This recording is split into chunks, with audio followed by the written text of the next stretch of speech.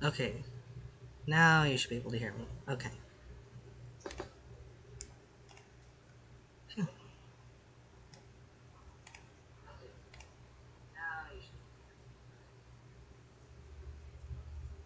There's a bit of a delay. Sorry for the feedback.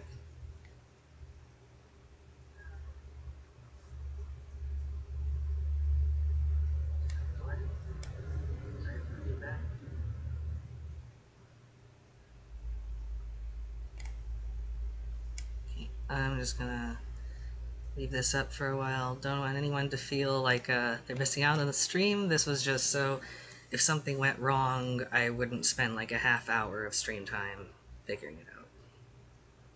In the meantime, look at the beautiful default cube.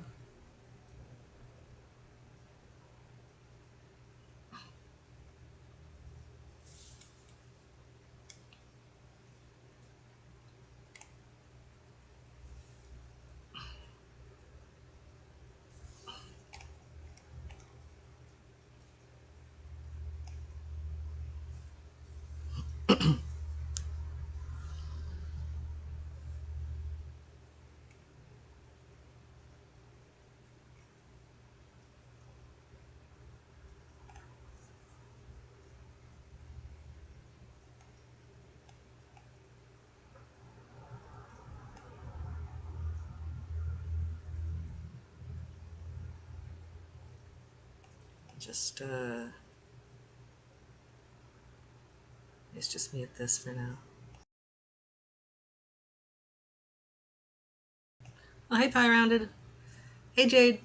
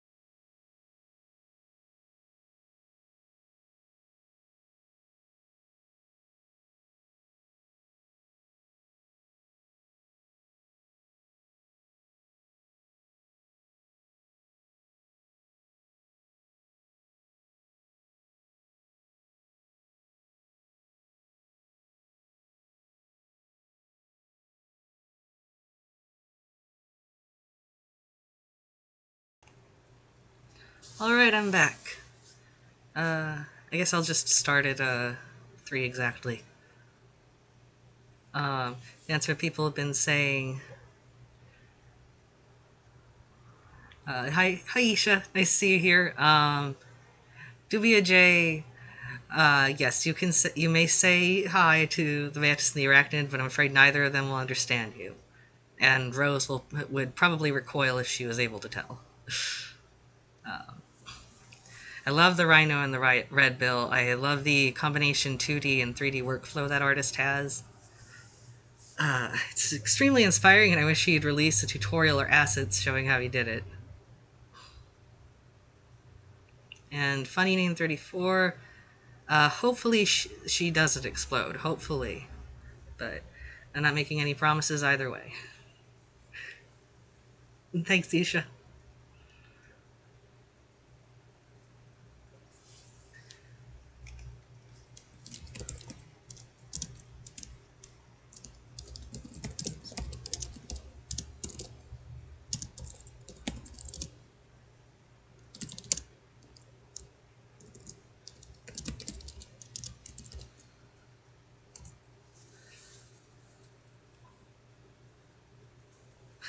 VHS, hi.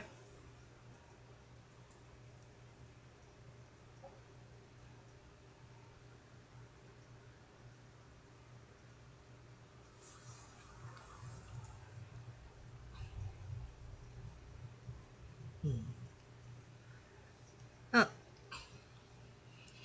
Yeah, exactly.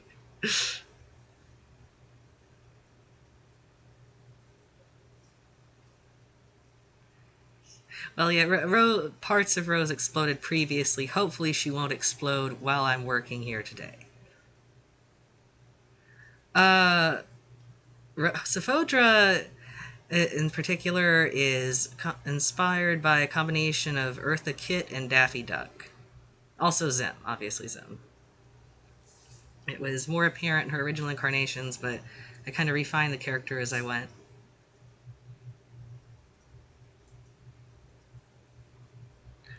Hey, sure, I'd love to help with game assets. Just send me a message on one of the platforms I'm on.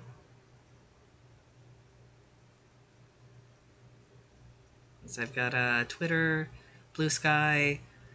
You can also just leave a comment on one of the my YouTube comments, just telling me where I can send a message to you, I guess.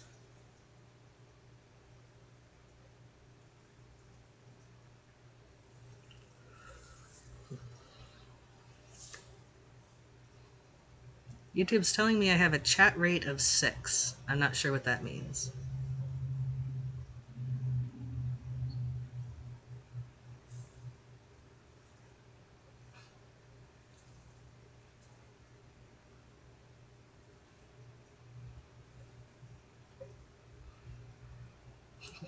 Yeah, it would be easier if you messaged me on Discord.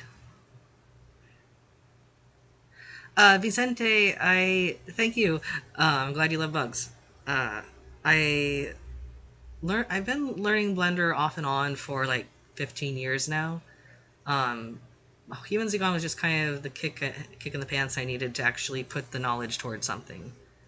It was yeah, the first project I actually ever made. It was also, I didn't really animate anything before then. I did like little test animations, but I never really did an animation.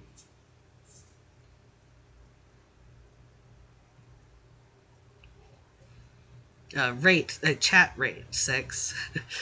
I don't. I'll just look it up. It's gonna bother me now. Just like what is the unit?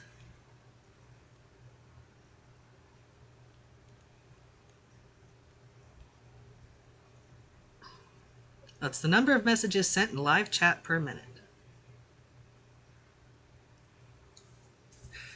But yeah, so ask me questions now, because in about 6 minutes I'm going to start working, and then I'm going to be in the zone and might not notice messages for a long time.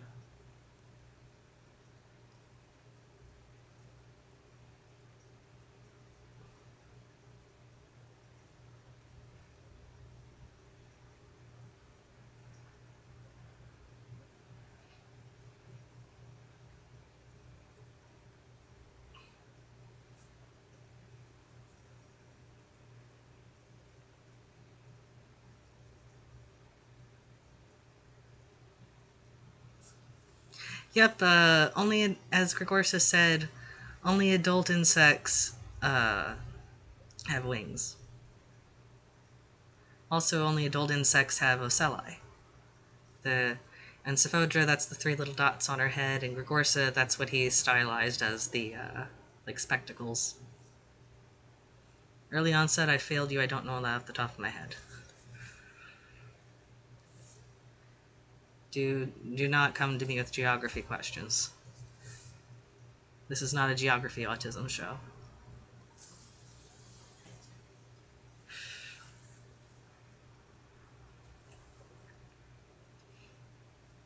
Oh, definitely the unknown nature could cause someone to explode. Can and has. Many ways. Many times.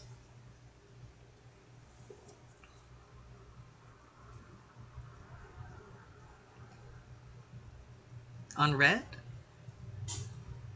I don't know what Red is. Oh, Reddit. Reddit. Oh, cool. I'll message you later.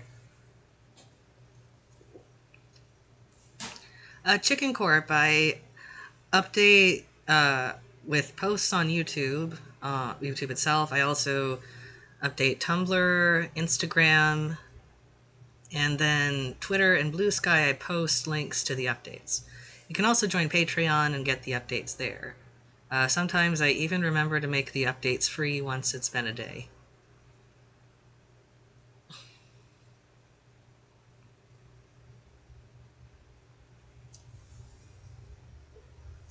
Canon has, yep.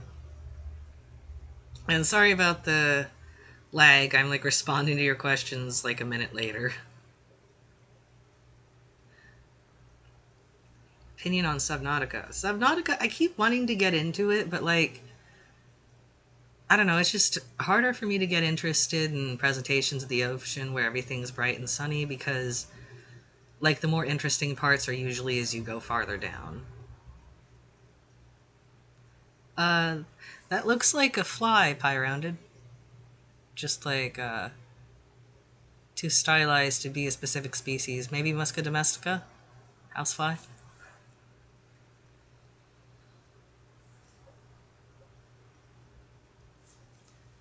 Yeah, YouTube's great. I would use Twitch, but all my subscribers are on YouTube, so such as such.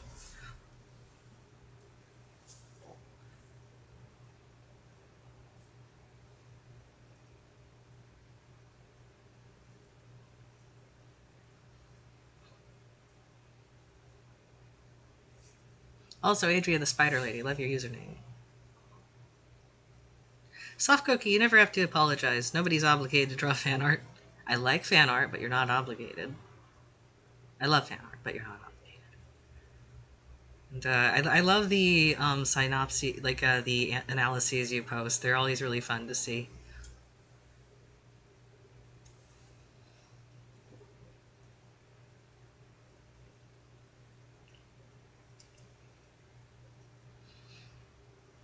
It's no problem. I don't know how much I'll be able to help because I am busy with a lot of my own things, but I will help where I can.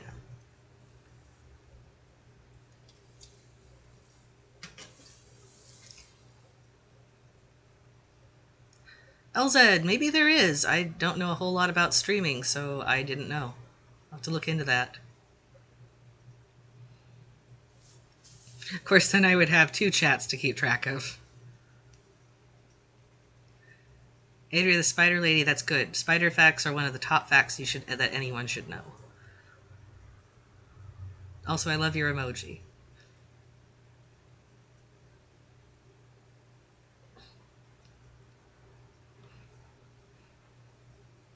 Soft Cookie, someone has to draw him.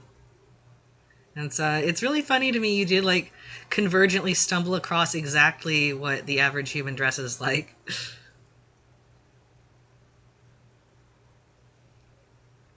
At least in the older stuff. CROV, yeah, I have a Blue Sky, just like Twitter. It's all. I think it should all be linked on my YouTube bio. If not, you can just Google "Humans Be Gone" Blue Sky, and it should come right up.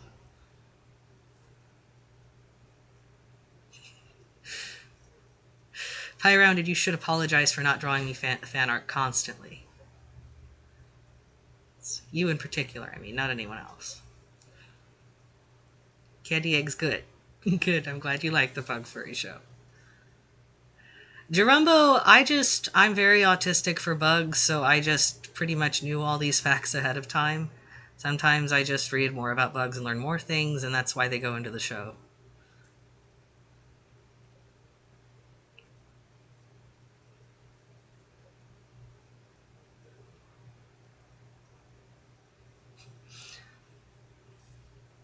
Oh, yes, CRV, that's because I just copied and pasted the settings for this video from a video that I posted like 2 years ago, because I haven't streamed in a very long time.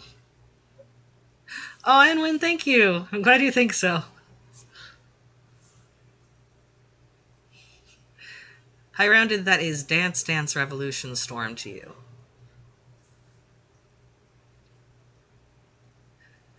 Zip Blizzard, it's not a secret, she keeps blowing up on me. So just so many things going wrong with the way I set this up. Oh, shit, it's 3:01, I better get started. Well, it was fun answering questions from everyone. I hope you enjoy the stream. I'm still going to be answering questions, just I'll be in the zone, so I won't notice quite as often. So that, in addition to the lag, means that I might be answering your questions like 5 minutes later, so sorry in advance for that. Also, I'm kind of twitchy today and a little ADHD, so get prepared to watch me like pause on things for a very long time and click around, things like that. I am not efficient.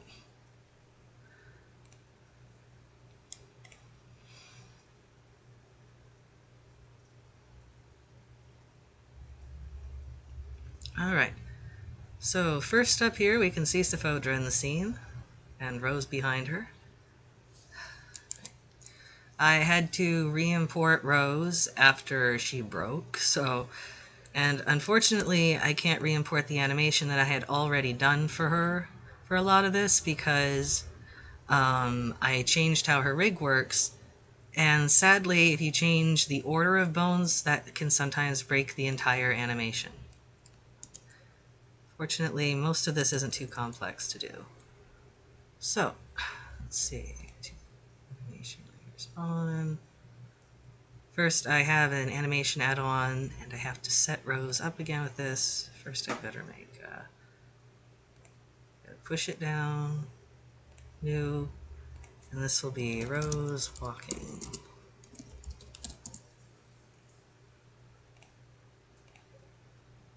Push that down. Oh, right, gotta have one keyframe. Okay. Let's start the keyframe, and now we can push it down. Yes, Pyrounded, I have so many neurotypical fans, you have no idea. Lots of them. People only watch this show because they're neurotypical.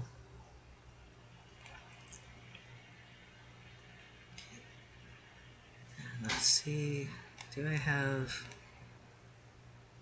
Dropbox on? I'd better turn that off for a little bit because these files are already getting very big and it's going to clog Dropbox off badly to have my constant saving. Oh no, the save window is in the other display, hold on. Why is it over here? Why is it over here? Oh no, wait, oh, I'm saving a page. I had the cursor on the wrong one, that's what it was. Okay, here we go. Now I can save. I thought I would be able to save. There. It clicked out of the window.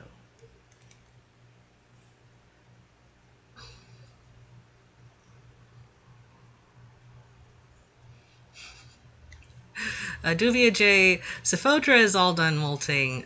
Rose is an adult tarantula, though, so she would still be molting, but I do have plans to have Rose molt at one point, but story-wise, no explosions planned. I'm sorry.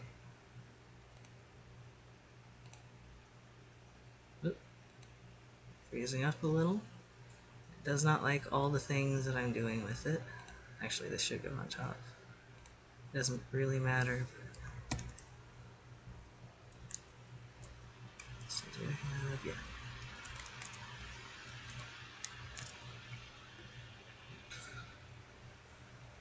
Candy eggs. Well, it wouldn't be random if I knew. Yeah, turn off the browser in the other window.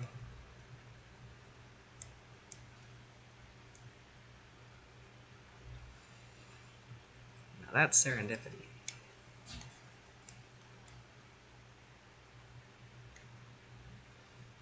Mantis, I won't say too much, but yes, it is. Oh, by the way, something you may have noticed here is that you can vaguely see an overlay of drawings that I've done for the storyboard. If we go to compositing and turn that up for you a little bit.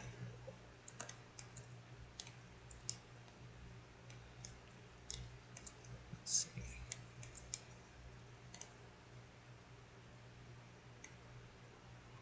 See, if I scrub this value up in compositing nodes, you can see that.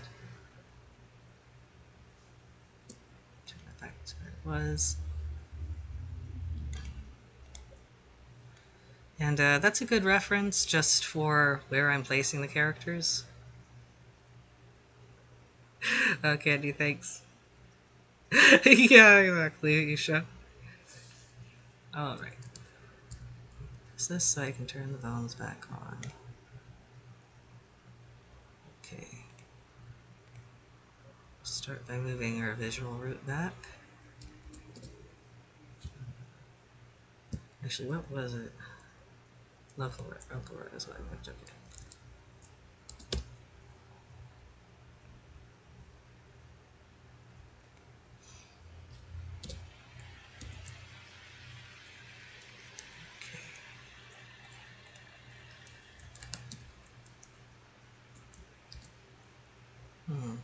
Oh yeah, because that's always that's right. Okay, now there's this thing, I set up this bone here for walking. I scrub it back and forth and it plays a walking animation for the characters. Unfortunately, it has lots and lots of bugs, so if I use this setup again, I'm probably going to revamp it in geometry nodes. But in the meantime, it's going to cause me some fun problems, so get ready for that. Now, I should probably turn off some of these bones so I can see what I'm doing a little better. So let's turn off that, and that, that. Pelts for now. Only have the pelts in a little bit, though. Turn off these. Leg set. Set L, R. Miscellaneous. And we want local root on, and we want the step guides on. There.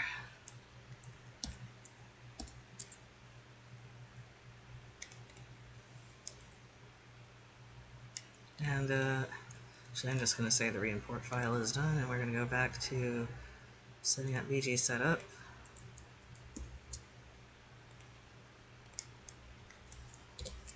Turn off.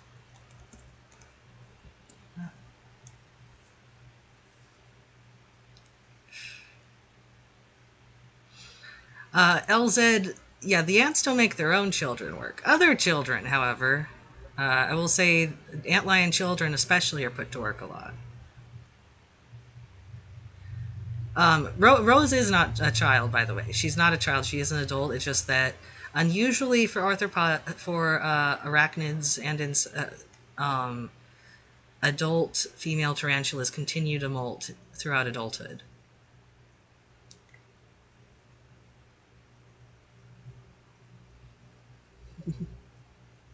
Yeah, just so everyone knows, ddx.exe is the composer of the music for Humans Be Gone, so she has to look at my storyboards a lot, the animatics, I mean, to sync up where the music's going to go.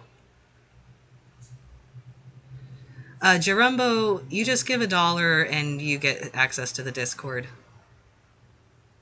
Soft Cookie, yes, the ants let those they find useful to them and not a threat live. They don't consider solitary predators to be threats. You social insects, on the other hand, those are a threat. There is power in numbers.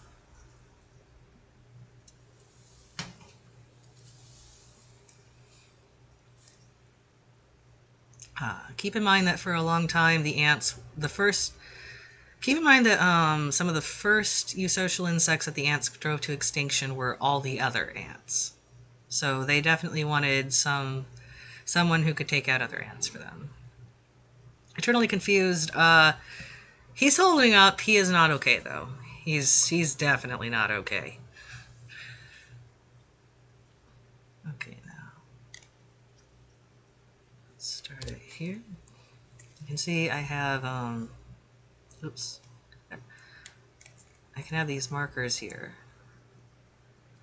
So this node is start. This node is false Fodra. These let me know major things like when the camera angle changes so I can just easily skip ahead to them. Oh yeah, let's mute this so you don't have to hear... Actually, what am I thinking? I don't need to do that. I just need to turn off the scrubbing. Oops. Audio scrubbing. No audio scrubbing.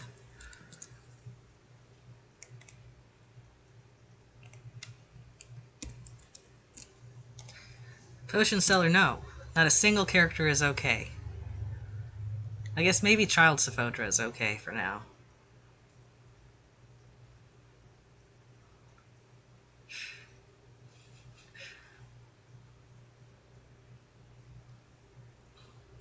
Okay. Mantis, what do you mean that's the program?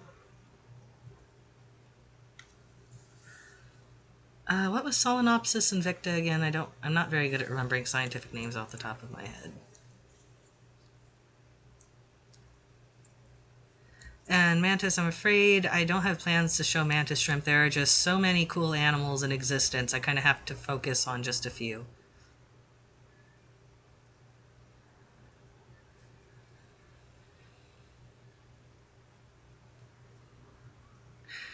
Leaf, that's exactly why I emphasized for now.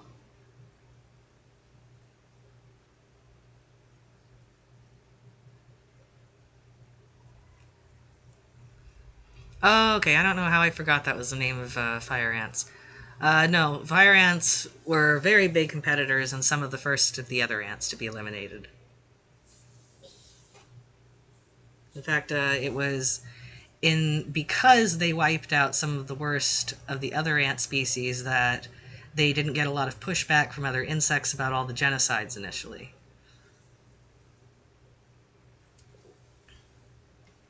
It's like they took care of the driver ants. Everybody was pretty happy to have the driver ants gone. And hi, my Monster Night Games. I am sure live. Now, there weren't a lot of winners of the Ant War. Also, William Bryant, I've seen you commenting a lot. Fun to have you here in real time. Sorry I keep losing my train of thought answering these. I should focus now. Okay, so I've got my bone here for making Rose walk. This is right before this scene. You have her moving up to meet Sophodra up here. I did have a more complicated little walk pattern for her at this point, but I lost it, and I should really save that for... Oops, is this... No, this is on Bezier. Why is it...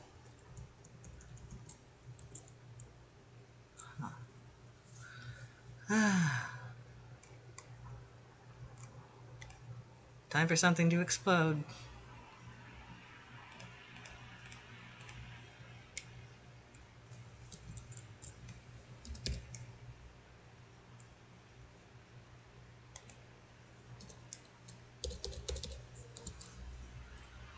Nope, it just isn't doing it. So, I'll do what worked last time.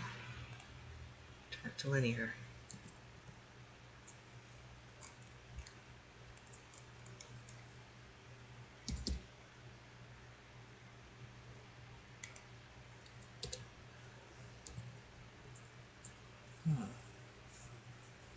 Here we go, guys, our first explosion.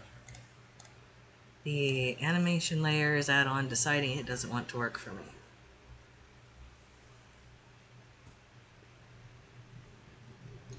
GWS, I don't think I can choose a favorite species of mantis. They're all good. Probably one of the big green ones I've had before. Sphodra is Sphodra mantis viridis, but I guess it'll probably be the first I had, Rhombodera megera.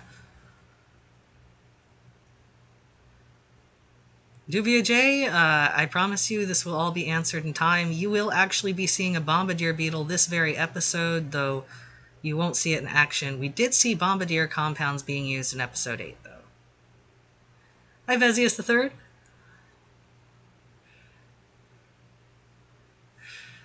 Alright. This is not a very exciting explosion, I'm afraid. Sorry about that. But yeah, this is not working.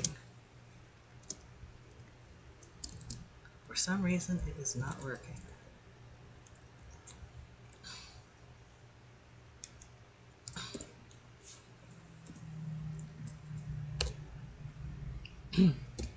Change the interpolation to linear, and then change it to Bezier again. Let's see what happens.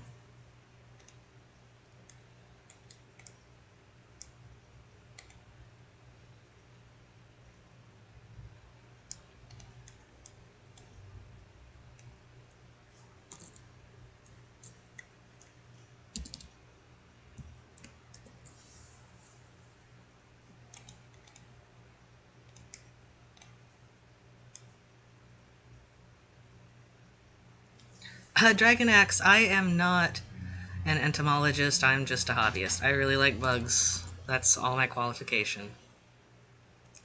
Duvia J, we will be seeing cordyceps. It is very important, don't worry. But I will say it is not something that macrovolutes are worried about at all. In fact, it's something very important for them. Monster Night Games. I wouldn't. You can't really animate in Unity. Like, you use Blender to make the animations in Advanced usually. You can do procedural animation in Unity, and that's pretty fun. I'm actually working on making some procedural animation for the characters now. Yeah, let's see. Why are we doing this?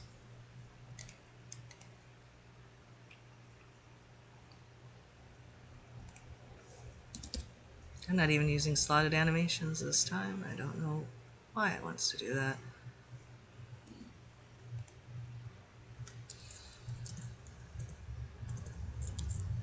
Buddy is here.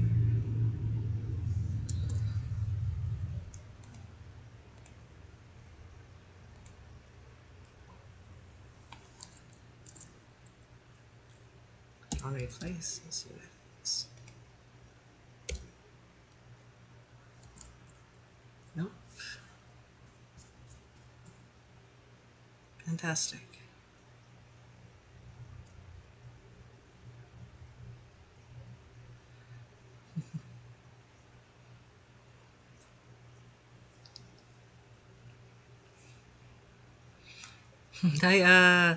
I didn't start. I remember 2.7. That was an exciting time because that was when they were working on the grease pencil stuff. I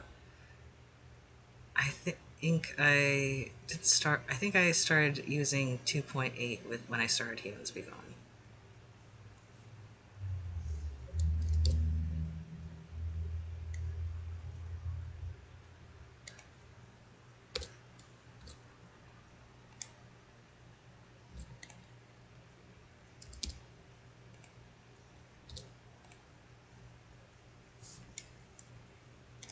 Okay, so we'll turn this off. And it works when it is just this for some reason. Uh-oh, Blender's noticed there's an inconsistency and it's going to shut down out of embarrassment.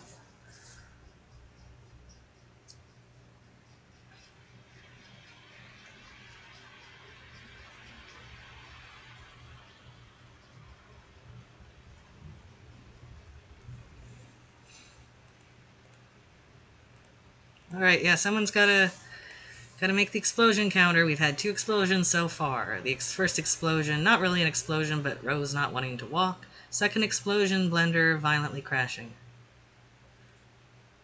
To be fair, I am doing a live stream, and that's more than I usually put on it, so... Yeah, alright. Turn that off. And Open Blender again. Oop.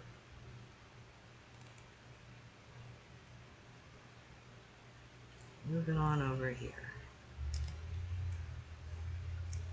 Should probably move this over while I'm at it. So that way I can look at this to see if anything goes wrong. It might give me an idea of what's going on.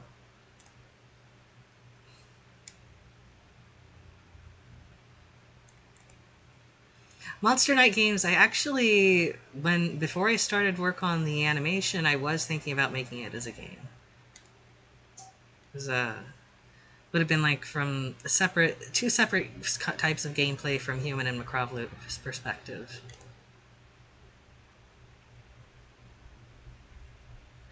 Mantis, yes, there are definitely going to be wasps.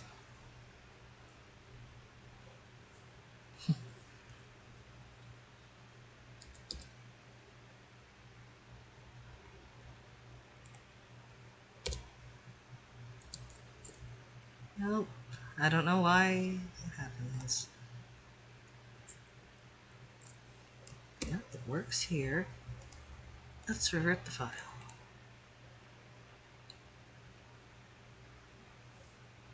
Turn them back on.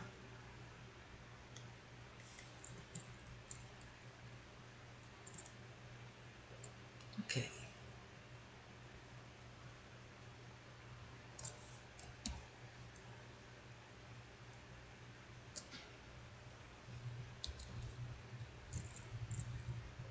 Alright. Now it's working for that channel. Let's see if it works for another channel.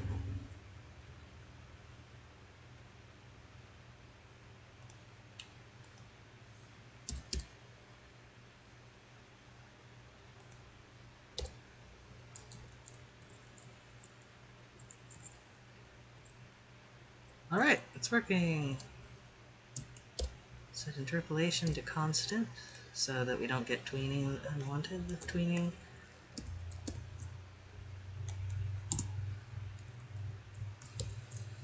I'm gonna just overwrite re-import because now I know it's working. Okay.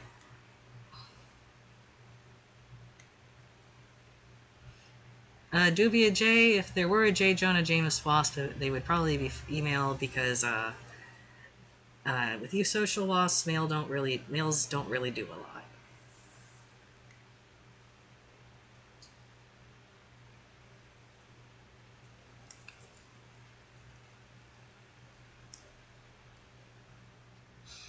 When Builder, oh boy, I am dreading when the centipedes appear. LZ, Microvolutes don't use ink because Microvolutes don't write. What they have instead of a writing system, what they traditionally had was just leaving pheromones on a substrate. And now they just use recordings for everything because the pheromones fade eventually.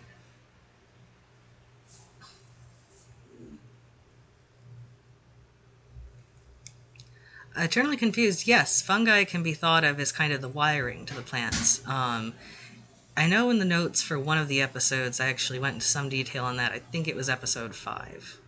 Maybe episode 4.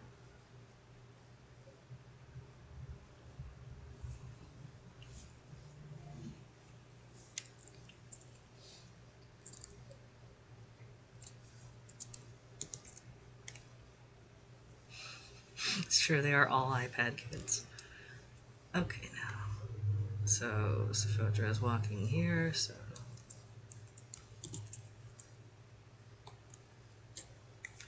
I actually have the chat window up over here. I'm going to move it over for a second. You can't see it anyway, but just letting you know. Move to this perspective so I can see better what's going on here.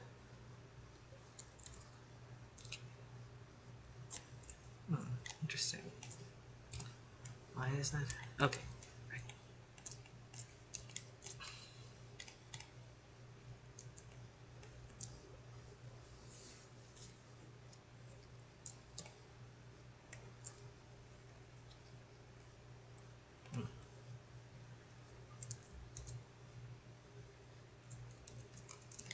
Oh, wrong one. That's fine.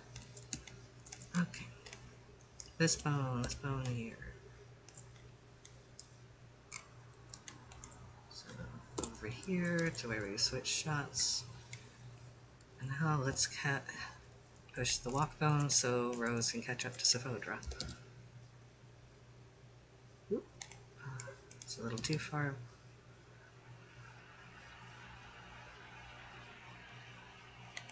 I have no idea how in sync the audio is here.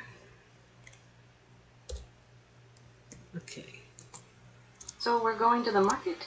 Uh-oh, I didn't turn this off.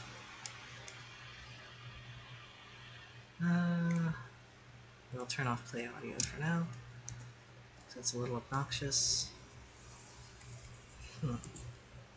It's working, but for some reason Rose is not catching up with Saphodra. Oh, because it's not linear, it's Bezier. Do not want Bezier.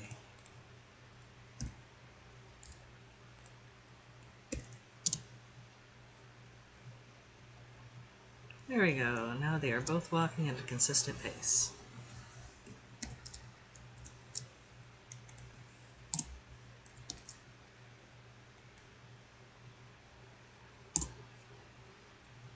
Hey Joshua, yes, she exploded once. Well, she didn't work right and then Blender exploded, so, you know.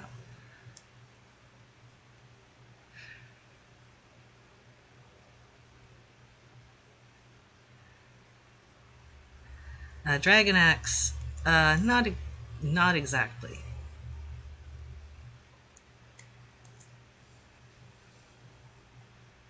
Okay, oh yeah, but let me show you how the walk cycle works. Actually, it'll be easier if well, no, I'll just do it here. Okay.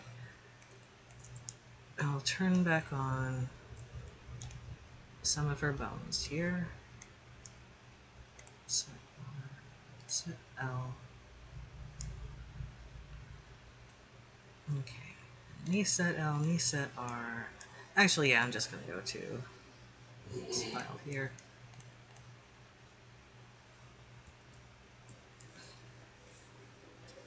William Bryant, they can be compared to the environmental niche of actual velvet worms, just big.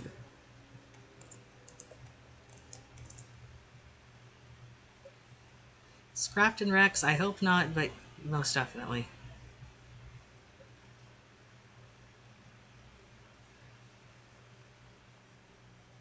Yes, I am. I do pretty much everything on this except music, and then Claire has been helping me with backgrounds.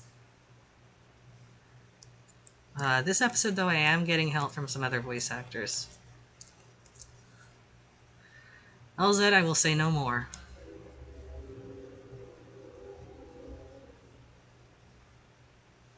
Mantis, I have a lot that has to go in the show, and I would love to include all of it. I don't know if I will be able to, but if I can, I would really love to show tardigrades.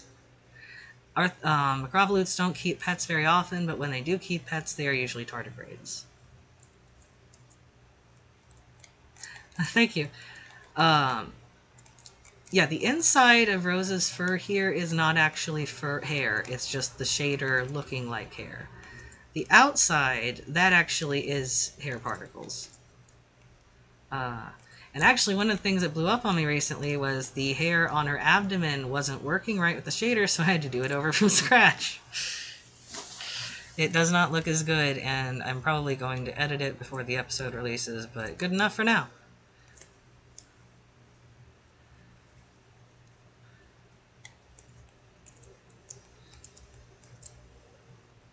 Yeah, I know about the Carolina mantis. That is... I forget. That's not one that clones itself, is it? Adubia J. I did a voice acting call earlier this year for this episode. I already have all the lines recorded, though. In future episodes, I'll probably be doing more casting calls. The roles are paid, but you don't get a whole lot. Like these voice actors, I paid like $50 per role.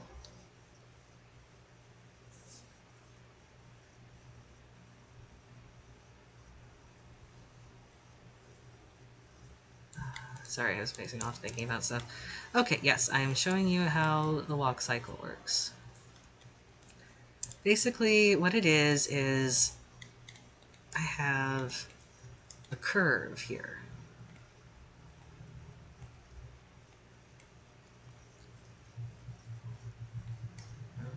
Yes, right here. This object here is a curve, and this defines how Rosa's foot lifts off the ground when she walks. Now, the way these bones are set up, this is the actual foot bone that controls the foot, but I've added another bone that lifts not only the foot, but also a little bit the knee on that leg, so that I get more natural animation from her. Because Rosa's legs are so complicated that to set her up with a Rigify rig, I had to make two leg bones for each leg, basically. Well, two leg chains. So that was the best way I could get it working, because spider legs, they have a lot of joints, and for the way it works in computer graphics, they only really are made to work with chains of limbs like 2 or 3 in length.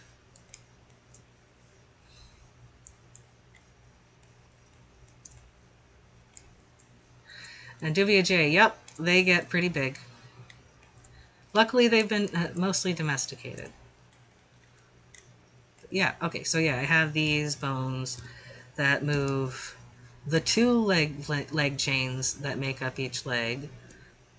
And then what it is okay, the way arachnids like spiders walk is it's actually a lot simpler than a quadruped walk cycle, because what it is that the alternating legs on each side move simultaneously. So what I did is I have these bones here, the step guide. It's a step guide.l, and it makes the left bone work. Ah, hold on, I keep pressing this damn thing. Oh, no. Oh, no. That's the wrong one. I keep pressing the wrong key. There we go. Okay.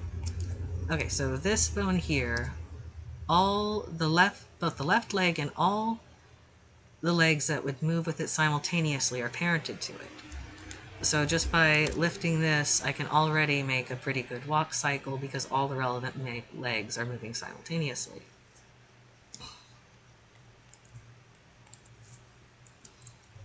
And, so the way this is set up now, each of these bones that moves all these feet, like there are only 2 of them to move the 2 sets of legs that move simultaneously. And then these have a follow path constraint that makes them move along the shape of this curve that we saw earlier. And to get this to work right, there are some more things going on behind the scenes. I had to use something called a driver, which is a pain, and I had to use some math, like some modulos, to make it correspond with the right movements. But it works, and it is driven by this bone going forward. Unfortunately, there are some problems with that. I won't go into them now, but you'll see some of them shortly. So that is how Rosa's walk cycle works. Sephodra's is both more and less complicated. It works the same way that Rosa's body does here. Sorry, I have so many bones. Where is her cephalothorax bone? Where did I put that?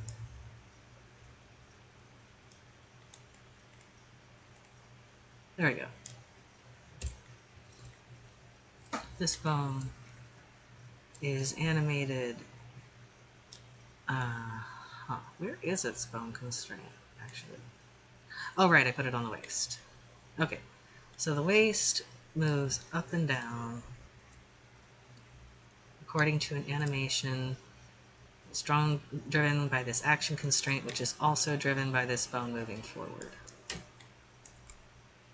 The bees are all dead, and no, they didn't sell their honey. That would kind of be like humans selling their breast milk. Rose walk above, rose rig, original, yeah. So yeah, this has, you can see the mathematical expression that drives this. Um, the 5 is important because that's 5 meters is how far she moves ahead every 24 seconds. Wasps are also dead, and no, they wouldn't have sold their paper for the same reason. SM, as I said earlier, I am not an entomologist. I don't have any kind of credentials. I just really like bug. In Thailand, yeah, sorry, let me go back and see what people have been saying. Yes, Thailand, this is a very complicated rig setup. It's very complicated.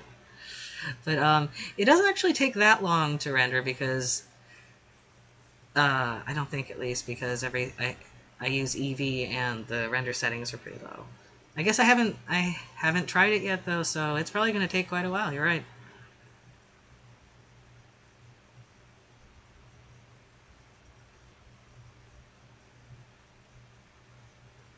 William Bryant, insects care very much what things taste like. They love sugar. They love it.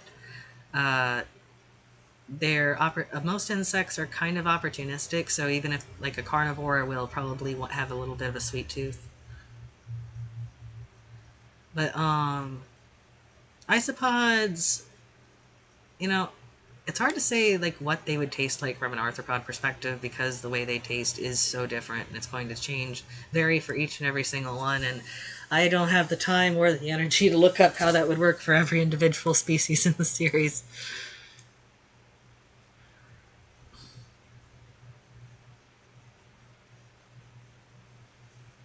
And Leaf, that's a very good question. How tasting at their feet would play into decoration in their houses. Uh, it's a very good. I wish I had time to explore every piece of world building.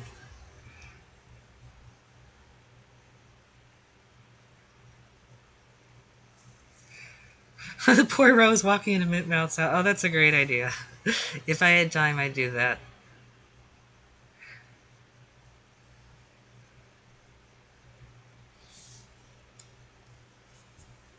Okay, now bring that mouse back over.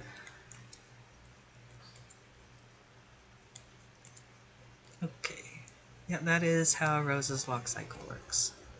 I also have a very complicated setup with their eyes that I might go into later, but not just yet. Oh yeah, also I have this which controls all the knees. Yeah, this one so you can see all of Rose's knees working. Unfortunately, that's prone to breaking in its own way, but it's still better than not having it. I'm very pleased with everything I set up with Rose's rig here for this episode, even if it is very prone to breaking. Grungor, we will be seeing centipedes. Don't worry, I love hating myself. Mantis, thank you. Nama, thank you.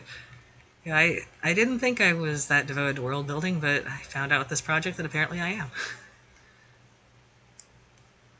Eusocial ones are.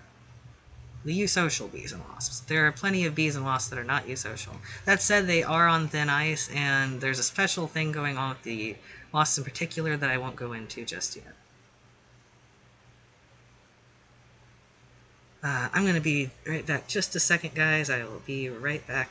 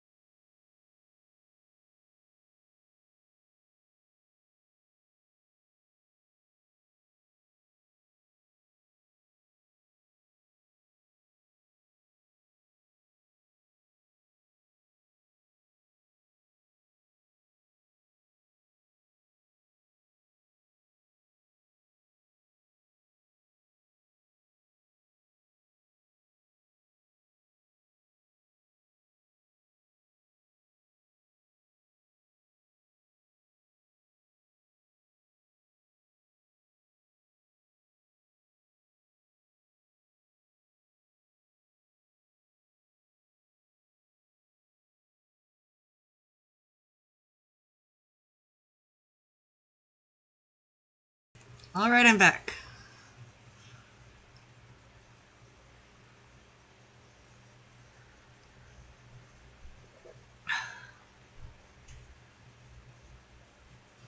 Yes.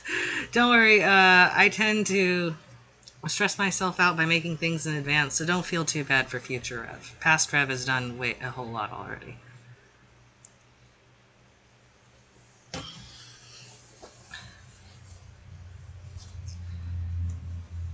Fortunately, we will be seeing some of the bees and wasps anyway, the eusocial bees and wasps, because part of the story is set when Sophodra is a child before the ants have wiped them out.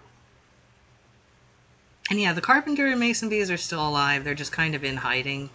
Any bees around now have allied themselves with fly swarm and just kind of stay on the down low there.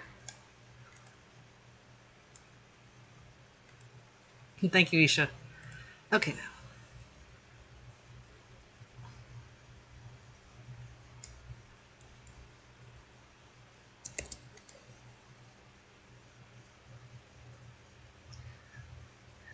For the bees and the wasps, yes, it's recent. The ants and the termites were wiped out much longer ago.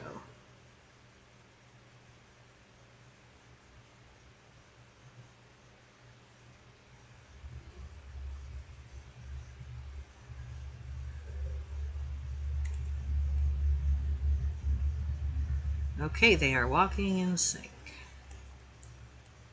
Not bad for something driven by only a couple bones. Okay, now to bring Rose over here.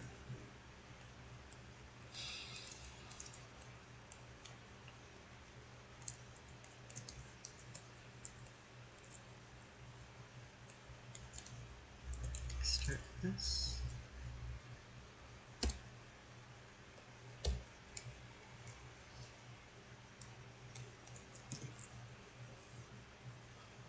JZ, eusocial just means very social.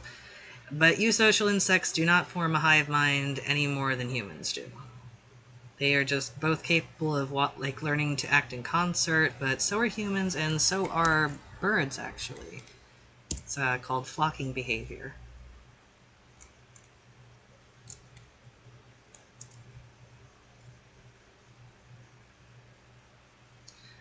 In fact, even the human brain is in a hive mind. All of the parts of your brain are not totally in sync. It takes time for information to disseminate, especially the bigger you are. So your brain is less in sync than an insect's. A dubia jay, they just don't think a lot about pooping because it's just a fact of life. And also, the plants that they build the houses out of kind of absorb the poop really quickly, so thankfully it doesn't stay around long. Humans are definitely not eusocial. Eusocial is when the majority, basically one individual is responsible for laying all the eggs or making all the babies. At least one female individual. You can have multiple males.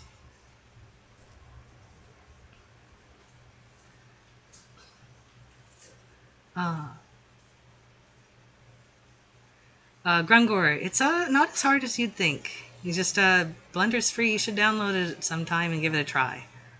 It's really fun. Yes, I have a very disorganized brain. You may have noticed a lot of pausing here as I tried to remember what the hell I'm doing. Okay, now time to move some rows ahead again and reset this. Yes, it is reset. So let's go ahead to the next part.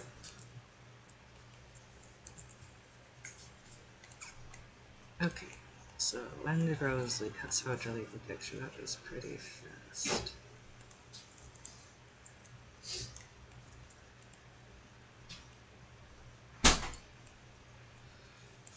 Oh right, I haven't made the notes here. Okay, so I'm gonna go to the old file I have real quick to get my notes back.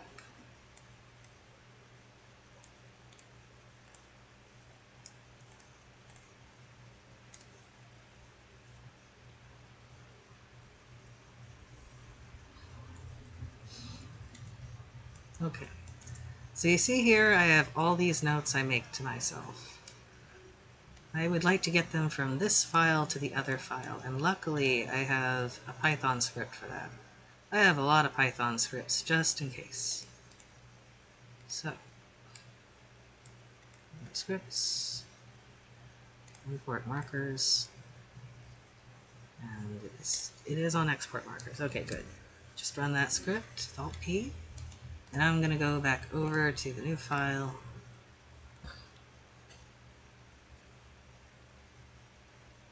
And I will import that script again.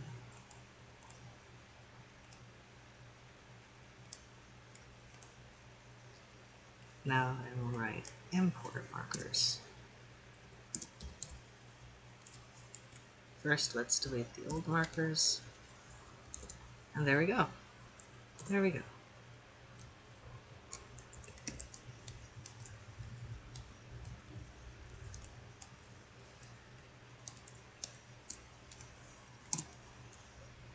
I am going to turn on Dropbox real quick so I can sync my files. Mantis, yes, of course I've heard of Hollow Knight. Love that game. I made it 112%. GWS, I promise you Devil's Flower Mantises are going to show up. I have big plans.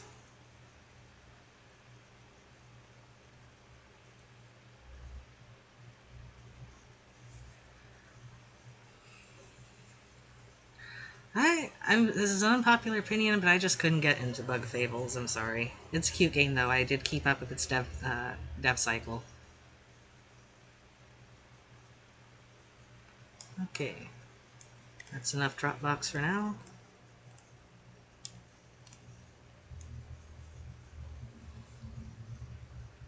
And no, I have not ever heard of the 90s superhero show Mantis. That sounds good, though. Good name. Okay.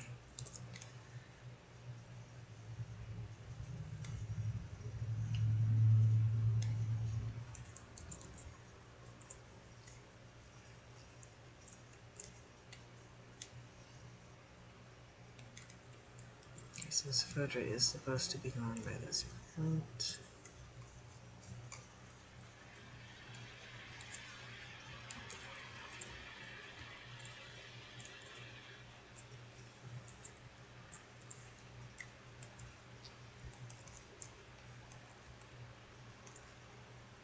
It was hitting slope here. Okay.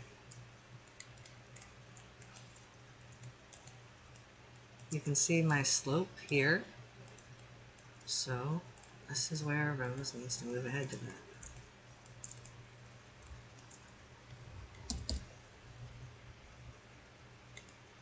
Alright, my camera isn't attached. So I had to re-import Rose, so let's go to the camera. There it is. Oh no, it decided it's on the same plane again.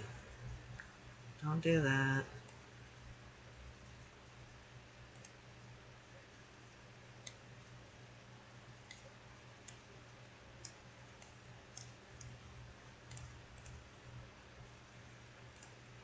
Ah. Okay, there we go.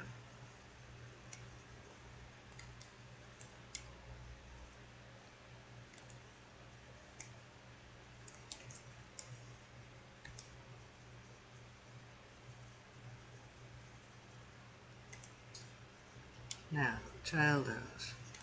Object needs to be rose ready. We are on walk body, but we don't want it on walk body anymore. We want this to be on. What was it again? Local. That was it.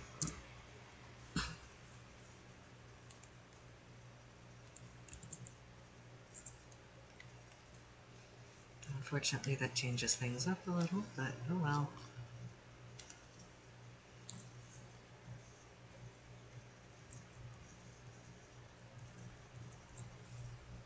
Okay.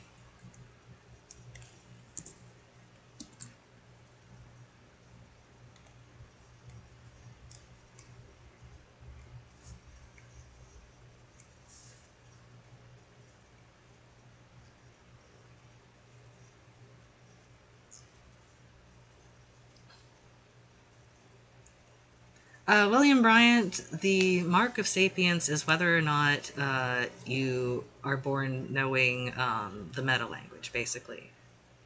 And so that's basically all insects and arachnids that live on land. Or, well, at least freshwater.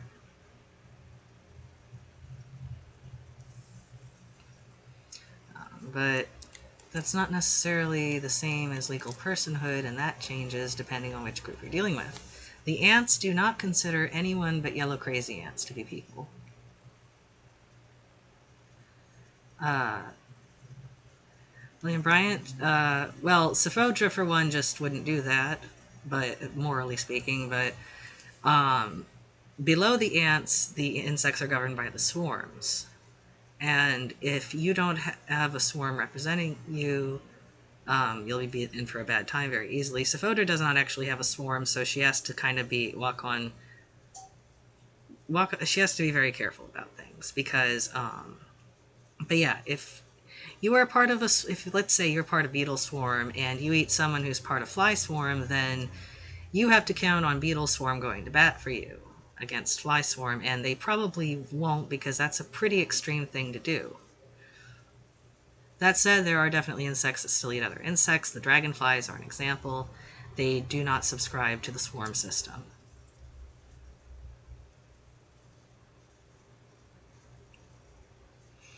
GWS. Crustaceans do exist in this universe. Technically, you might even say that insects are crustaceans, but only insects are sapient, none of the other crustaceans.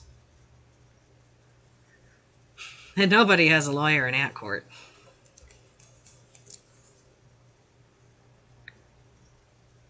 Yeah, Sophodra is sort of part of grasshopper swarm. The thing is, grasshopper swarm is not a real swarm. It can give you some of the benefits, but it's kind of a social services thing more than anything.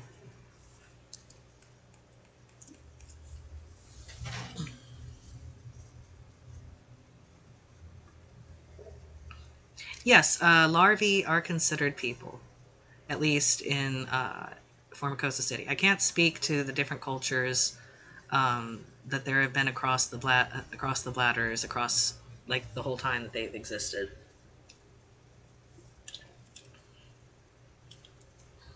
There are freshwater insects. However, I won't have enough time to cover them in detail, but they do have underground structures. Yes, all microvolutes understand the same language, the core language. But there is also meta language, which is like jargon, things relevant to a culture. But yeah, it's basically it's typical talking animal world building where everyone understands each other.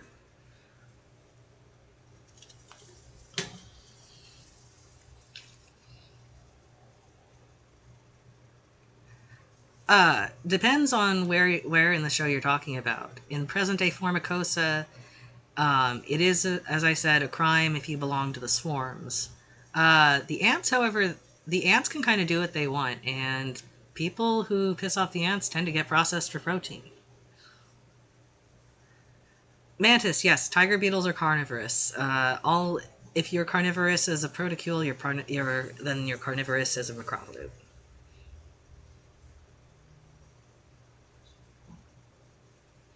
They do. Like I said, the dragonflies. Okay, for one, macrovolutes don't live the same amount of time as their proticule counterparts. More time is spent as adults than as larvae or nymphs, even if you spent the majority of your life as a child if you were a proticule. Adult dragonflies do eat.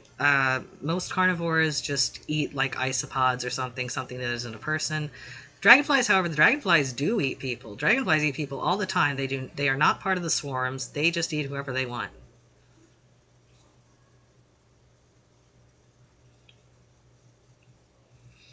SM, the ants have all been wiped out by the yellow crazy ants.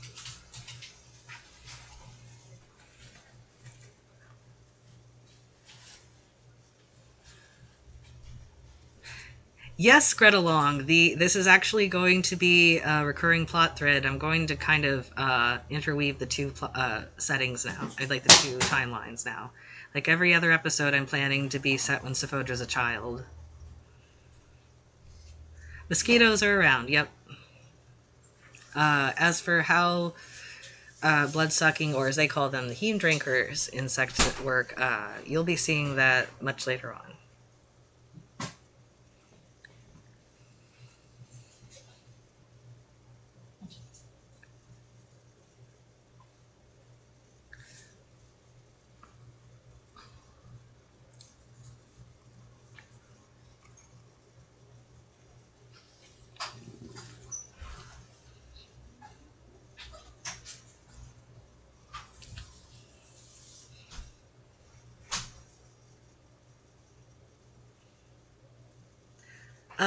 I can't tell you just what the lifespans are just yet. That will be explained later.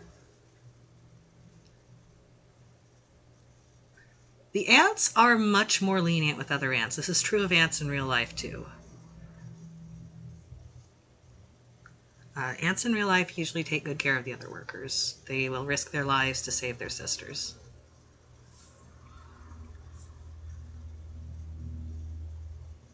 Uh, no, the blood drinking macrovolutes do not feed on gums.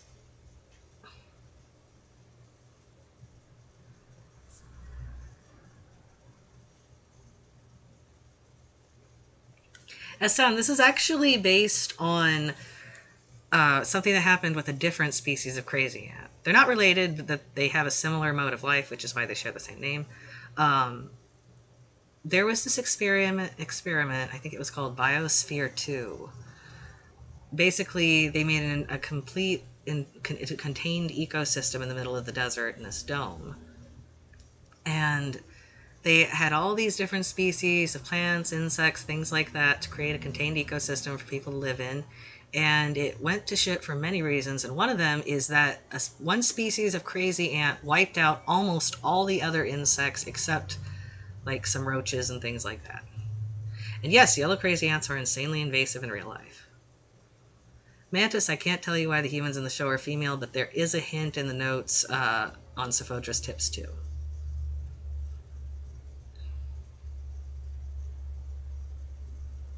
Yep, just like Soft Cookie said.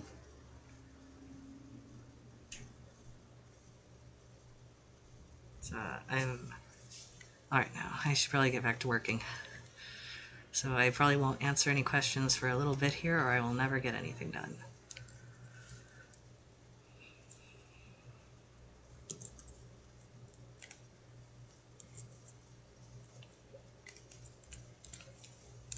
Good thing for me, I have an add-on I wrote a little bit ago. Lets me switch between rigs and other objects pretty quickly. Alright. I set the camera up, that's right. So now I just need to move her over. Oh, well, for one. That's good enough.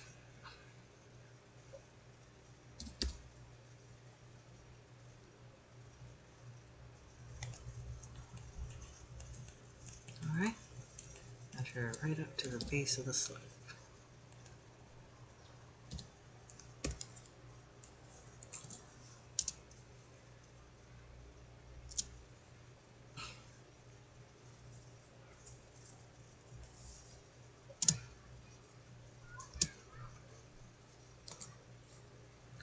Dubia J, ants tend to do better if they're small, and yellow crazy ants are pretty small.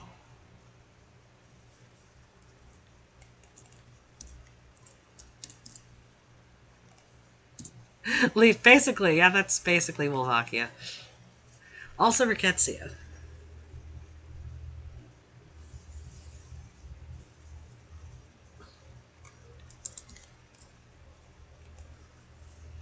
Alright.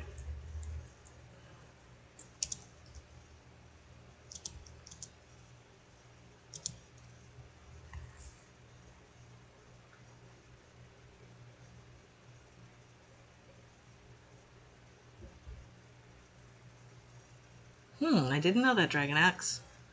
Well, the reason I say small ants have an advantage is because small ants can crawl up where the big ants can't get them, and the big ants are already so skinny that it's still not hard for small ants to cut them apart.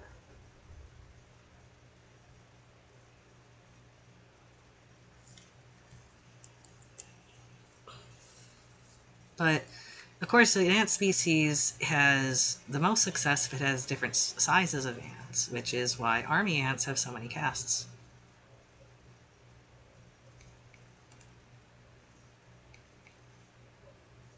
A soft cookie, I have no idea. I'm assuming because I've seen in scientific words it's usually a ka, but it's English. It's who knows.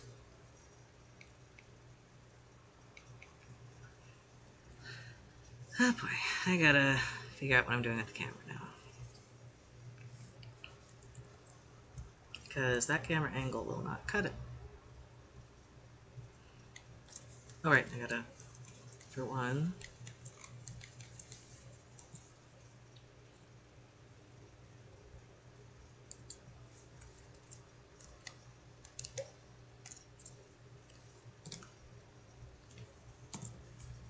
I have to switch the camera over, so let's get back to the camera.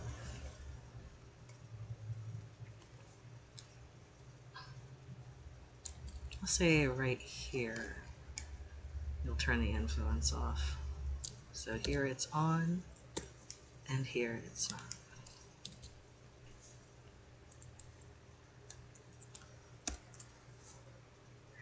SM, yeah, it's a, well, each bladder is about the size of a country around the size of Greece. So it's sizable, but it is a lot smaller for the macrovlutes because they're so big.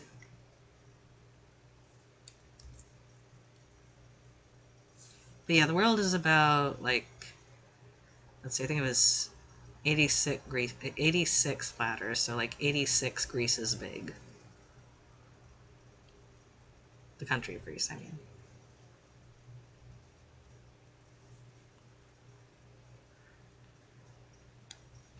Okay, now... Uh-oh. What happened there? What happened to my camera?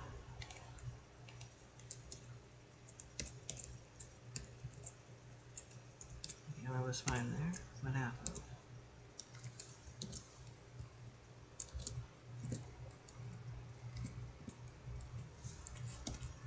Okay, I'm gonna just...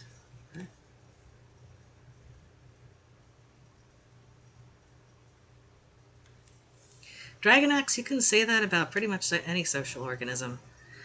Ants very much do not share a hive mind any more than we do, and a single ant by itself is very intelligent. One of the most intelligent of all insects, if not the.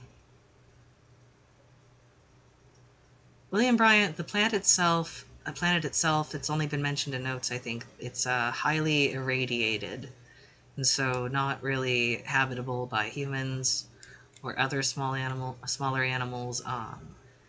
And the macrovlutes can't go onto the planet just because gravity would tear them apart.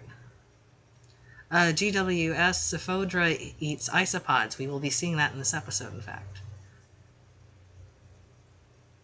Yeah, she eats iPods. It's true, I'm sorry. I feel like the size of Greece is pretty good average estimate.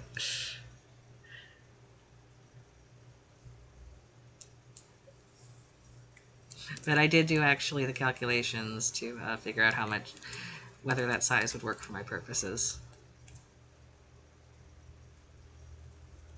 Okay. Mantis, you mean horsehair worms? I was actually just talking to people on Reddit about horsehair worms.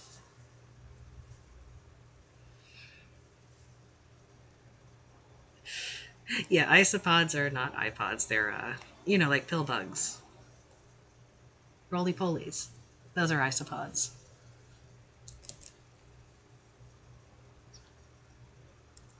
Okay, so now we switch over to another camera view where this is no longer active.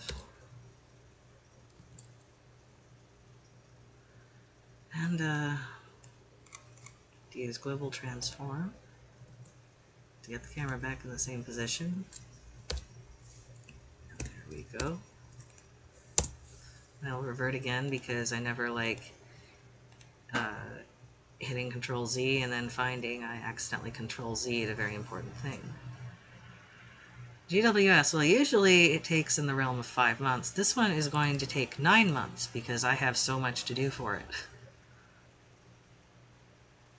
High-rounded, you know, that's a really good question. I think she'd be a druid. Honestly, I can't see Sokodra choosing anything else.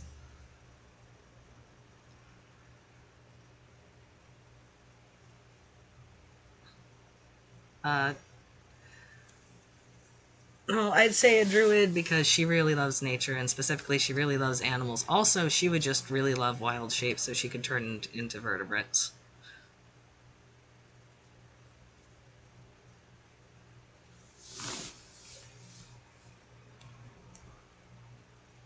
Well, a pillbug's hard exoskeleton is hard on a mantis's delicate little mouth parts, so she really just tears them apart and then slurps out the insides. Like a baby.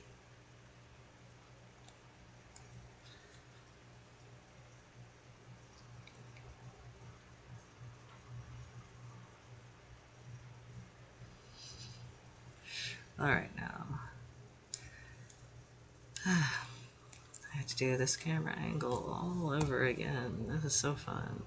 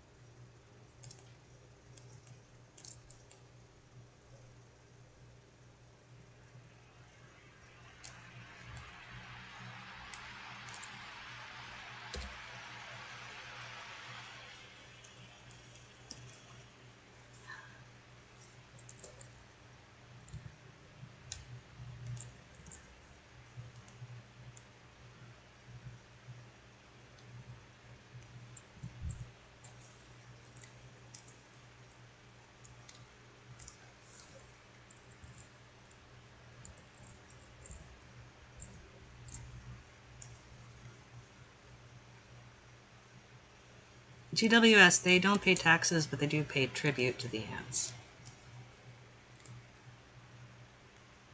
Oh yeah, there is the poop tax. Apple Doobie, I'm glad you're excited.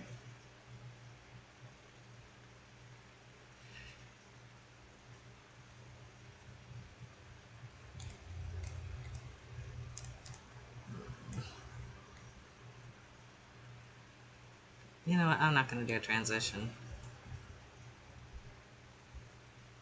I'm just going to do a hard cut, whatever. Hard cut it is. Men's filter is not working anymore.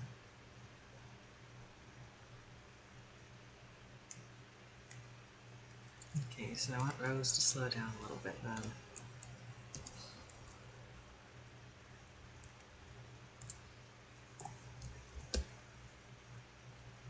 Because we want Sophodra out of the picture right now. There.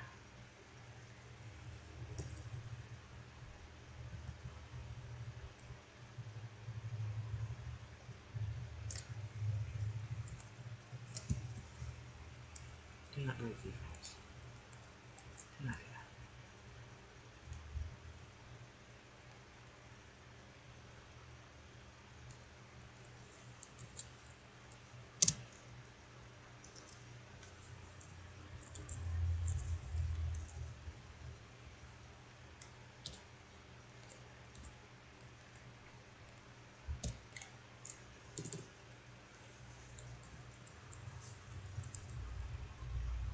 Oh, whoops, I forgot how far I'd zoomed in.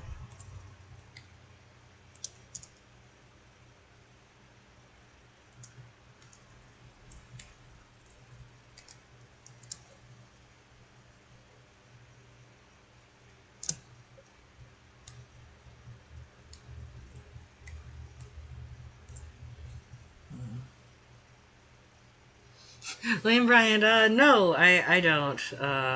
do get it going through my head sometimes, though, just because I have to hear a given line of dialogue so many times while working on an episode.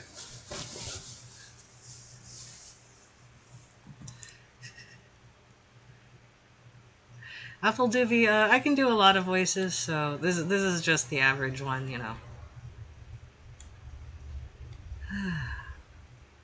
God.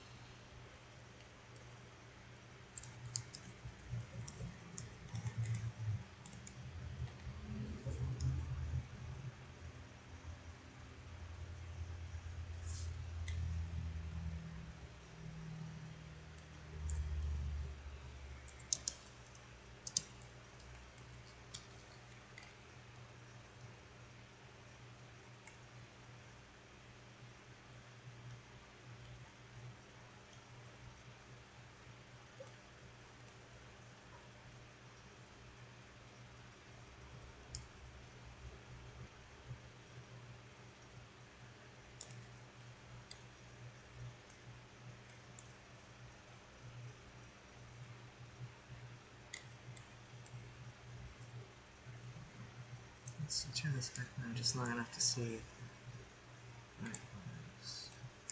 Hi.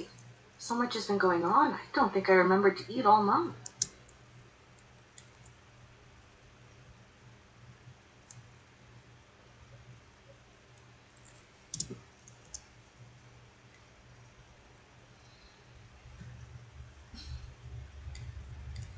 I think I'll just move it over here. Let's see.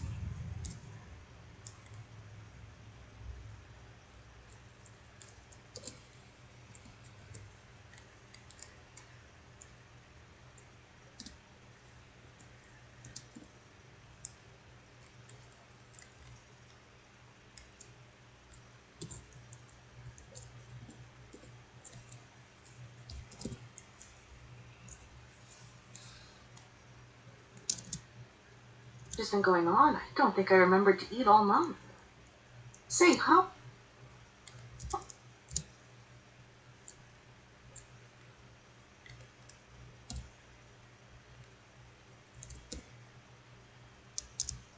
Say, how often do?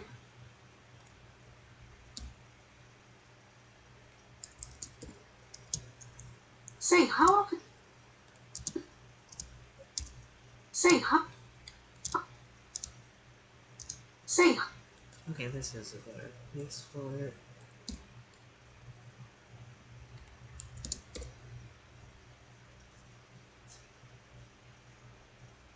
Manuel, thank you.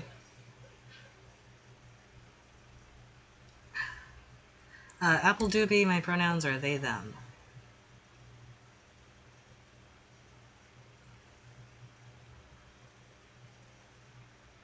Topaz. Say, how often? Topaz, I'm glad you like my voice. Alright. Say, how often do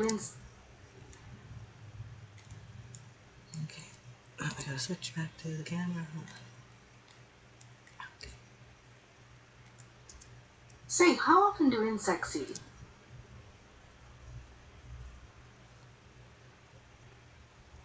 SM, not all humans are female, just the majority.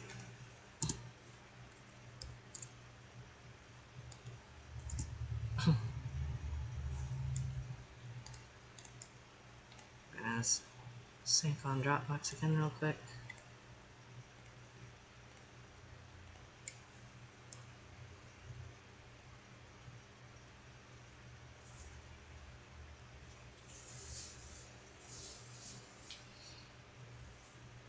Yeah, mantis, people keep saying that.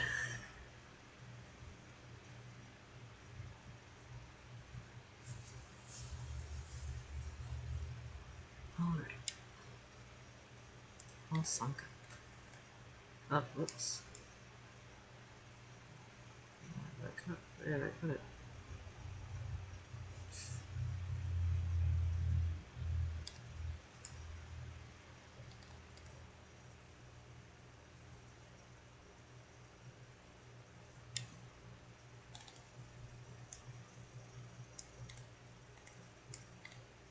Phew.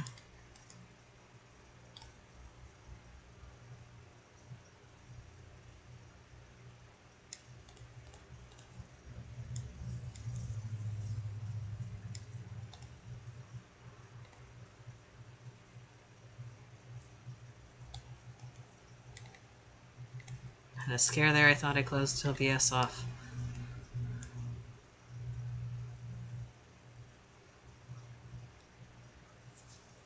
Okay. Uh-oh. Say it's not going to do that again. View is on top.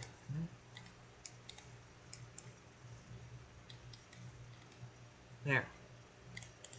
I'm just going to safe side. I'm going to revert. Make sure I didn't accidentally click anything. Oh yeah, I forgot I have to turn Rose's hair off, or this is all going to be very slow going. I'm just kind of paranoid about it now because last time her hair broke and I hadn't noticed.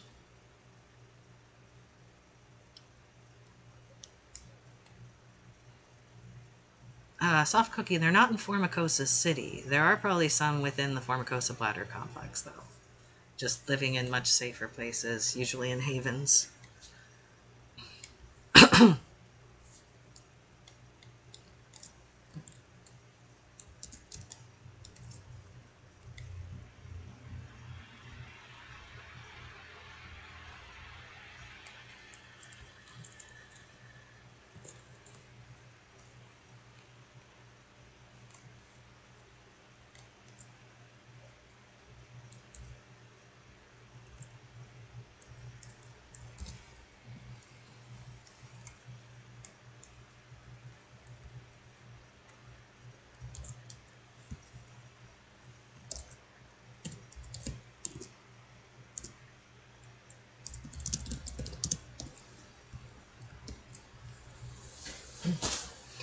Mantis, I have played a little Ultra Kill. It was fun.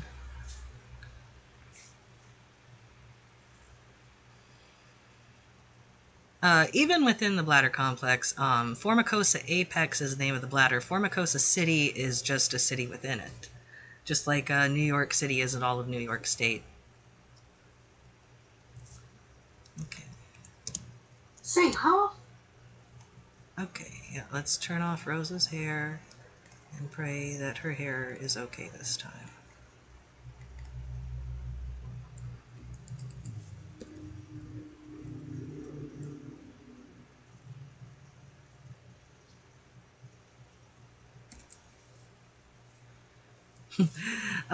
Yeah, SM,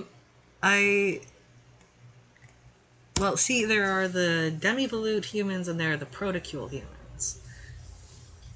And more or less, these are protocule humans. They don't have very many mutations going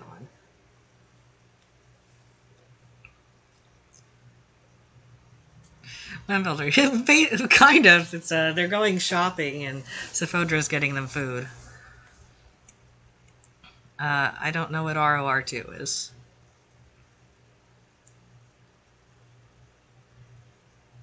Okay. How often do insects eat?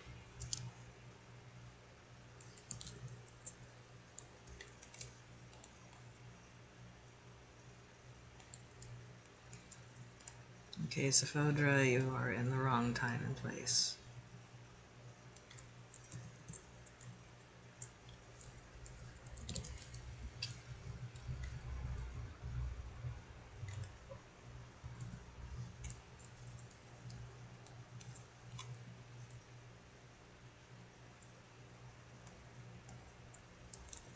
Oh, no, I've never played that one. The Commander! No, the Commander is not a protocule.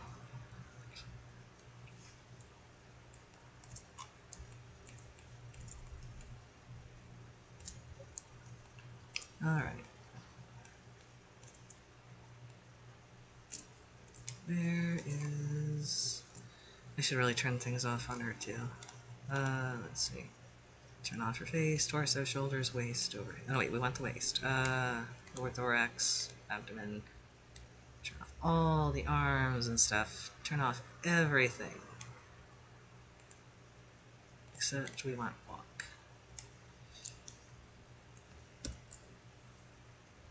Should really organize Rose's bones better. But it works well enough.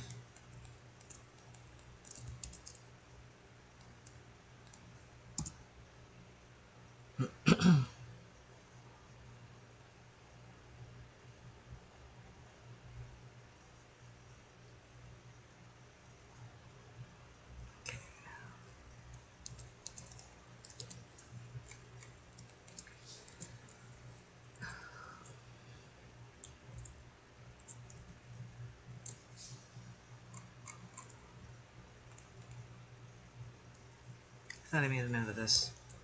Oh, no.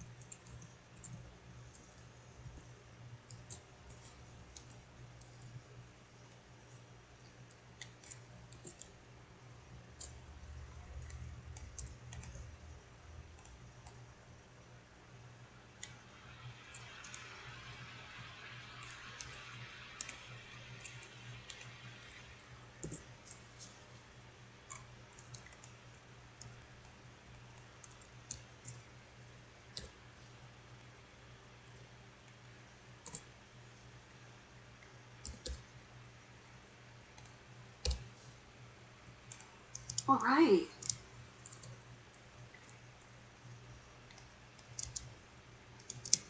All right. So much has been going on. I don't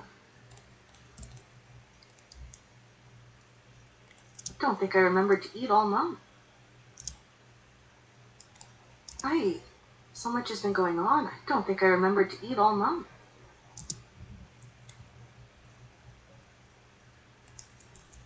Let's go here. So much has been going on. I don't think I remembered to eat all month. Why does she just suddenly sprint ahead? What is that? Oh, because Rose stops, that's why. Remembered to eat all month. See? Has been going on. I don't think I remembered to eat all month. But Rose is still moving here. Yeah, this is the crossover point. Okay.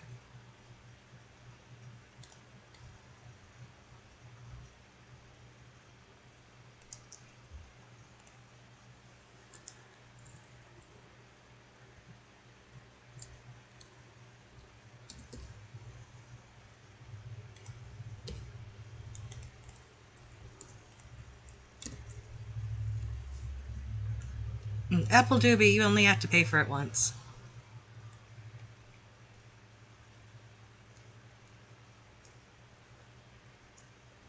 Sam, you're on to something there.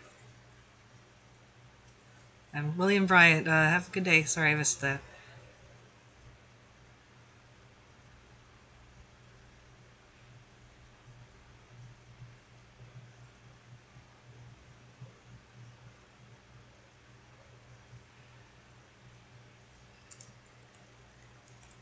Okay.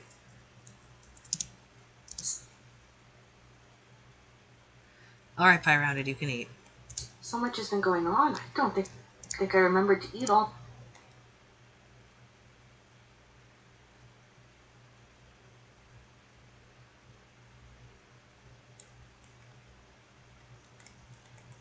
All right. So much has been going on. I don't think I remembered to eat all month. Okay, and now she should be home. Just gone. We'll say 50, whatever. No!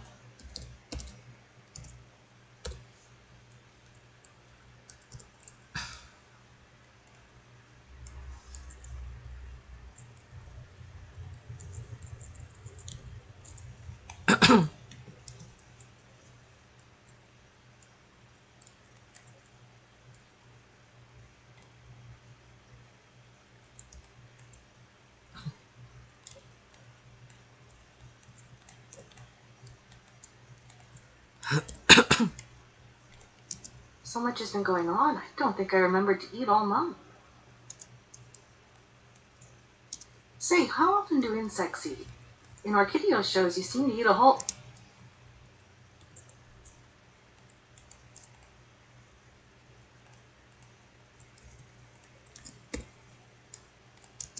Say, how...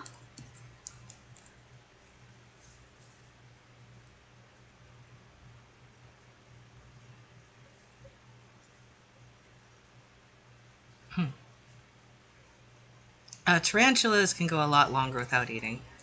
A month isn't a big deal for them. Same for large scorpions.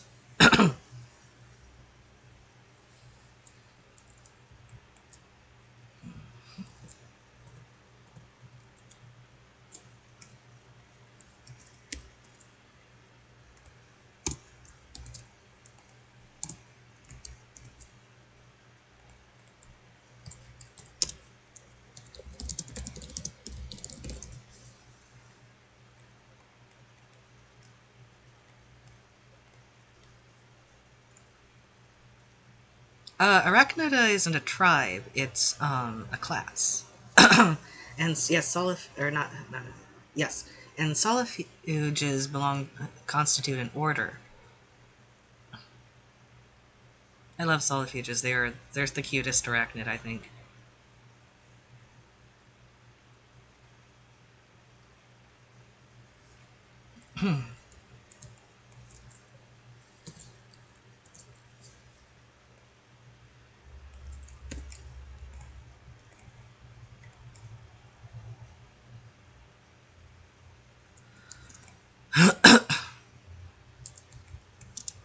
Say, how often do insects...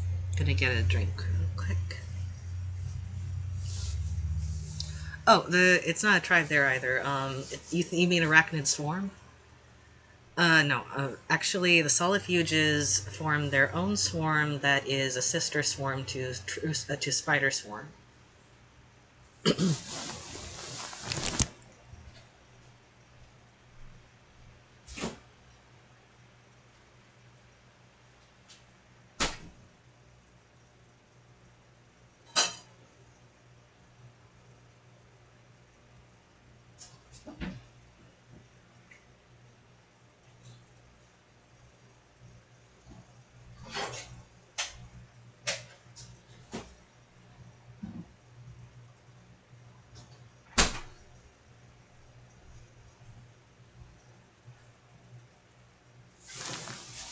I'm gonna be very obnoxious here and also get some crackers for a snack real quick.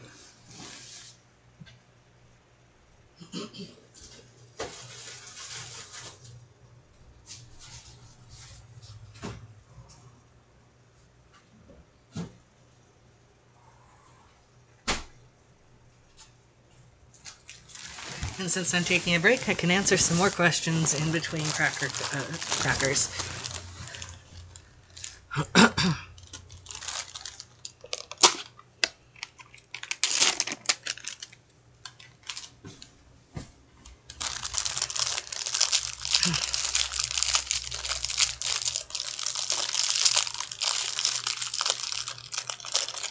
And yes, eating sucks. Oh no, actually. I do like the serotonin boost from eating.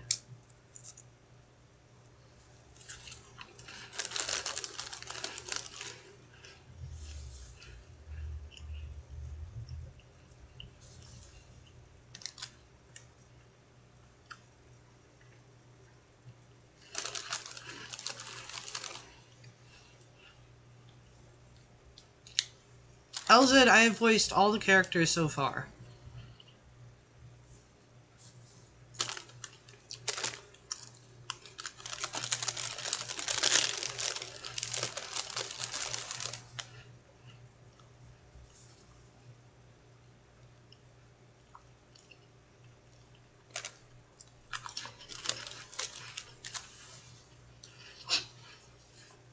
Redacted.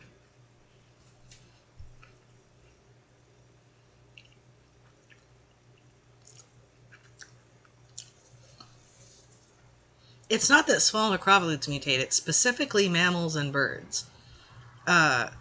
Macrovolute reptile, demivolute reptiles we've seen, um, like the gecko, they just get a little bigger.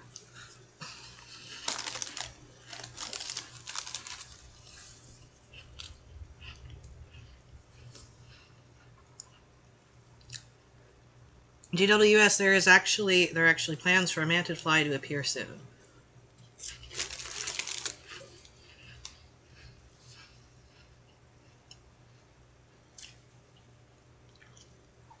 SM, I do cheat a little by pitching down for Gregorsa, digitally.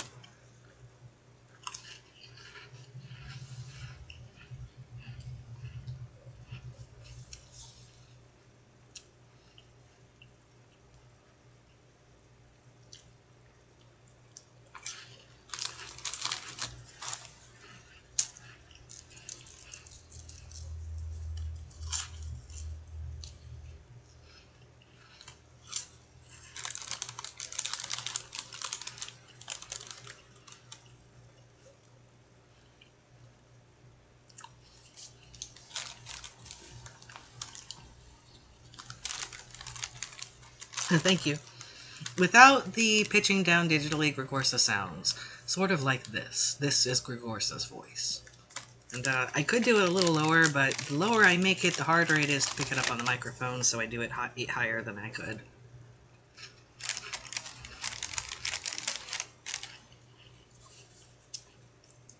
You are correct. The being warm, yes, endothermy is why that happens. Though I can't tell you exactly why just yet.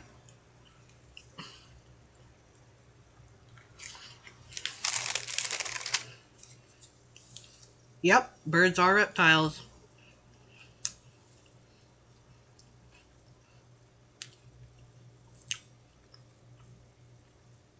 It is specifically because they are endotherms.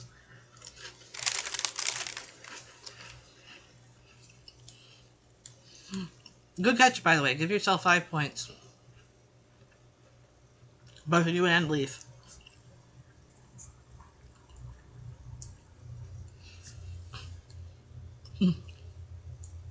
Thank you, Isha. It's very simple, just an Audacity. I pitch it down 11 decibels. GWS, I don't breed mantises, but I do keep them. I have 6 mantises right now. And, yes, I can do creature voices. I did actually do the screeching that Saphodra does in the promo.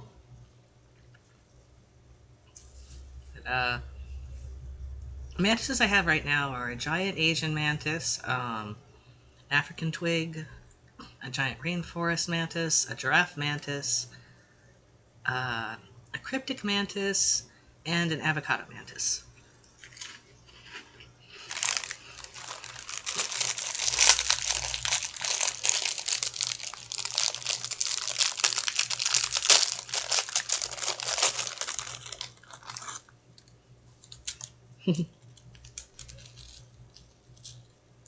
Well, Saphodra does know that protocules exist.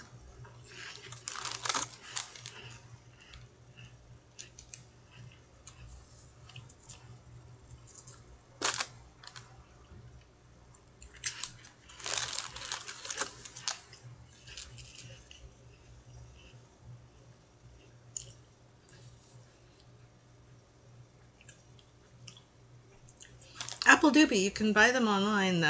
They're not that expensive, and they're very easy to keep.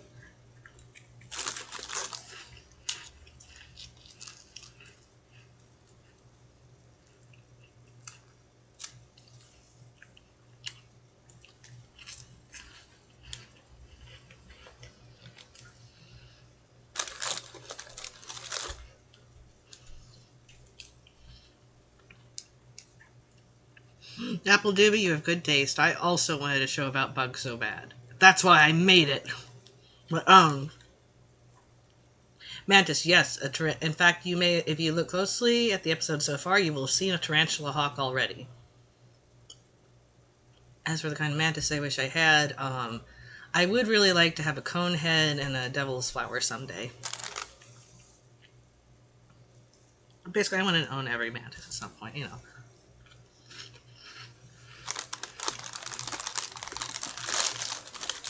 Genesis, I do have plans for a kind of Halloween episode.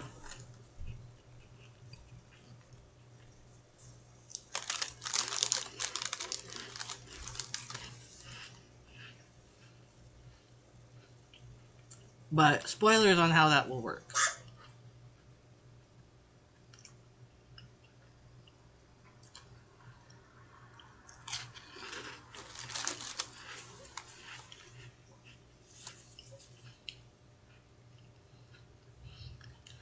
I just had a Kickstarter for some pins, actually. Um, I also have a coffee store where I sell stickers, and Patreon I sell like some comics and even one of a version of Sephodra's model.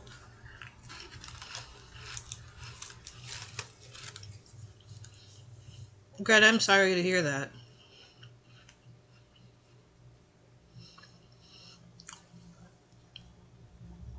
Claro, I actually, when I had the idea, I came up with Sephodra, Rose, Gregorsa, and Mundle all at once and then fleshed them out.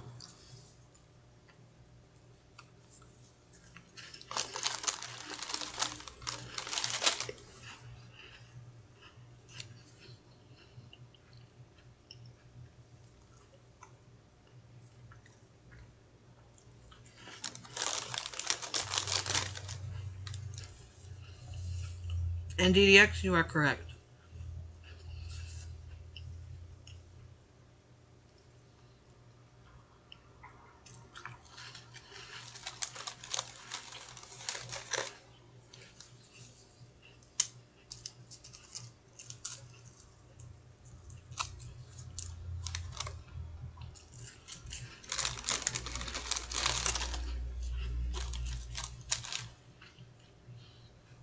GWS, no I have not.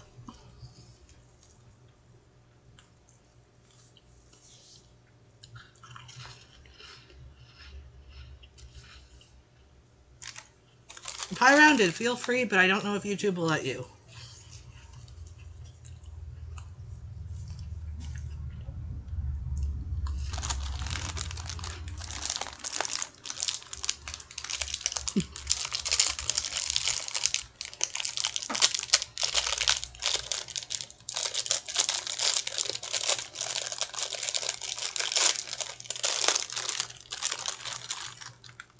Well, for her part, Rose doesn't actually know what a tarantula hawk is.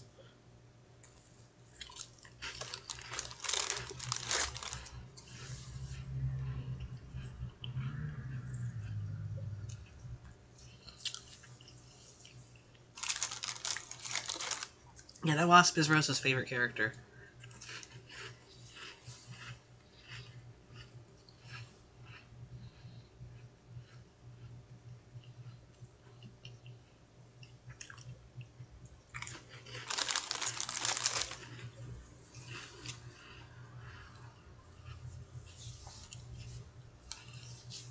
GWS, there are a lot. There are a lot.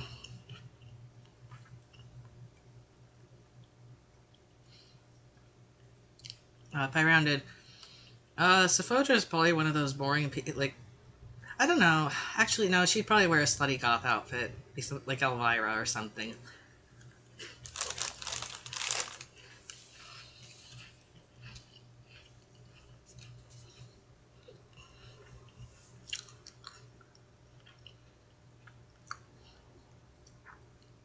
That sounds like YouTube.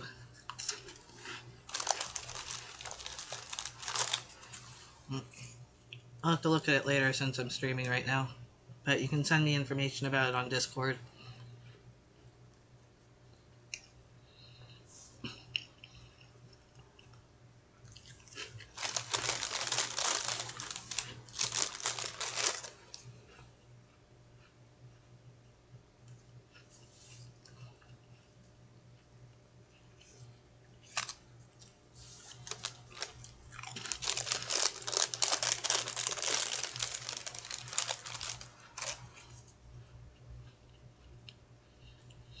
Claro, I am deliberately keeping myself from coming up with all of the demi-volutes all at once. I'm kind of waiting until they appear to make the designs. But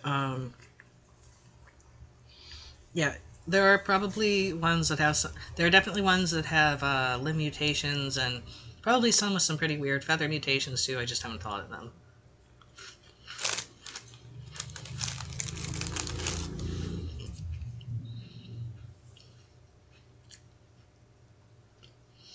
Honestly, probably the ghost mantis.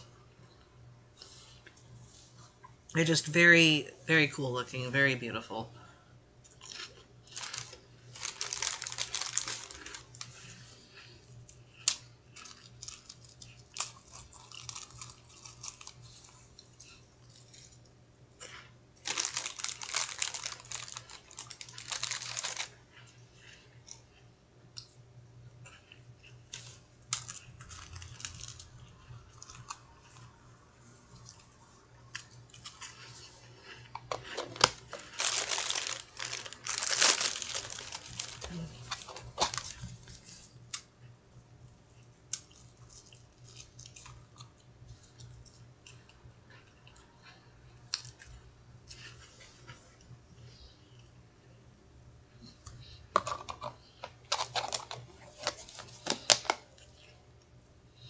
Genesis, what role would worms play a part in what? Worm doesn't really mean anything taxonomically. You can describe lots of unrelated animals as worms. Mantis, it's really funny you would ask that. Really, really funny. I can't say why.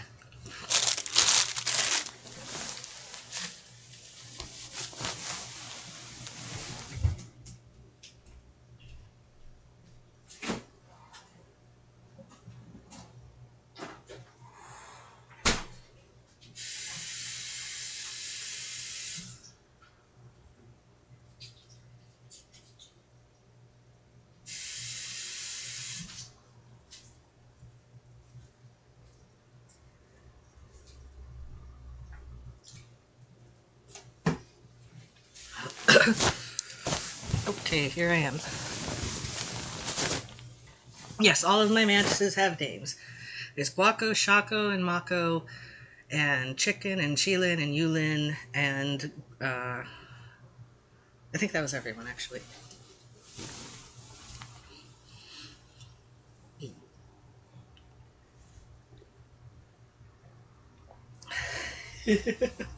Yeah, I'm getting so much done.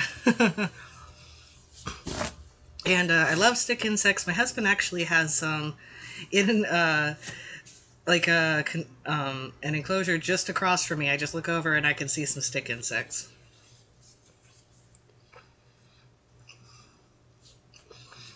Thailand, you called me out. Yep. All right, now I'm gonna get back to work. Now that I'm done eating, I swear. Okay.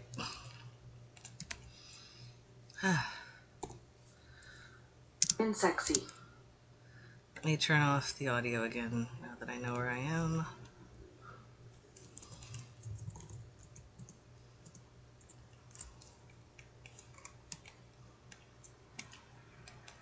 Yeah, actually, there's also a lips. Well, I mean, oh wait, no. We have an amblipigid, which is what's called a tailless swift scorpion. They're not scorpions or spiders, though. Amblipigids are their own order. Uh, Vinegaroons are their own order. But yes, I have an amblipigid right behind the TV I'm looking at, actually. I have you guys and the blender pulled up on a big screen right now. All right.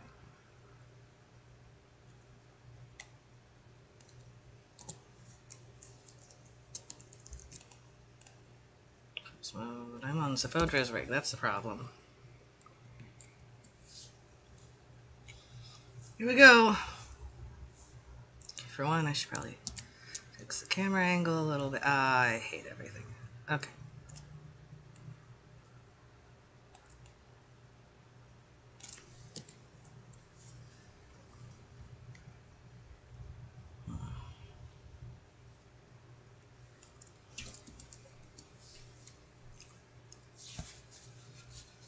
My husband is bog leech.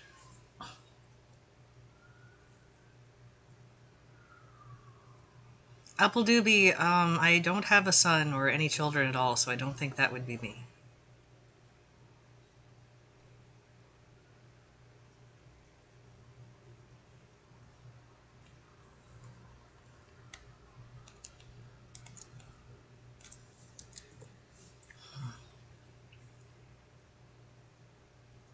Yeah, whatever.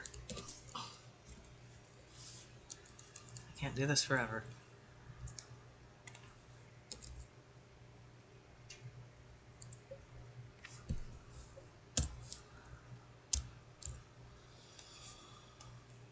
Yes, I am.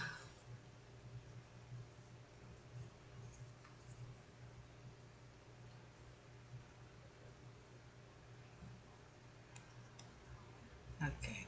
What do I turn on? Yeah.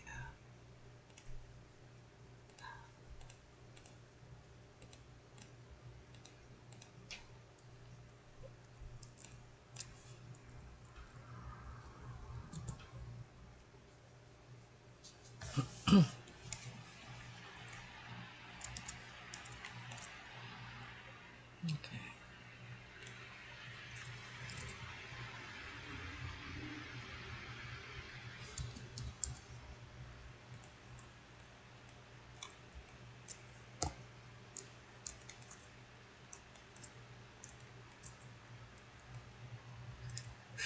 I'm sure my son would be an unusual guy if I had one. Alright, you may notice that Rose looks a little weird from the top, but don't worry, that's just how 3D camera angles work. You're not supposed to see it where it looks weird.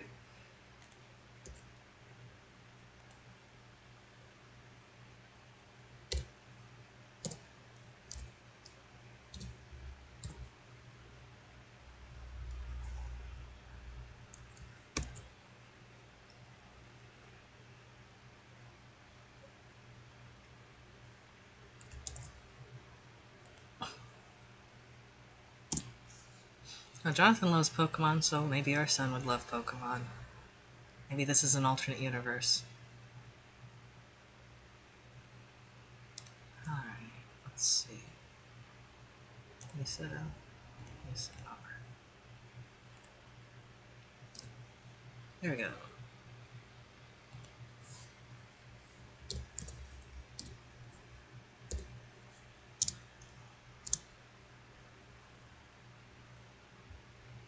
Good enough for now.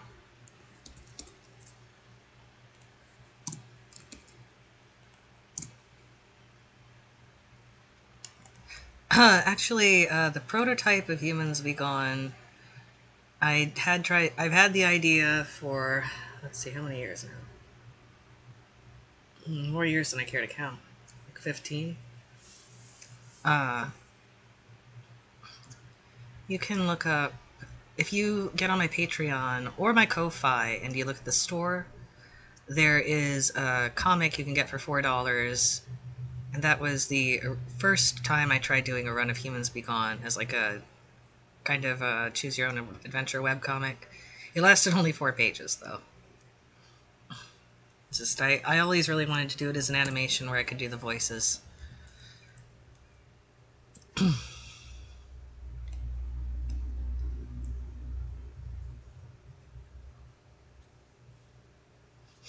Yeah, Jonathan had a great Parasect cosplay. Okay, now. You guys ready for the fun part where Rose might explode again? Are you ready? Are you ready? Who's got the bomb counter?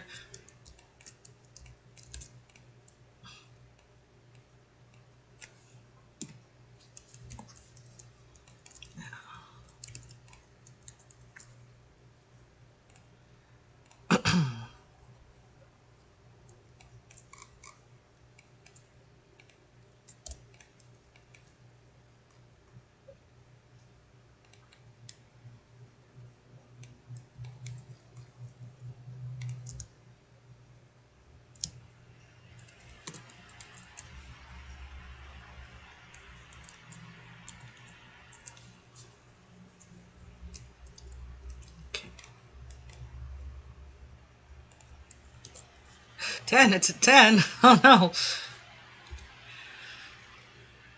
Alright. Here we have Rose on the ground.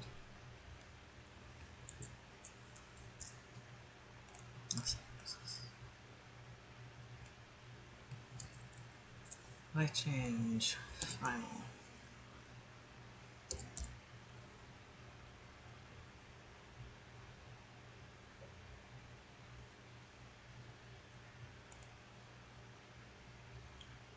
Interesting. Why are you working now?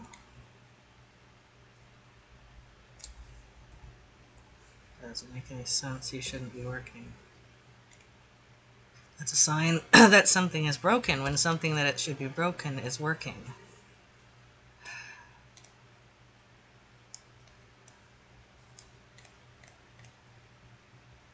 Should be after original. That's the problem. Okay.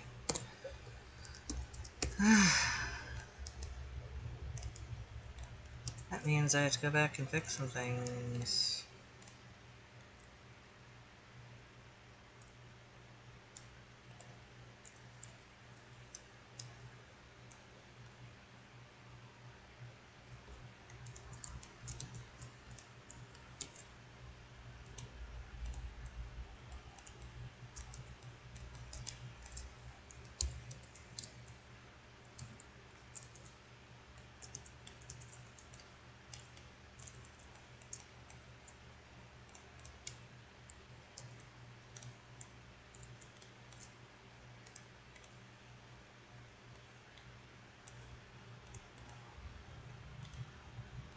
There.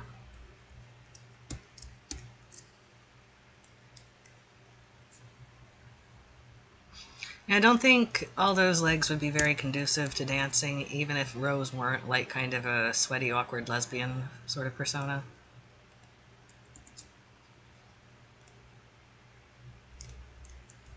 Exactly.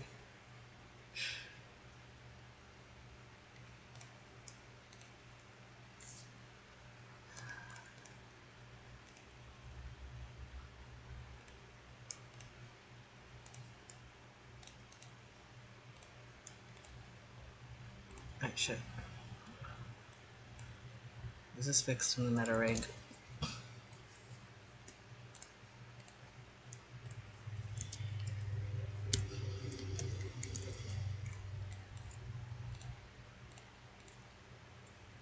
Nope, it's not fixed in the meta rig. Thought I fixed it.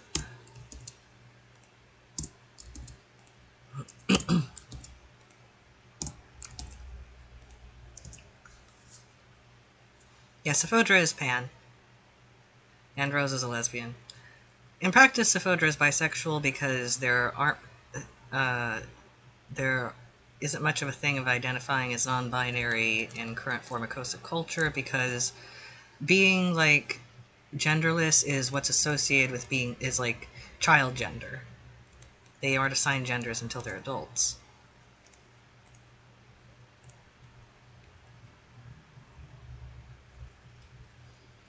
Claro, you'll have to wait and see.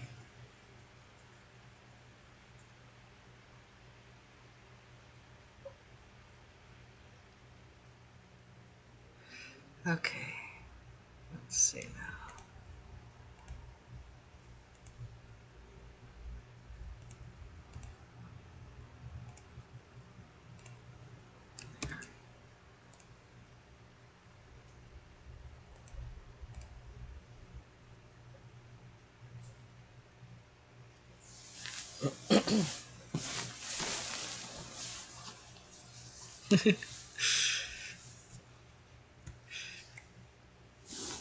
This is kind of a series, actually.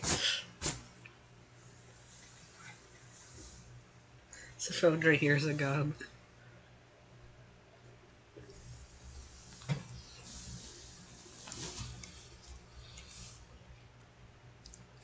Strange signal. A lot. A lot. You may have noticed already with the bear and the cows.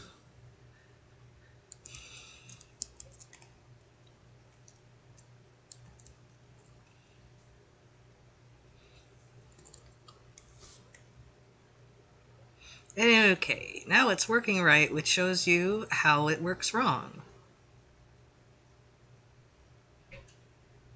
Yep, there is no way around that if I want to keep the walk cycle working right.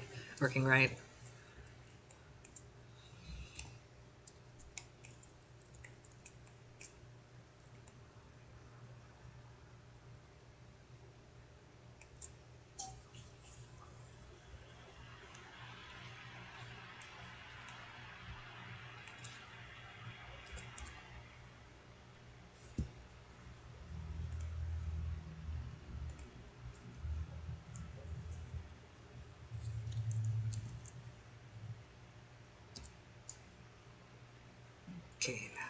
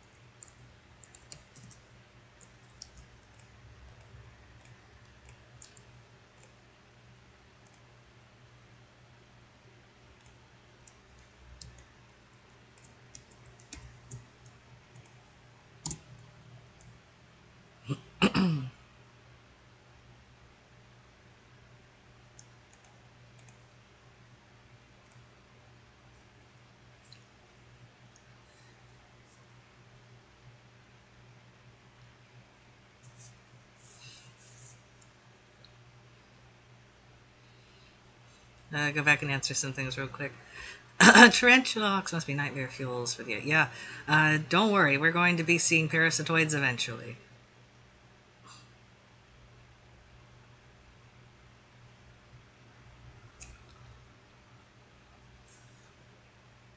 So,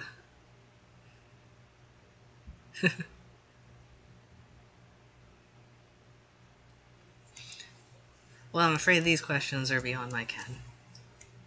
Alright, gotta get back to work. Mm.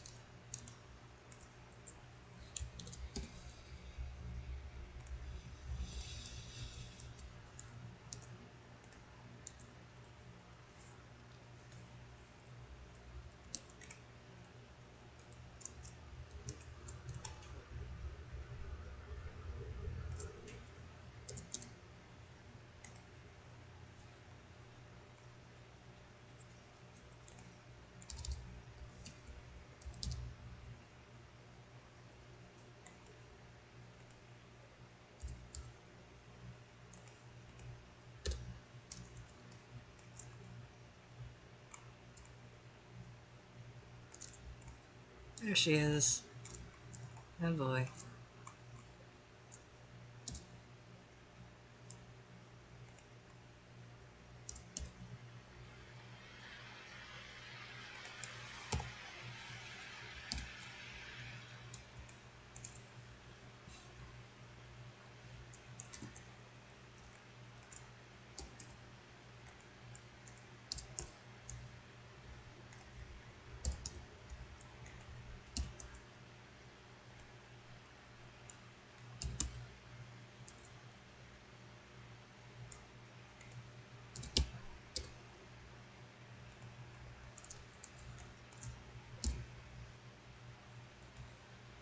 There.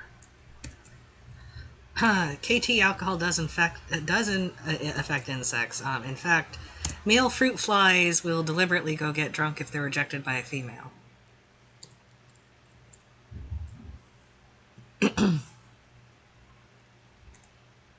And in fact, the fruit fly swarm is the chief producer of alcohol among microblutes.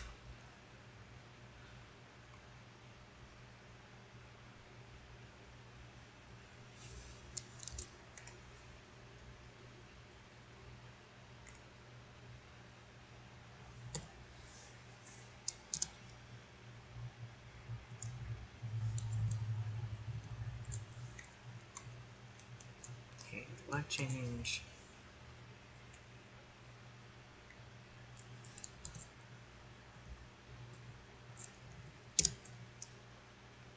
I'm not going to worry about the transitions just yet. So that's a pose, and that's all that matters.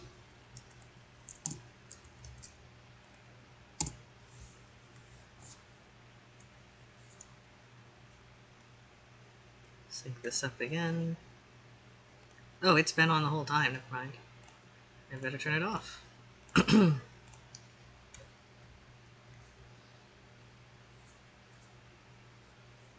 Mantis shrimp. Yeah, they're probably they're. That sounds familiar. I can't remember now, but I'm sure there's a pitcher plant that does that.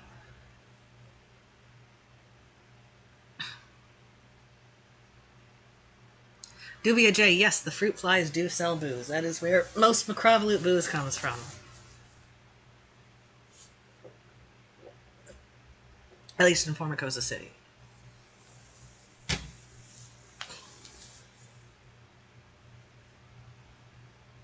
Yep. In fact, the the brain is highly conserved across species the way it works. So the way our brain works is not actually that different from the way an insect's brain works because we share a common ancestor that a lot of this evolved in.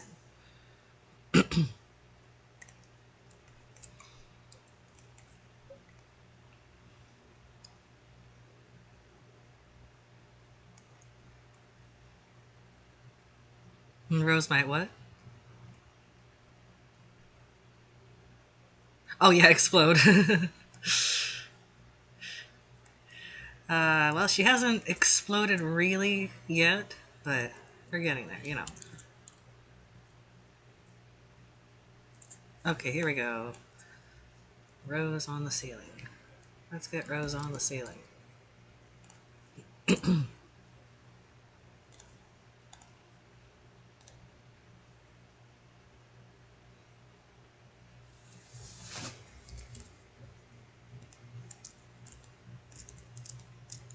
Look at how far she went now. Oh boy.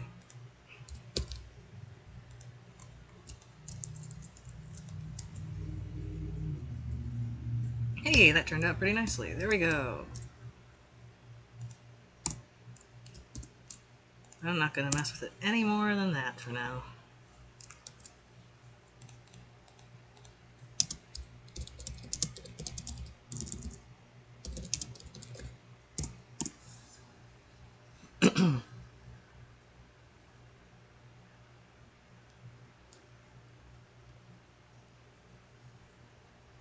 Yep, fruit flies are very useful for a lot of things. They're really cool. I love them. Their lives are so short, but they have so much drama. They have sumo wrestling. Look up fruit fly sumo wrestling. It's both males fighting over females and females fighting over places to lay their eggs.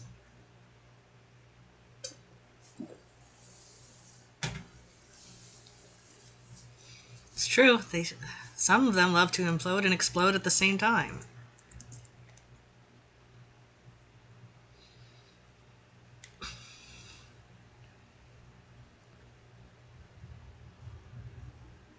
Right through the earth.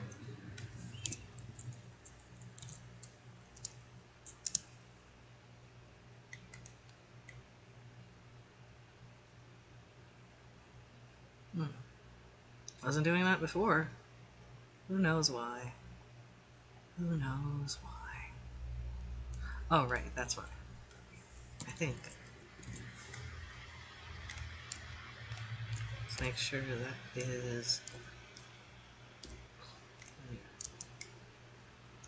Yeah, that's linear. Okay, and what's going on here?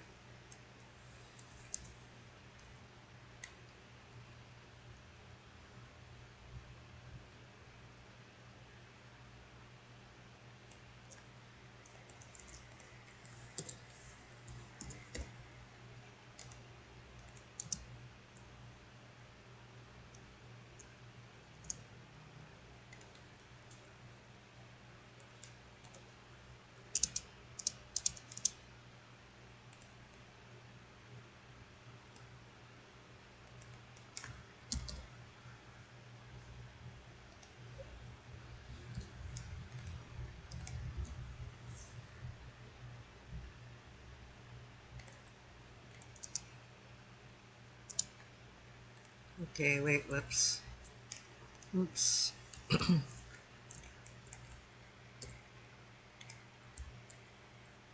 Ah.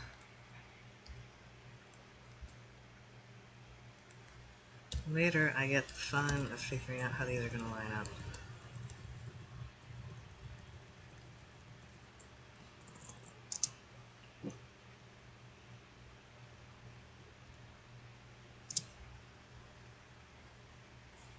Wait, what am I doing? Oh, God. Just do it over from scratch, I guess.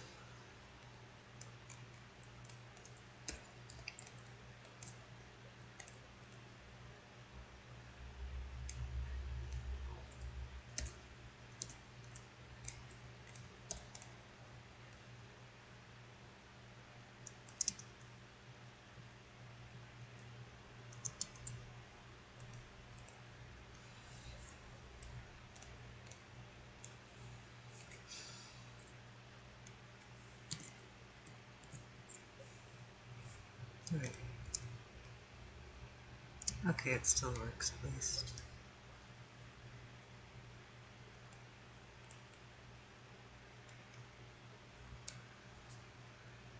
No, I did not hear there was a hornet that did that. Oh wait, maybe I did, but I know that aphids do. They found aphids photosynthesize using red pigments. SM Blender is much better than it used to be.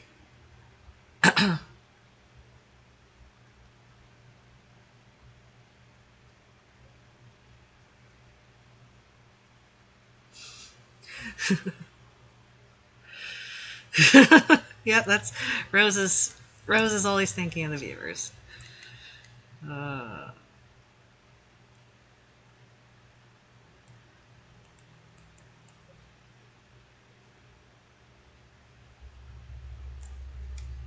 It'd be better if I slowed it down a little.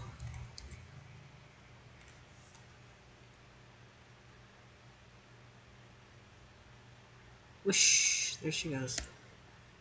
There she goes. Oh. Yeah, this seems like a job for future rev.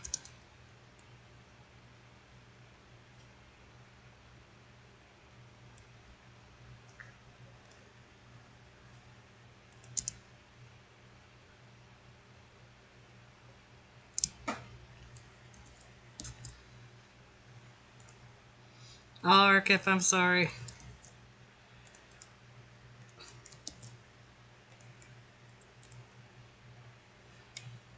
Alright, time to sync again.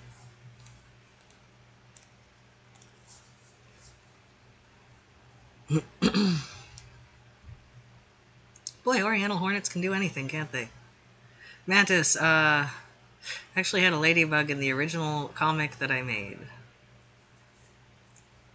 Ladybugs, well, they've learned to stay on the down low.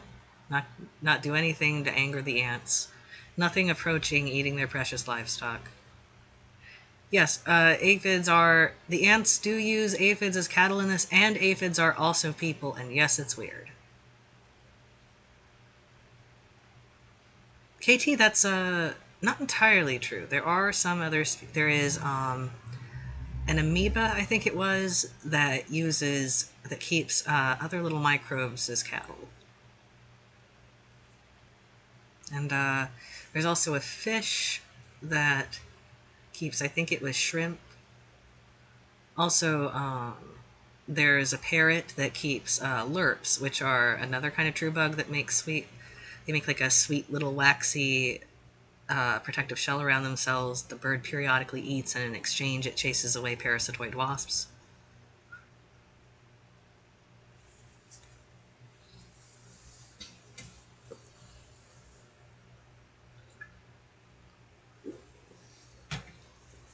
I think there's also a lizard that's learned to exploit aphids the same way ants have. But it doesn't really take care of them, so I don't think it counts. That's the spirit archip. I'm sorry, don't let me keep you up. Okay.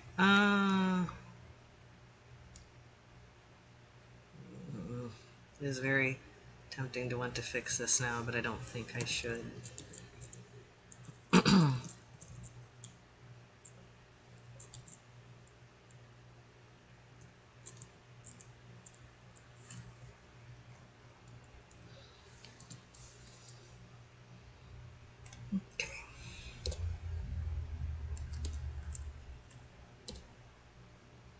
Say right here.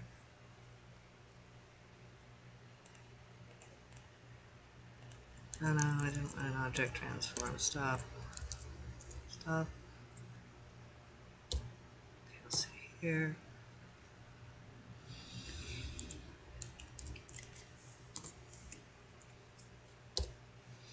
And thankfully, we now have an add-on that I've written to use here.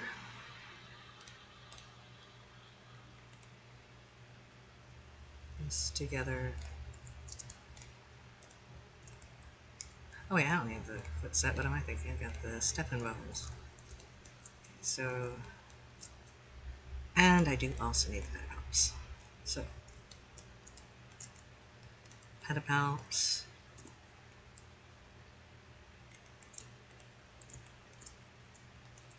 stepping bones, and the waist.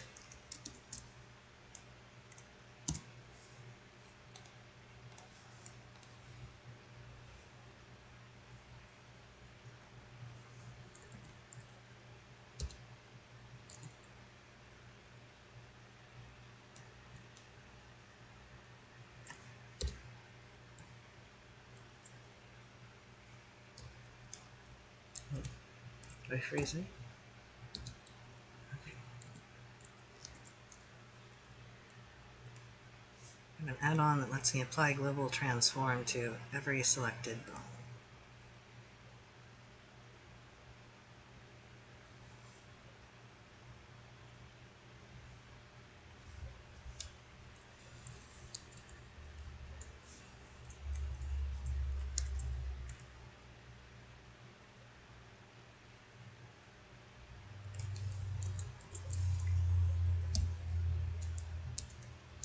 Alright, it deselects everything for me. How could I forget?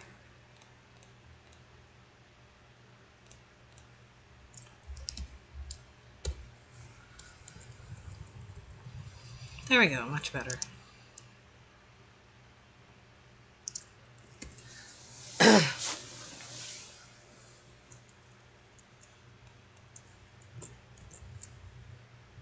I want it over here. Oh, no, stop.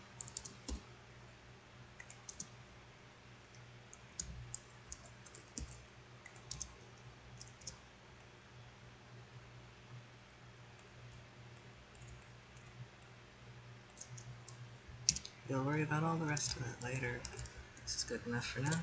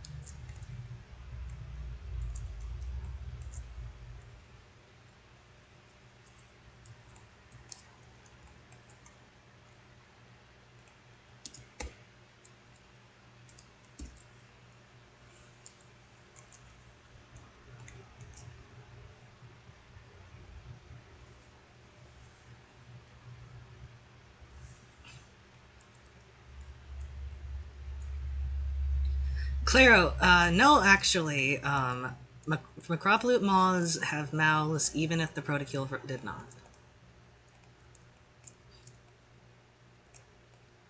And it is weird.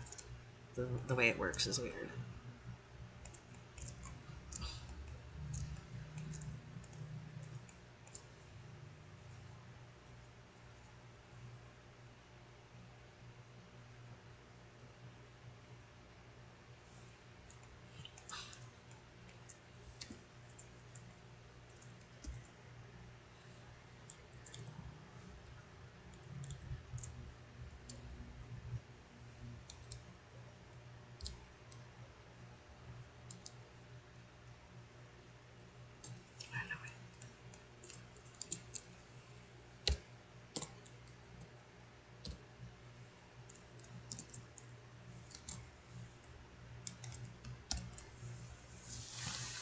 Okay, here we go. Here goes the add-on again.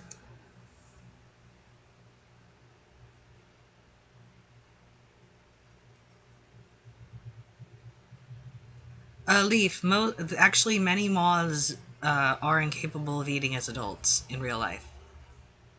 They just have no mouths at all. Though that's not entirely true to say that. The male moths are incapable of eating, but not the female moths.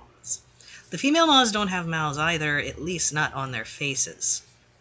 Instead, they have, well, you see, male moths make like many insects, make something called a spermatophore. It's kind of like an egg case for sperm. It's a big protein structure that they build inside the females, and that's why mating takes so long. And in insects like crickets and mantises, the female, after they're done mating, will just reach around and grab the spermatophore to eat. But for moths, especially moths without mouths, that is not an option. So instead, female moths and butterflies have something called the bursa copulatrix. It's basically a vagina dentata, and they also have a vaginal stomach. And so with that, they eat the spermatophore.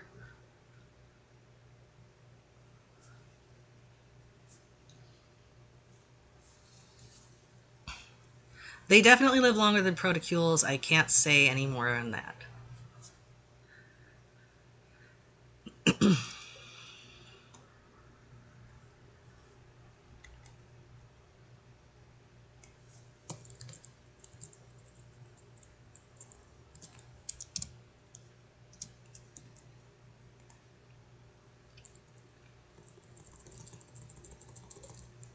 There we go. Okay.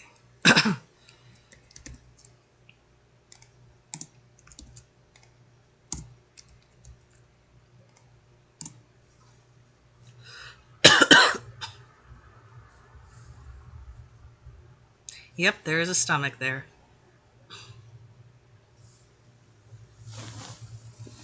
A lot of insects have natural cloning. For instance, aphids give birth to clones of themselves and are even born pregnant with more clones.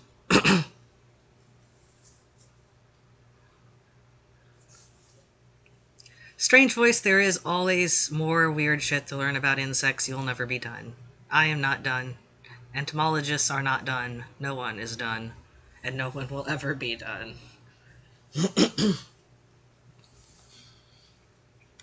Exactly, Sue. You got the right attitude. Alright. I'm gonna sink again.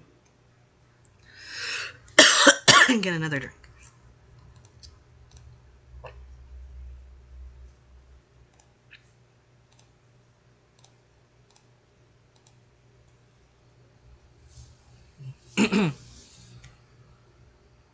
SM, I have it planned out very broadly to the very end. The problem is filling in all the spaces in between. In fact, I've just hit a part of the story where I'm having trouble plotting out the particulars for a lot of it. But, you know, that's the way it goes. And we'll be right back again.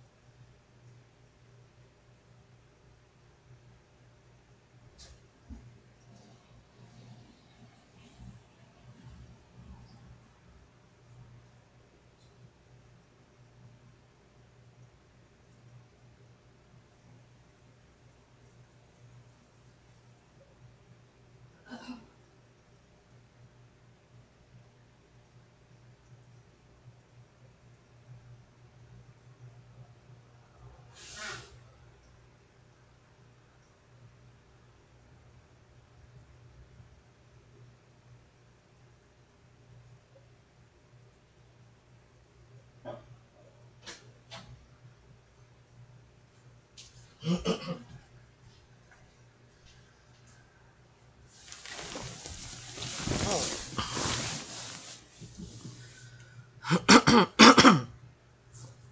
right.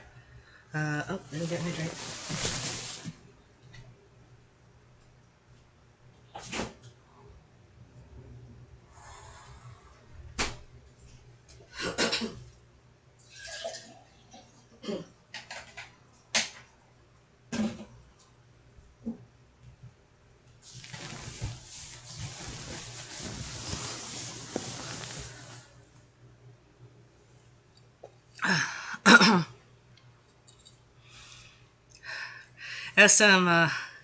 If you think mollusks get weird, I mean, they do get weird. I don't even know what's going on with their Hawk sequence. Try looking into just flatworms, especially parasitic flatworms, trematodes, and tapeworms. And yes, I love fig wasps. They're so cool. My favorite annelid, it's hard to say because there are so many beautiful polychaetes. Um, but I think I'm going to have to say leeches just because leeches are really cool. Annelids are members of Annelida. They include the polychaetes, leeches, and earthworms. Polychaetes are really beautiful. I'm going to write it out, text, so everyone knows what to look for. Look those up. They are just some of the most beautiful animals on the planet, I think.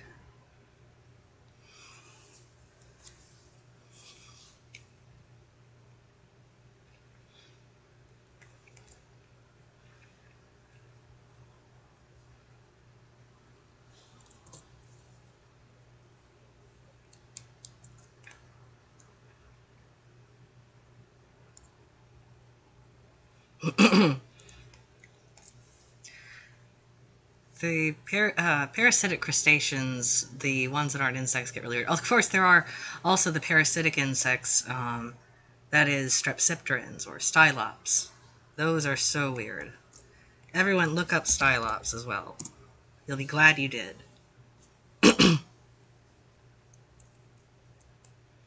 Well, I'll be glad you did.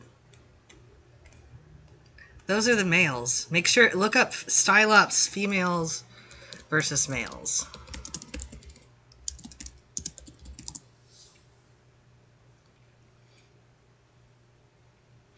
That's because Lovecraft was a little pussy. Lovecraft was afraid of puddles, for God's sake. Lovecraft was afraid of Italians. And yes, everything I say will be on the test, including the parts where I was just mumbling under my breath. Especially the parts where I was just mumbling under my breath. Okay, now. Time for the camera.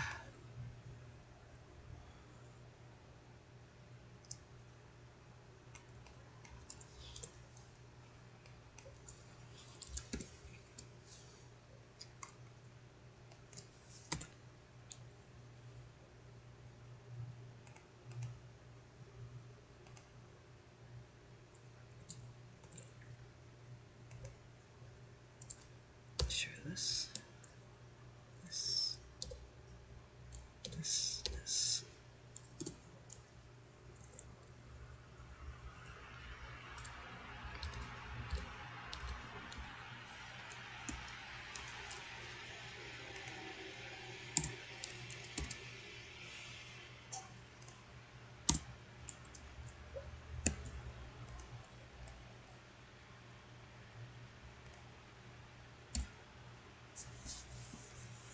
That's right, Isha. Bobbit worms are a kind of polychaete.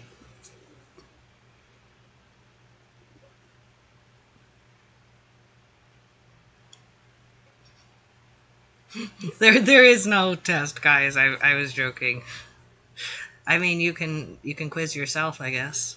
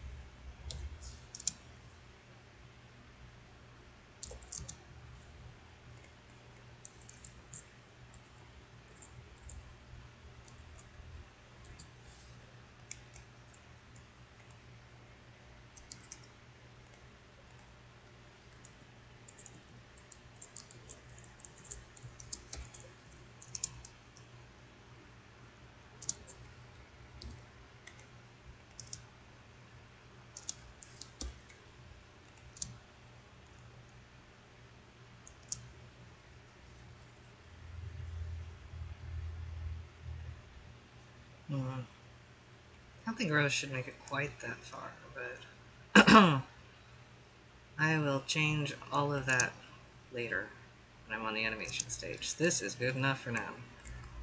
I will never be done. I will never be done. Look how long it took to do one camera shot.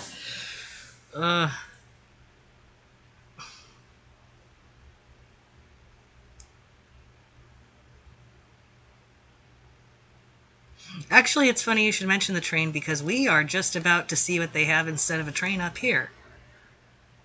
In fact, this is the very part where Rose has a train autism moment. Let me turn on the audio so you can hear.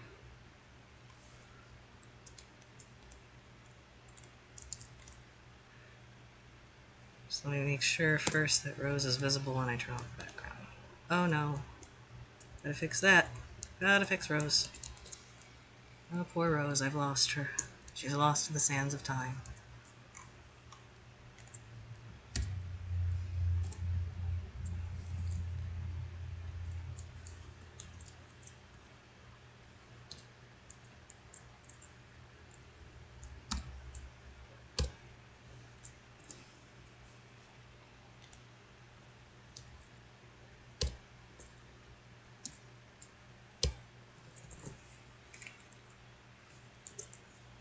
There we go. Rose is no longer lost to the sands of time.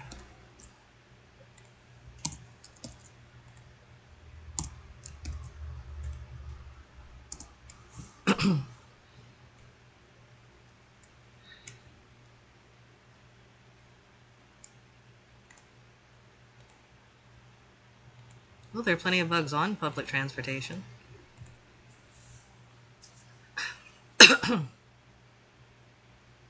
I think there's a good chance most of this chat has autism. I brought you all together with my autism powers.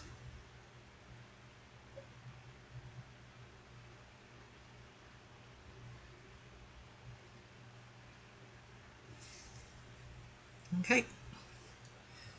Files are up to date.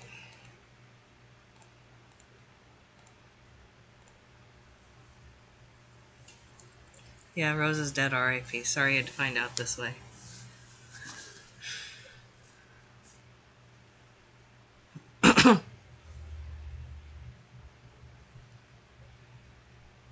Okay.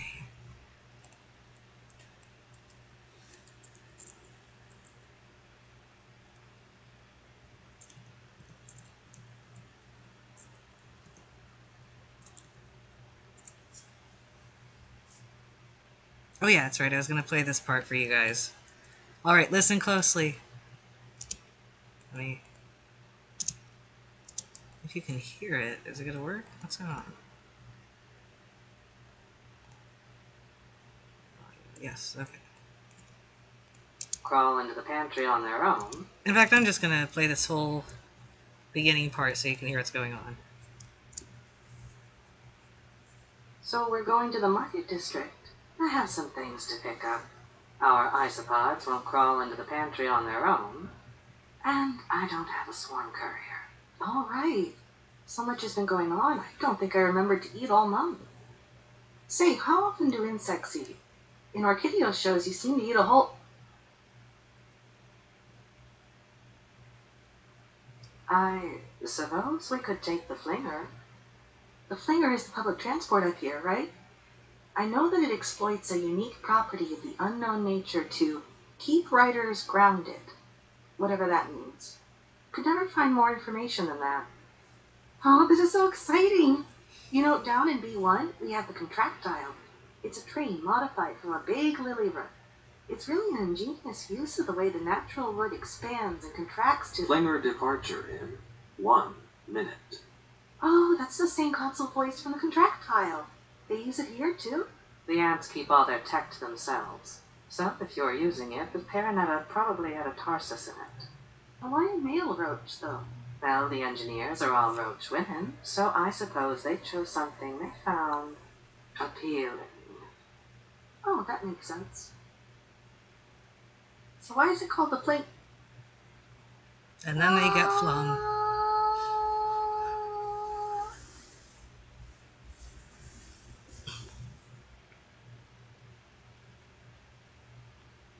That's the flanger? Aptly named, no? That's horrible! Why in Tricularia would you design a transport system like... And there you go. It's called the flinger because it flings.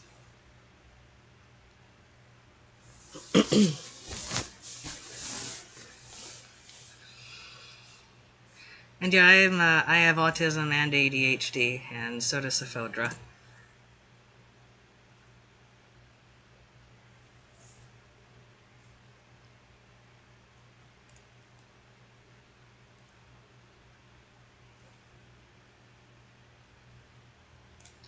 Why is this all the way over here? Camera's making a whoopsie doodle again.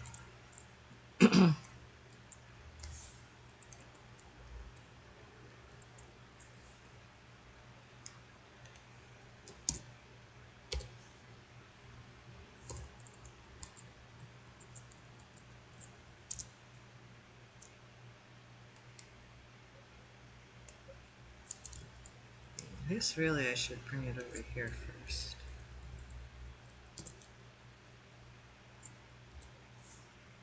Video shows you seem to eat a whole...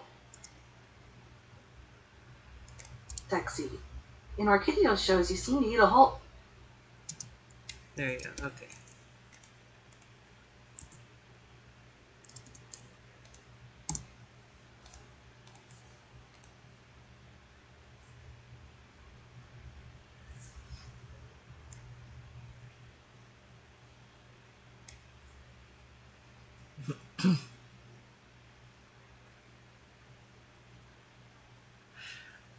See you, Mantis. Have a good day. Okay.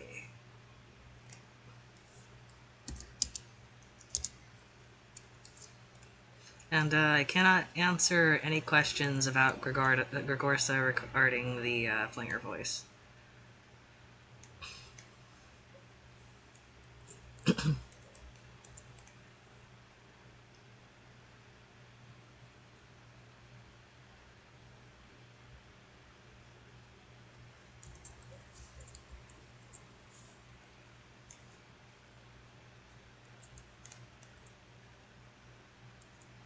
Okay.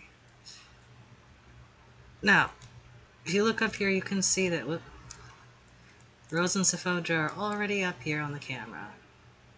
Now, it's time to enable the flinger.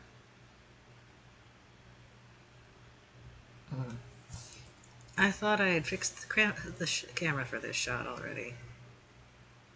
Damn it.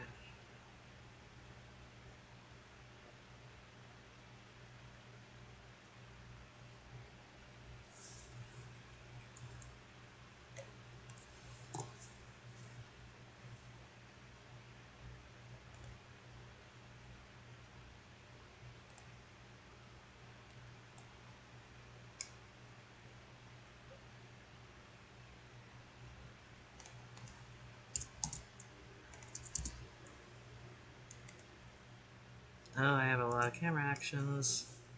Which one is it?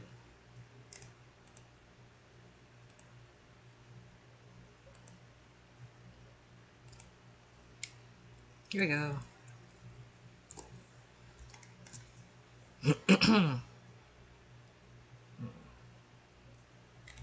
Well, these are all wrong.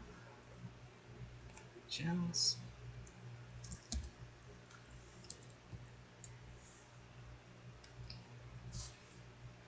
Whatever, I'll just do it over.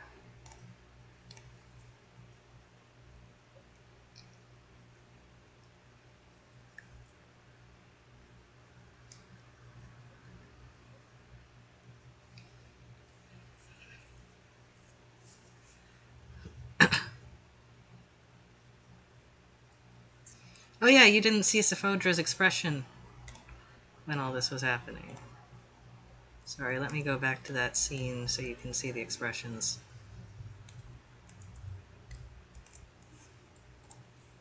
Turn this on again.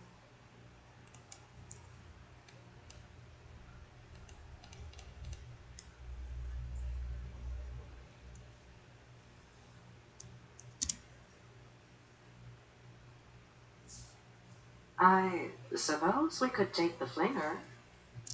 Oh, wait, let me full screen this. How to do that again? Here we go. Okay. The flinger is the public transport up here, right?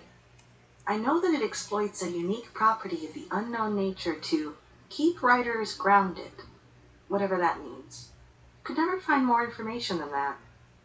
Oh, this is so exciting! You know, down in B1, we have the contractile. It's a train modified from a big lily root. It's really an ingenious use of the way the natural root expands and contracts to... Flinger departure in 1 minute. Oh, that's the same console voice from the contractile. They use it here, too? The ants keep all their tech to themselves. So, if you're using it, the Paranetta probably had a Tarsus in it. But why a male roach, though? Well, the engineers are all roach women, so I suppose they chose something they found appealing. Oh, that makes sense. So why is it called the plate? There you go.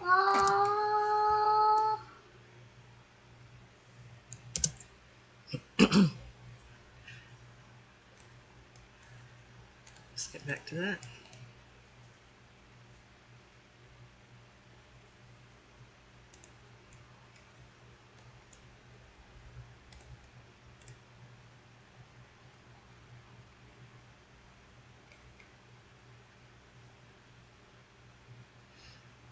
I haven't said anything about it yet, but you can speculate.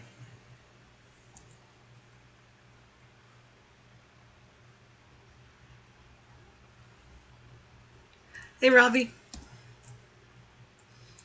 All right.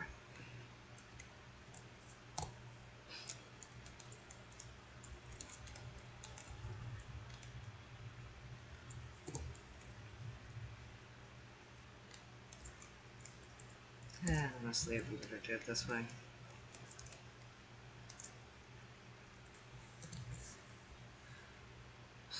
No, actually, I guess this was the best I was gonna get. That's right. I forgot.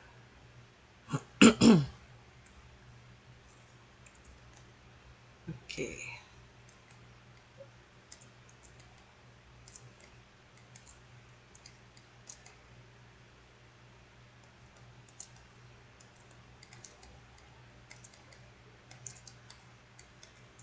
That'll be easier if I do it here.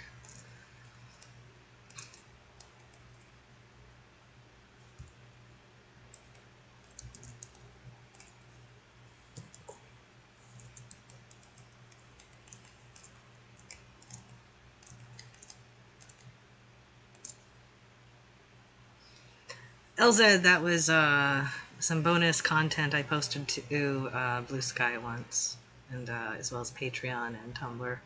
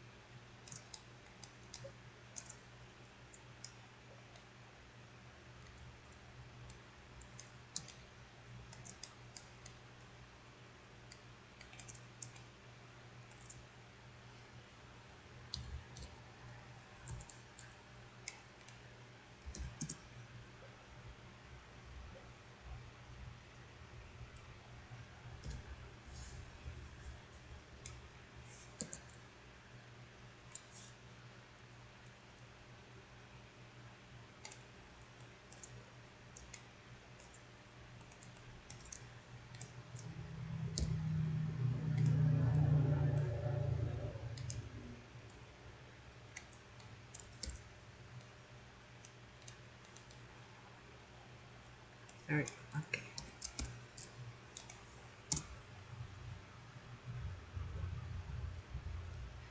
Claro, Macrovolut society is extremely sexist against men.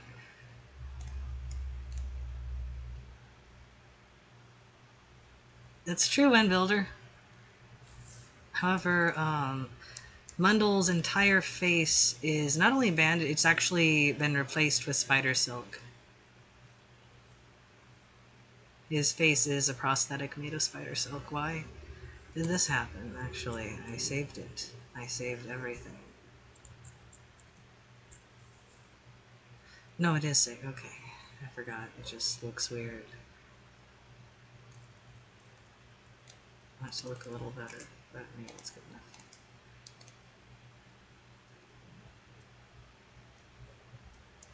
Yeah, good enough, I guess.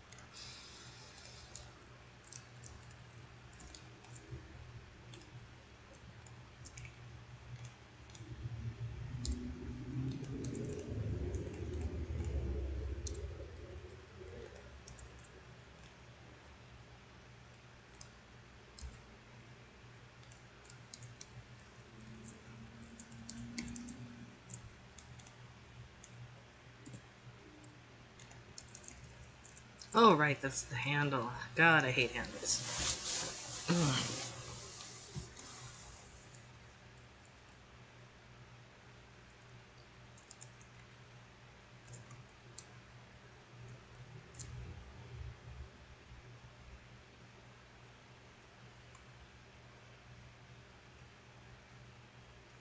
Yeah, Mundle's face was completely destroyed.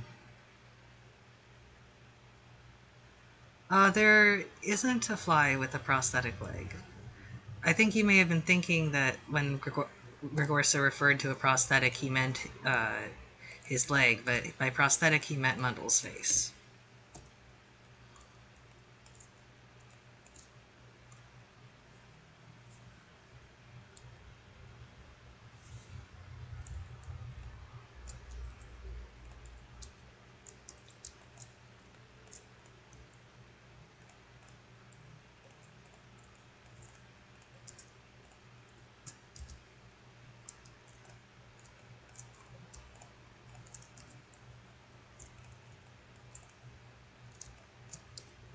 There we go. That's the one. Actually, what am I doing it that way for? No, that's why. Okay.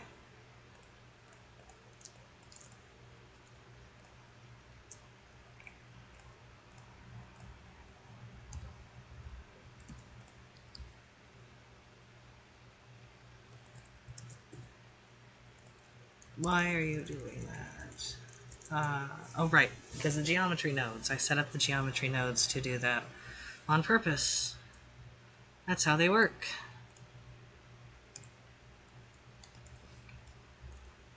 So I'll fix this later. For now, this is how it has to go.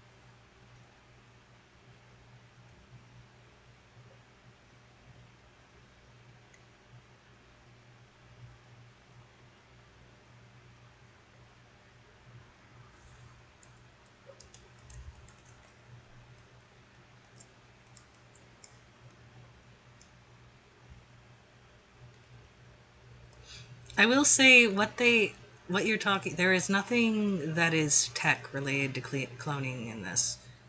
Anything to do with cloning in this is, in a sense, natural.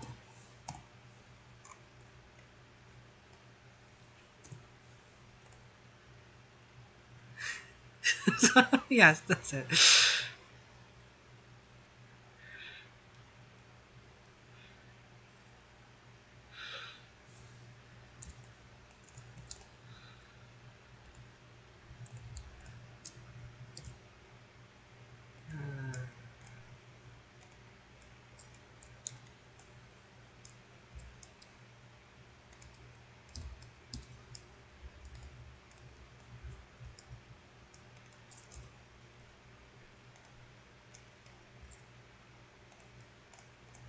As is.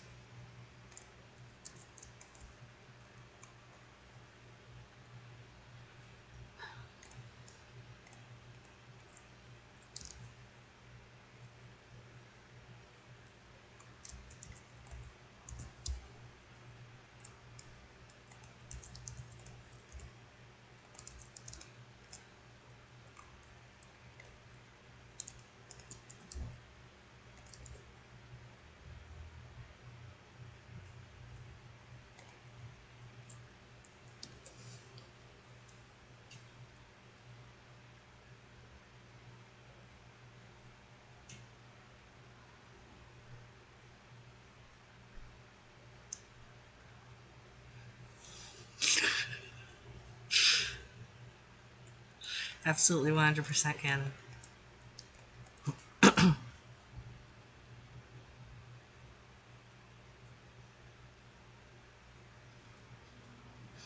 Roaches actually don't look very different than Regorsa does. I made sure to base him very closely on the way an American cockroach looks. They even have necks, just like that. It's like a little broader, but very close. His eyes are based on the way theirs are shaped, they just don't go up quite as far. Greta, I can promise you we will see Regorsa interacting with other characters, including Sephodra.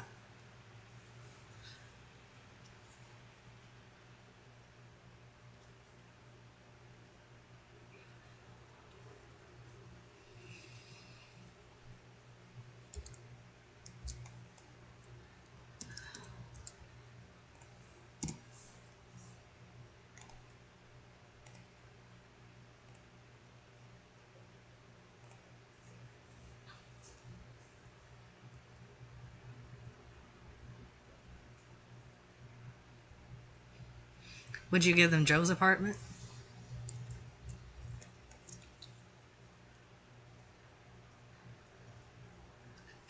House centipedes are just little guys.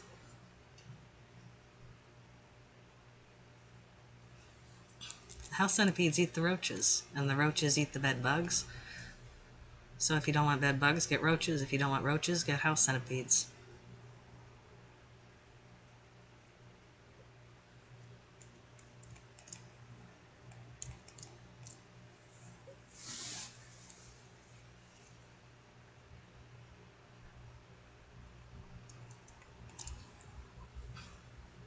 I will say there is a rule against trash talking any kind of arthropod while you're in my chat.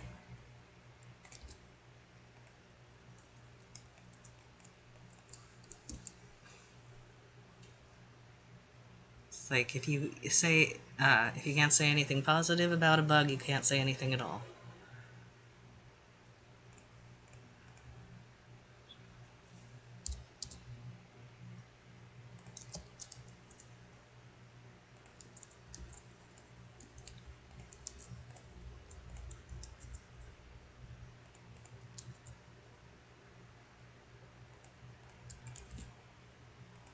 Oh, no.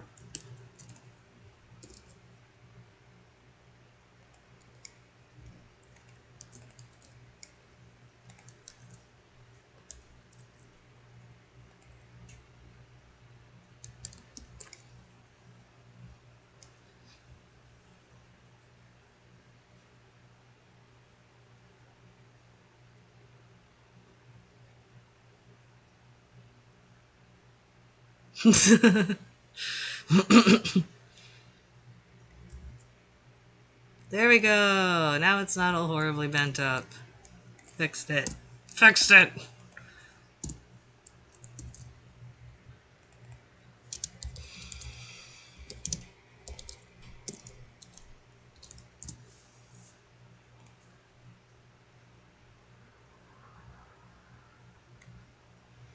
You don't have to touch them. The centipedes would also prefer if you didn't touch them.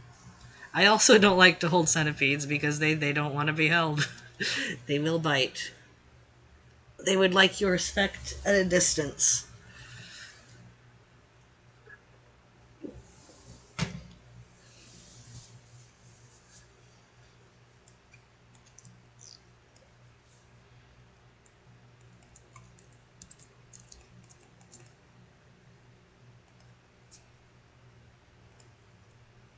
Okay.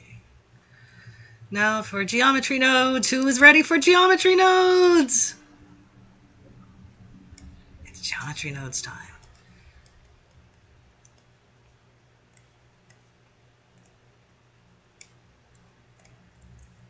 There it is, actually. Okay. Right, it wasn't on the stem, it was on... What was it on? I think the pinna. Oh yeah, GN pinna. There we go. Yeah, it's on the pinna. Pinna 1 and pinna 2, though... No, wait. Wait. Control empty.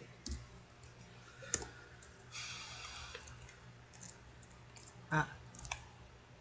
Okay, and that is attached to this. How was I?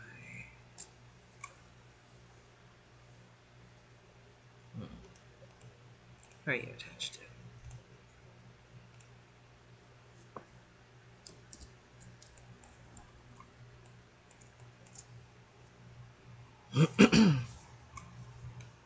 Leaf. Why is this linked? Why is it linked? Shit.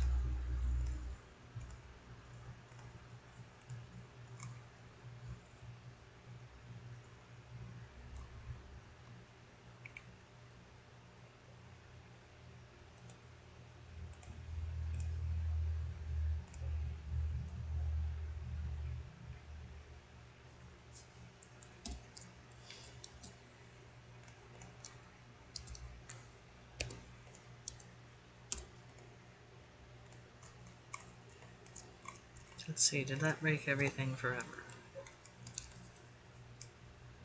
Yeah, it broke everything forever.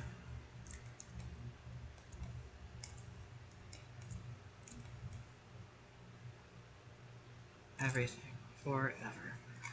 Okay, I need to turn down the clipping.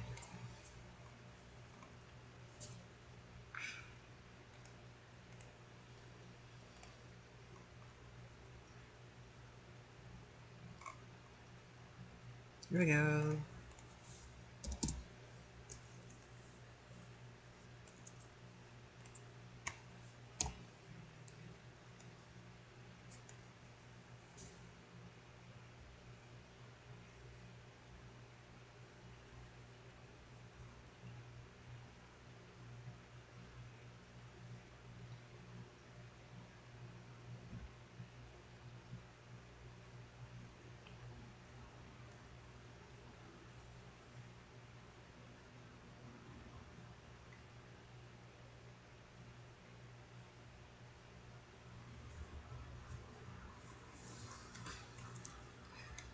Well, it's a good place for nematodes. Okay.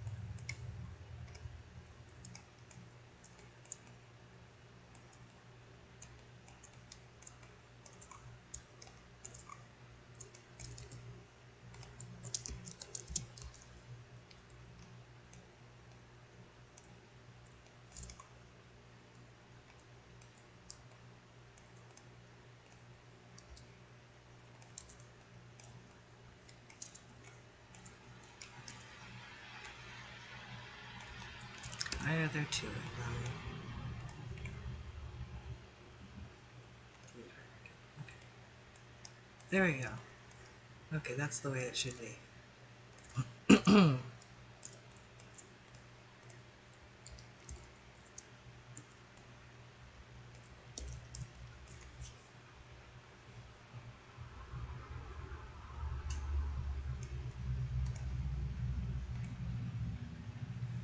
Oh, that's why.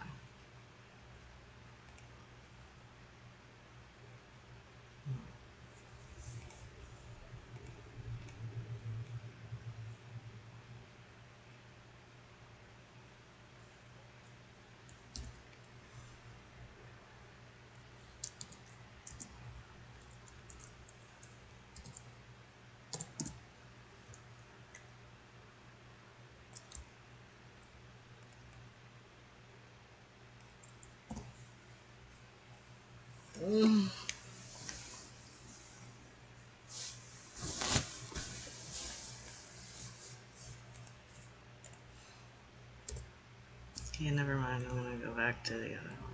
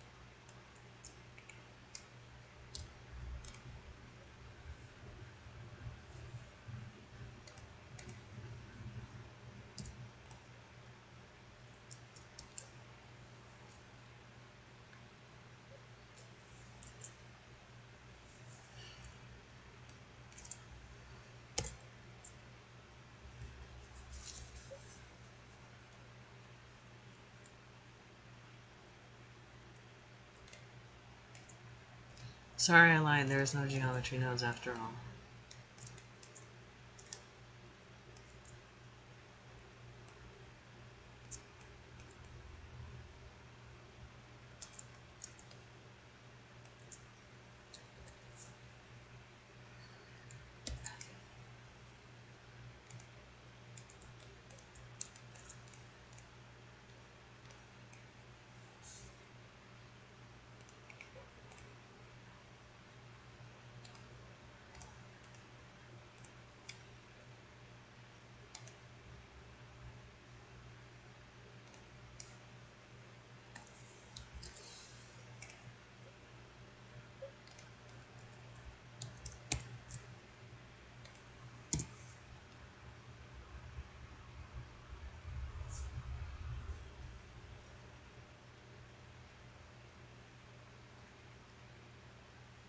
Yeah, I have rarely ever seen a mantis in the wild.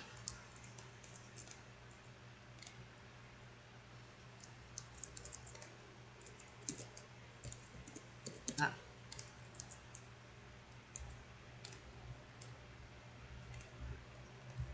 Yeah, I'm gonna say that's good enough. Ah, that's good enough.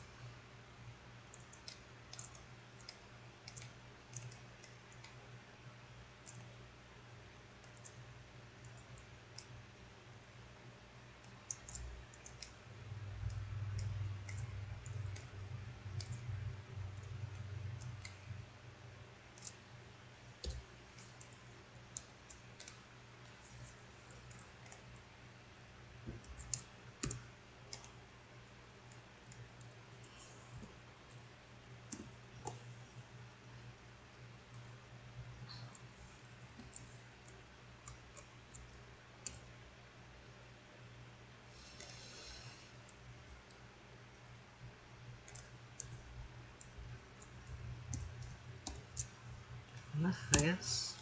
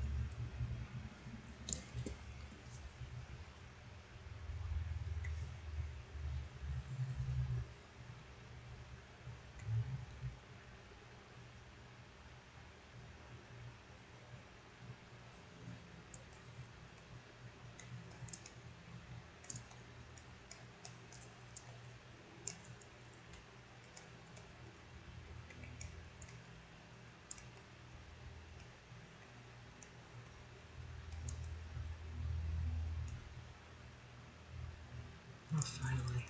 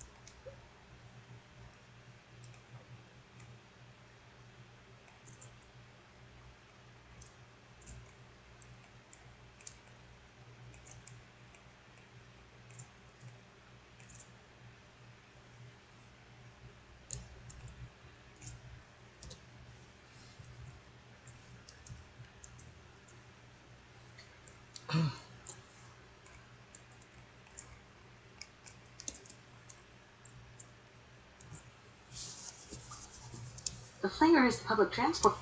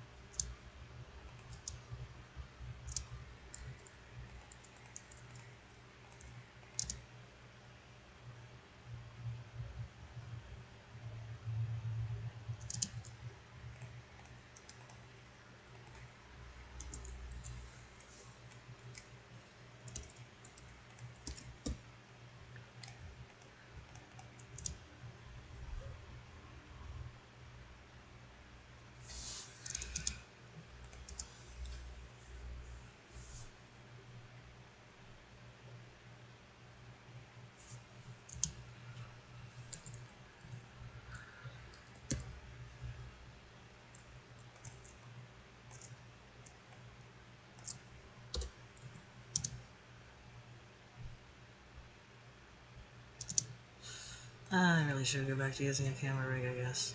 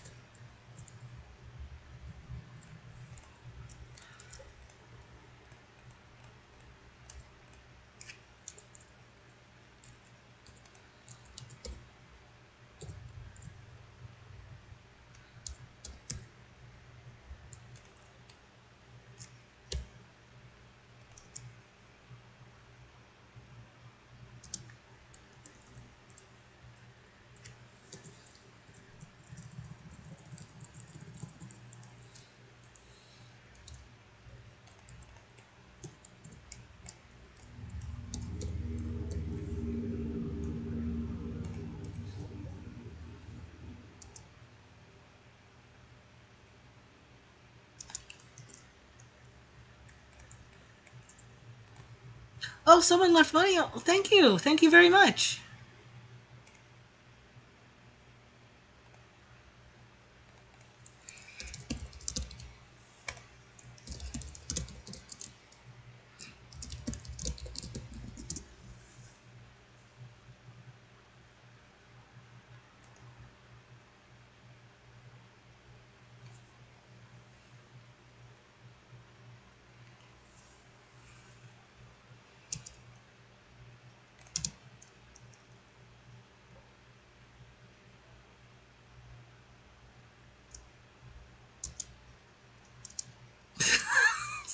The creeper liked the explosions.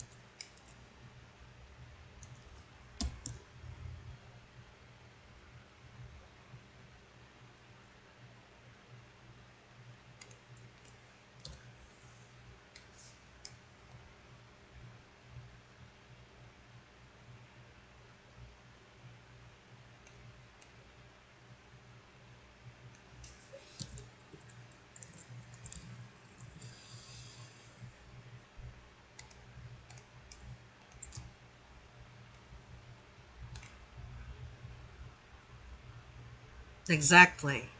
Just like that.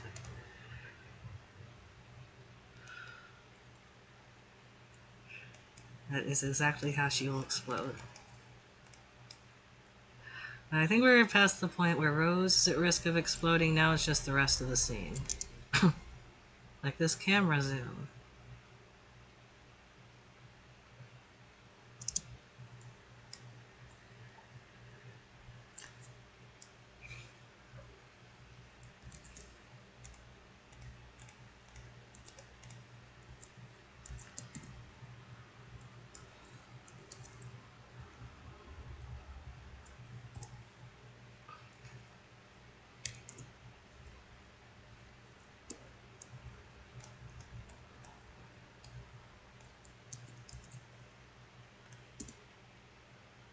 Oh, wrong way around.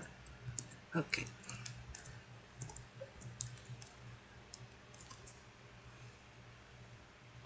$10 million to make Rose's metamorphosis canon.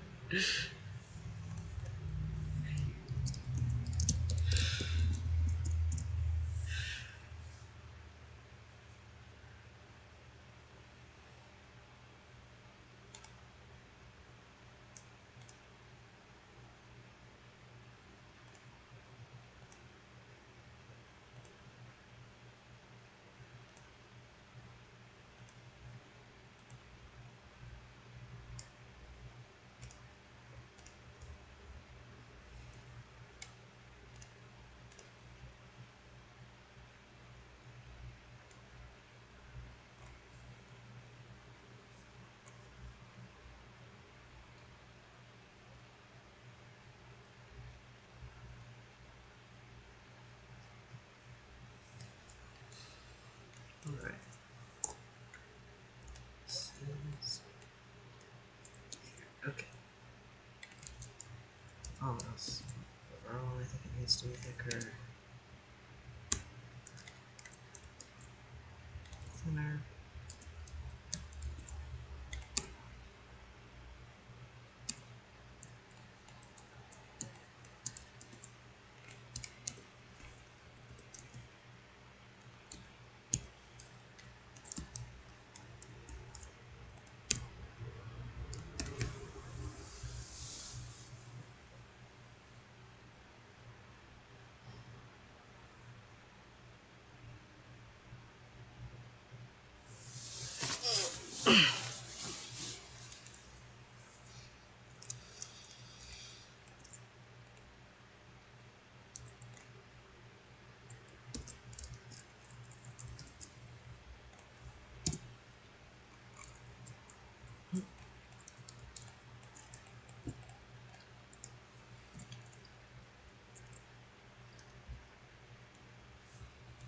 Uh-oh.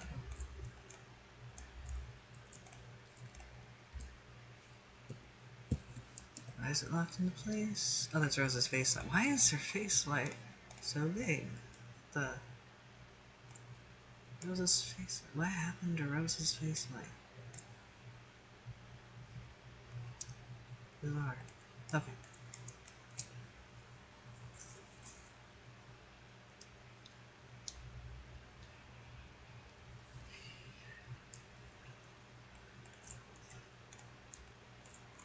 Okay.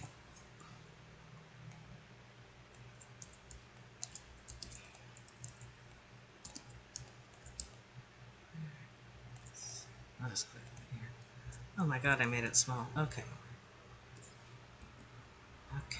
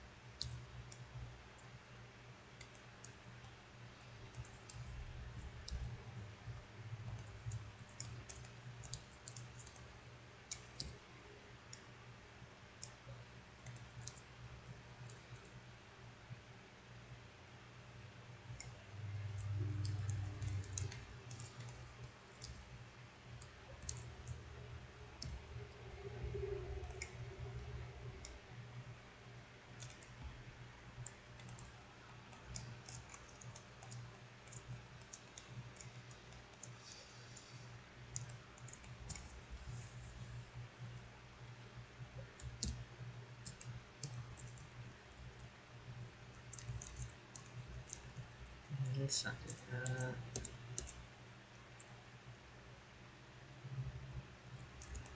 I'll just make it bigger.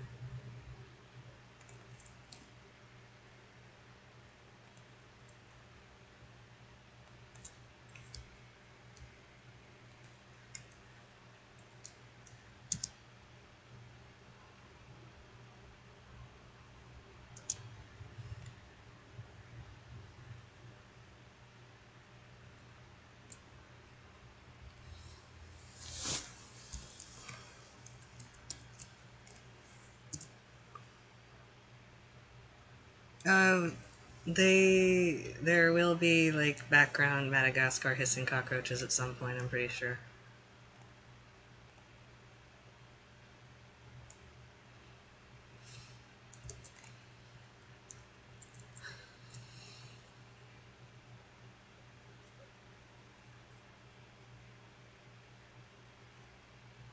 Fuck, I'm gonna use another control. Okay. Another constraint, I mean.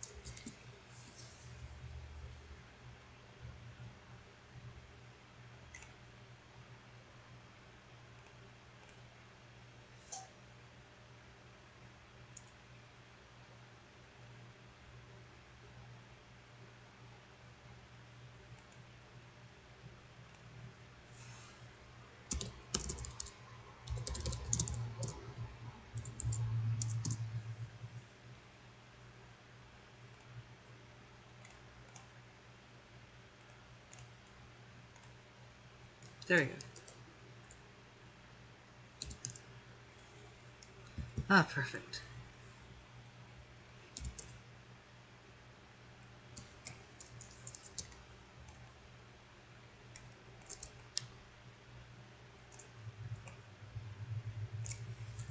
Okay, well, that's perfect. Okay. Okay.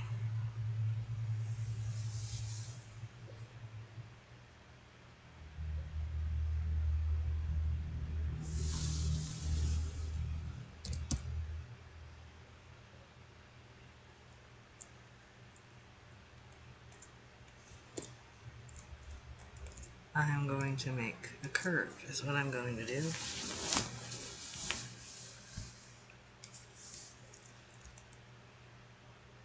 Another curve.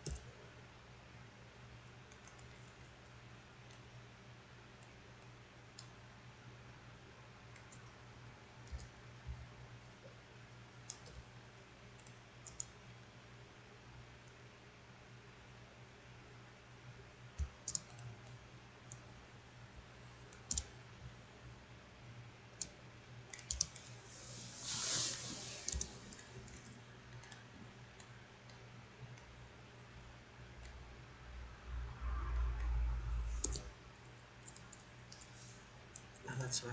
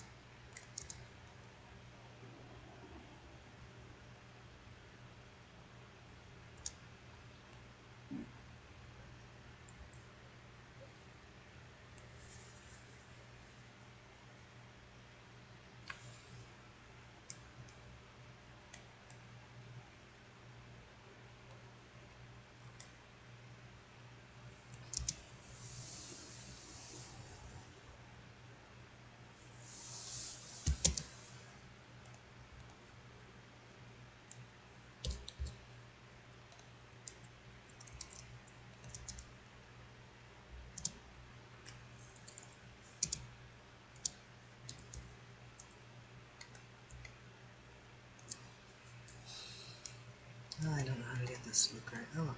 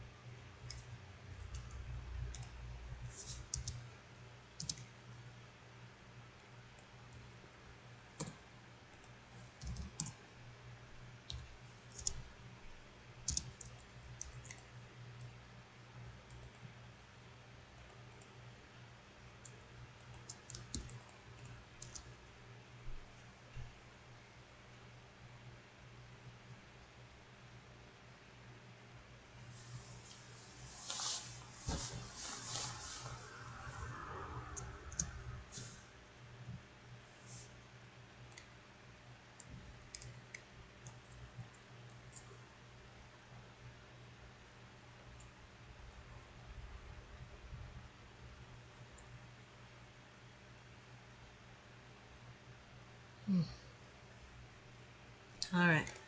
My eyes hurt, so I'm gonna have to take a little break for a bit. I'll be back in a second, you guys.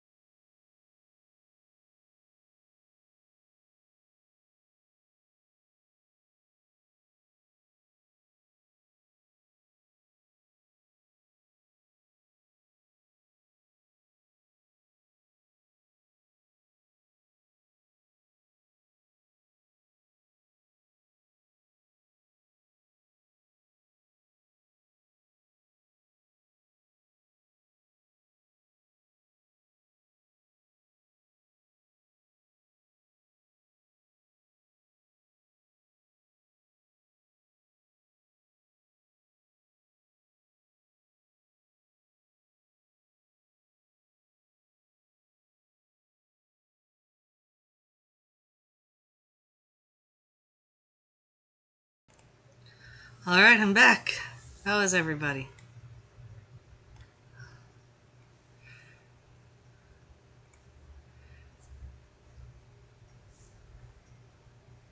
I think I never want to use another camera again as long as I live.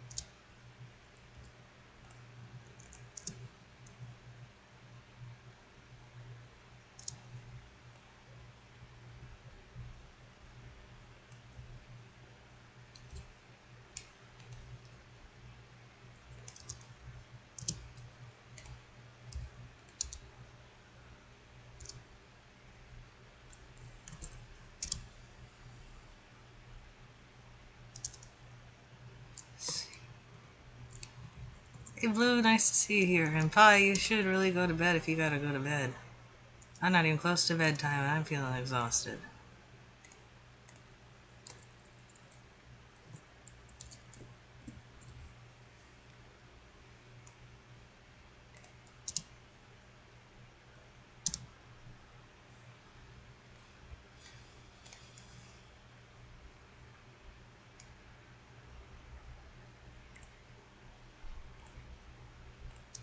Could never find more information than that. Oh, this is so exciting!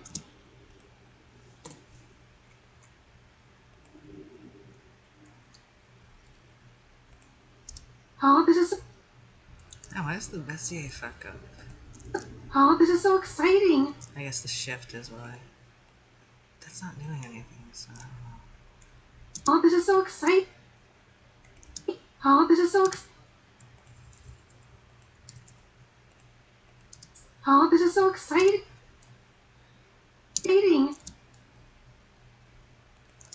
You know, float down and be...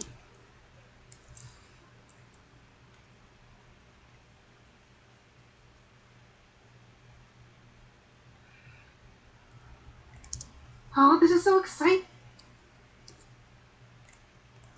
Oh, this is so exciting! Down and be one.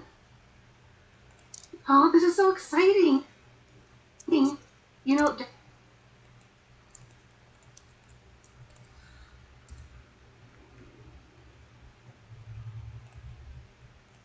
Oh, this is so... Oh, this is so... this is so exciting. Down and be exciting. Down and oh, this is so exciting. Down in B1, we have the contract. Yeah, welcome to my life, soft cookie. The same line burned into my brain forever. Literally on the edge of her seat. I gotta position them on their seats. Well, so to speak. They're sitting on a giant sensitive plant leaflet. Well, leaf. Pinna. It's a pinna. 2 pinnas make up a leaf. Or more. More pinnas might make up a leaf. Depends on the sensitive plant and how old it is.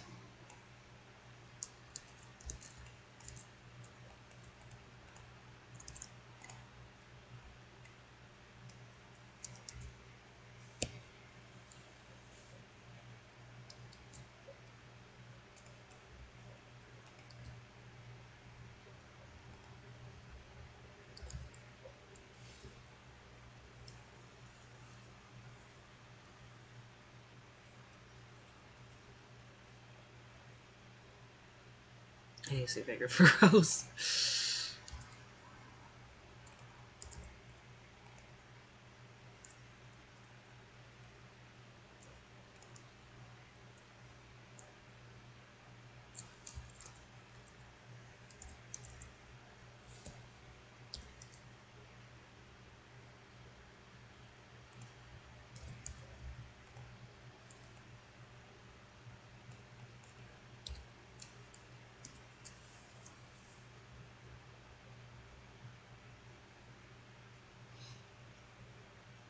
Unfortunately, insects don't actually need seats because they don't have like a completely vertical spine with a huge brain crushing down on it over the decades. And they're not bipedal.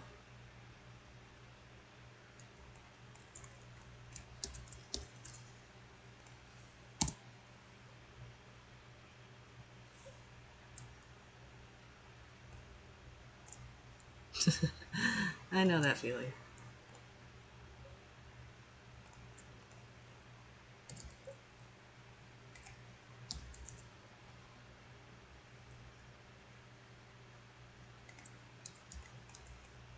Sure, that works.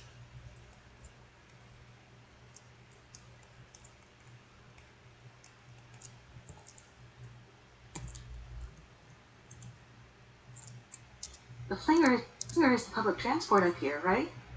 I know that it exploits a unique property of the unknown nature to keep writers grounded, whatever that means. Could never find more information than that. Oh, this is so exciting. Down in B1, we have the contractile.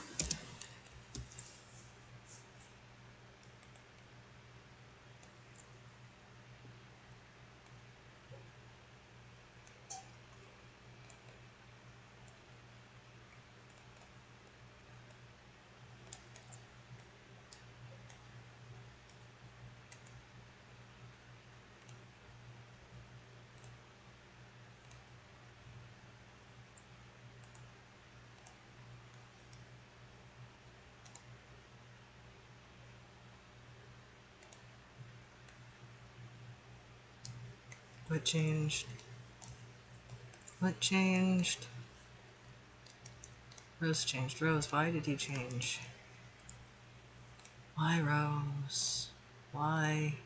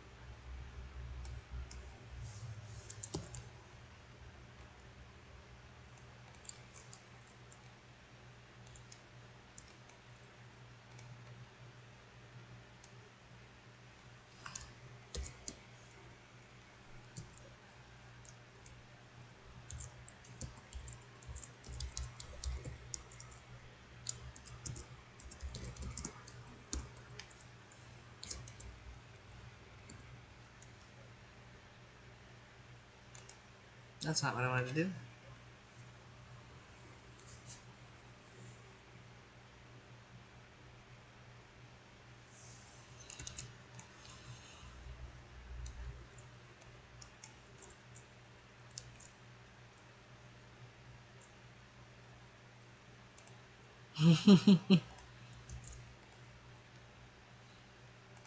I don't have that many dreams these days, actually.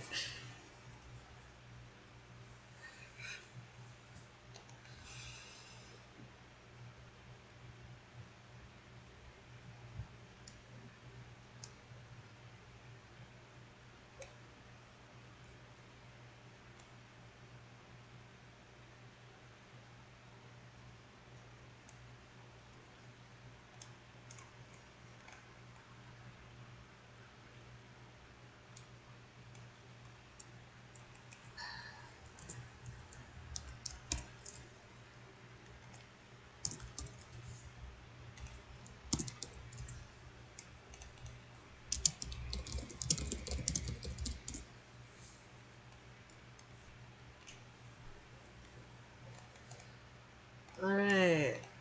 I'm gonna sink. And we gotta do the flinger actually flinging.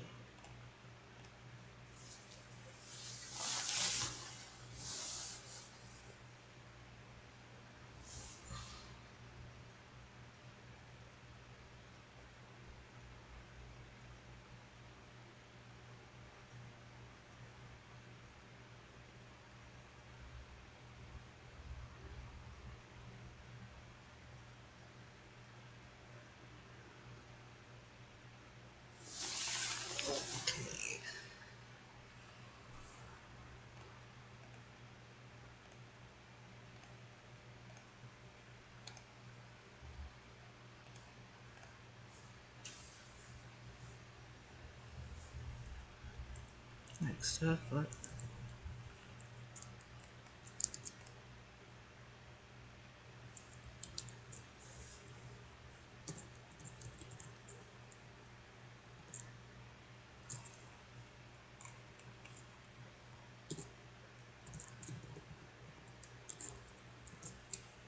Oh wait, that should...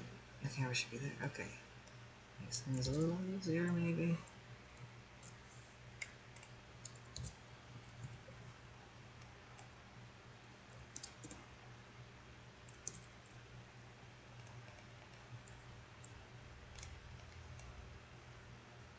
Oh, whoops, that's not what I wanted to do at all.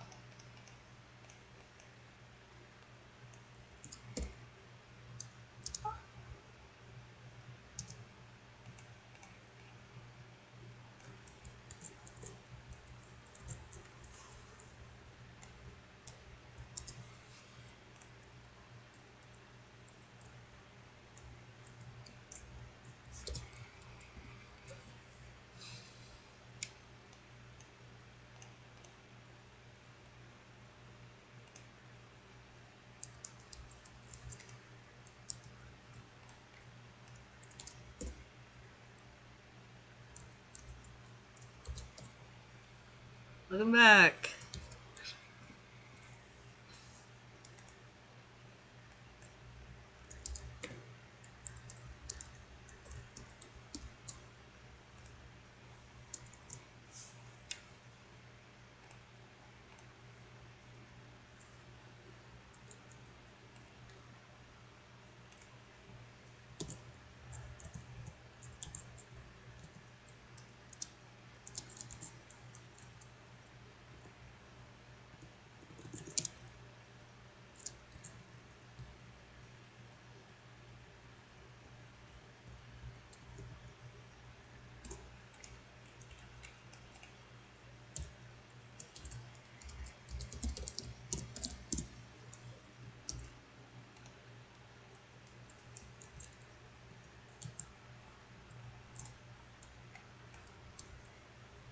Okay, now for the new camera shot.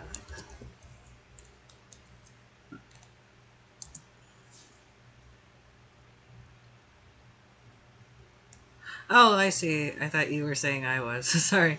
My brain... Ugh. Uh... Honestly, I guess Hera, but honestly, I can't get that excited about the big story characters in most things. But far and away, the best character to me is Zote.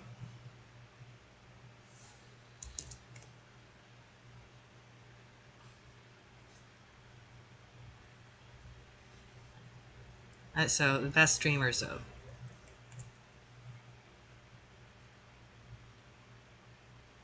He dreams, don't worry.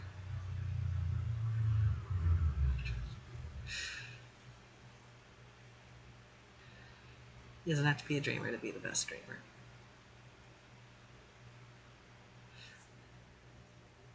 That's right, exactly. Zote Goat.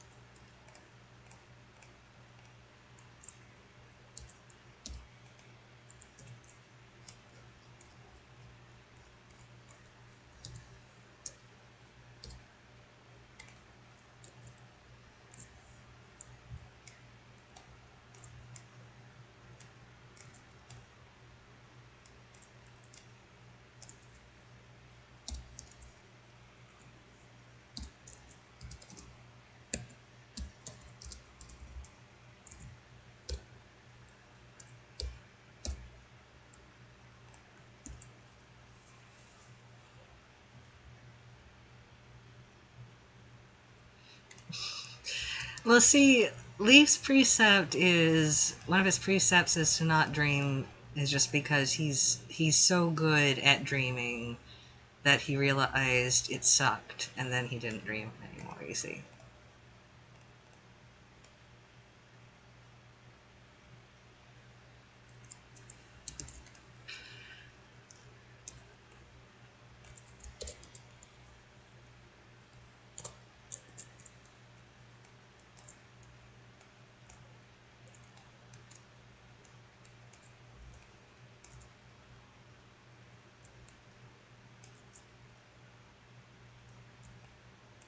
4:30 exactly. Wow, good job.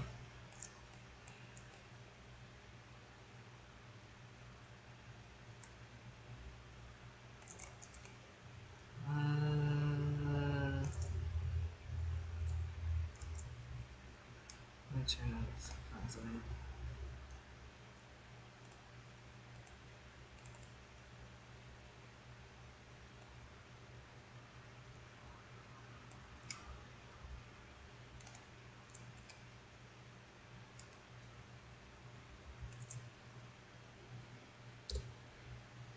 Okay. That's for now, I guess. I used to get chronic character obsessions, but ever since I started on Humans Be Gone, that's the only thing I can think about. Ah.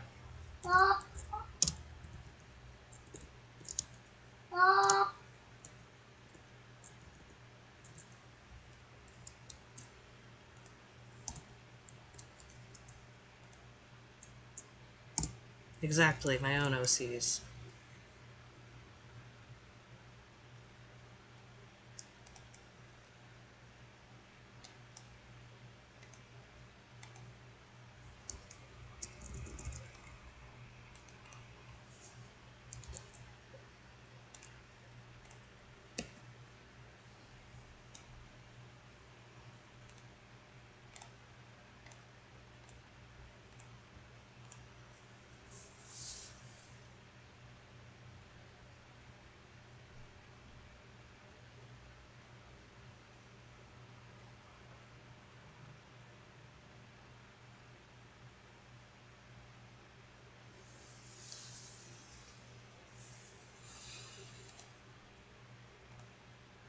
Aiden, thank you for the money.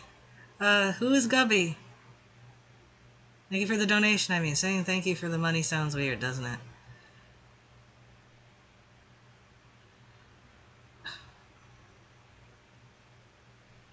Used to. What happened?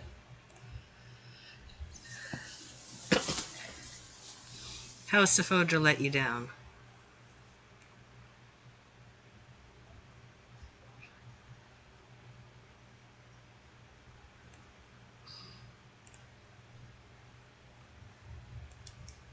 Okay, and now to move it out of the picture now that it's not.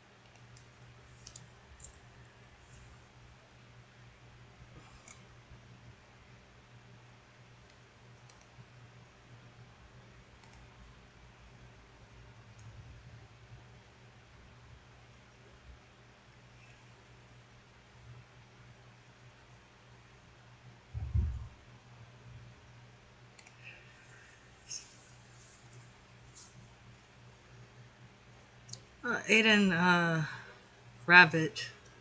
So, you want me to add a bunny?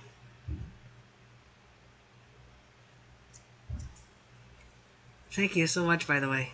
Sorry, my brain's fuzzy right now, or I'd sound more enthusiastic. I really appreciate it.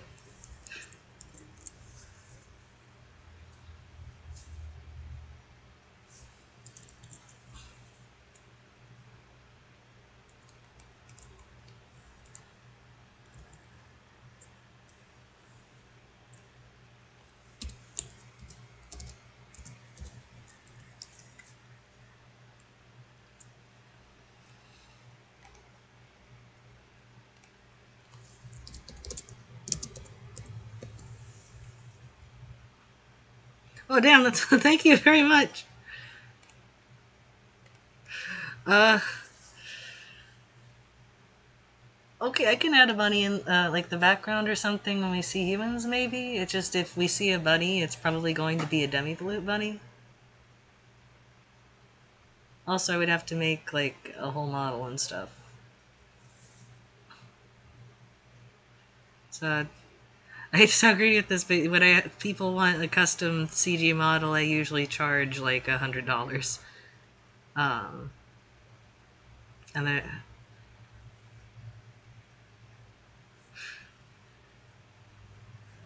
So, but I could do like a painting of a bunny in a background shot or something. Maybe in a flashback. Oh yeah, because we have Dulcin. I could show a bunny on Dulcin.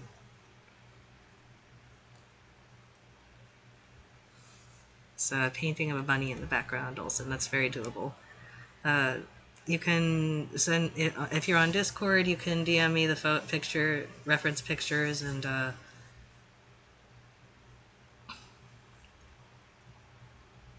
you can also just send message me on Twitter or Blue Sky.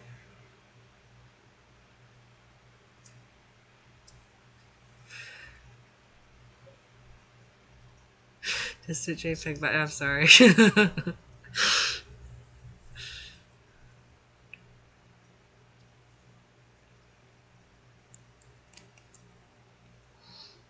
Alright.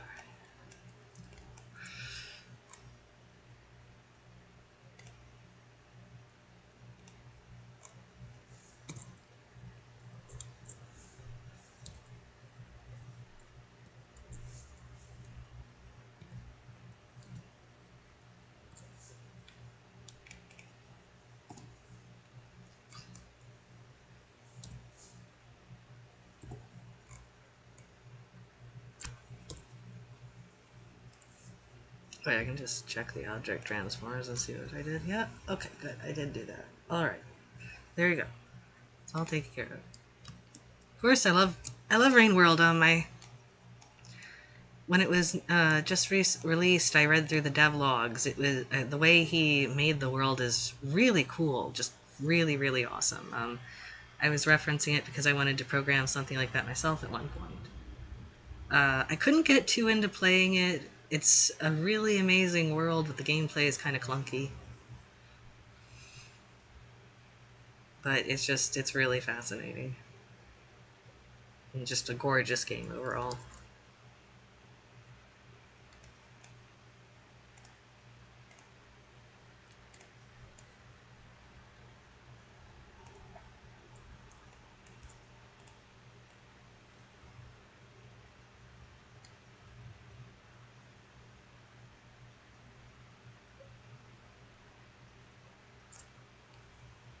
Favorite Ring World Breacher? Oh, definitely the one I was reading for the most for the IK. I can't remember the Daddy Longlegs. I think right.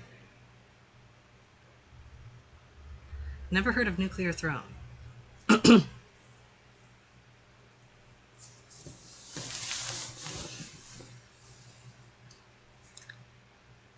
There are lots of creatures to love in Rain World, but just the Daddy Longlegs because I was so intent on reading how they were programmed. They're my favorites. Also, I just really love Daddy Longlegs in real life.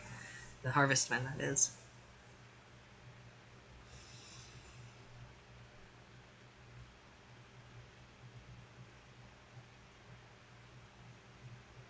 I say Daddy Longlegs, I'm probably misremembering. Okay. Yes, the ones with the tentacles.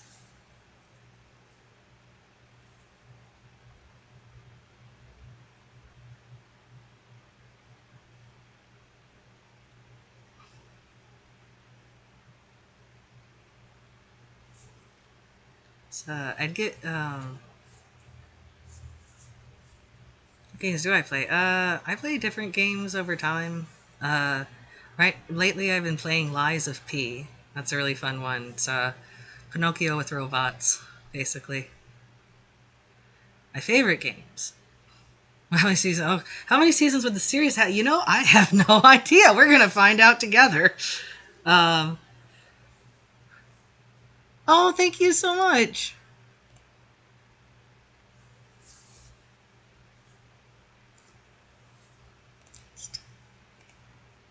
Thank you very much, Brian Leaves. But I was gonna say, yeah, the lizards are great. Love lizards, and the vultures and the little monkey guys. They're all great. But my favorite games. Well, first off, the obvious dumb baby answer is Pac-Man. The AI in it is really cute. I love the way it was programmed. It's just such a simple algorithm, but it goes such a long way toward giving the ghost so much personality. Um, so yeah, Pac-Man because I'm a programming nerd. After that, Morrowind is a huge game for me. I love Morrowind. It's just magical, amazing, alien world. I've still never seen anything quite like it in games before or since. My favorite thing to do is to just uh, bump acrobatics up to 100, and jump to a random location, and then try to find my way back to civilization. Games apart from Lies of P and Morrowind. I mean, not Lies of P. Lies of P is the one I'm playing. It's okay. It's not one of my favorite games of all time, but it's cute. Another game I really like. Let's see. Partial to Neverwinter, the original. Well, not the original, but the Neverwinter Nights that came out in 2001. I had a lot of fun playing through campaigns that I downloaded with that and the main ones. Bloodborne is an obvious choice, but it's just really fun gameplay and really beautiful world.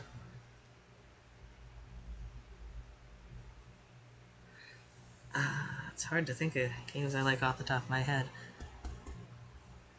There are lots more games that I like. I promise.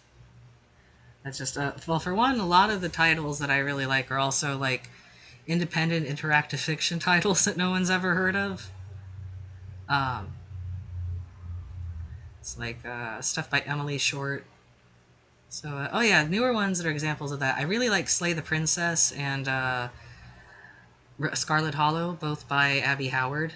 They are amazing and exactly the kind of thing I'd been hoping people would do with the visual novel format all along.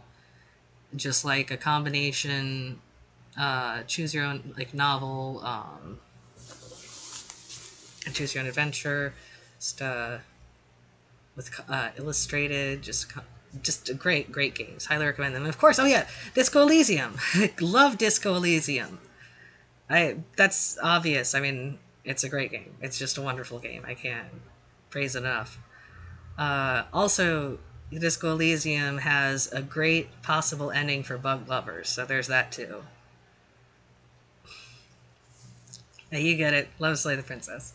Um, Scarlet Hollow isn't like as like obviously impressive as Slay the Princess, but it's still a very impressive game, like especially for the scope, and I highly recommend that one too. I actually never got into Minecraft because I don't know, I love sim games in theory, but I get really anxious playing them, thinking I could be making my own thing from scratch. Um, what is another game I love?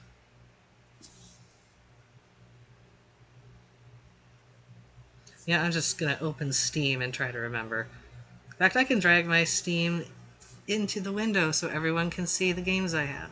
How's that sound? So I think I'm gonna take a break from Blender and close it off because Blender gets grouchy when you leave it open too long anyway. So give Blender a little break. And let's go to my Steam page. Oh, you don't have to do that. Thank you very much.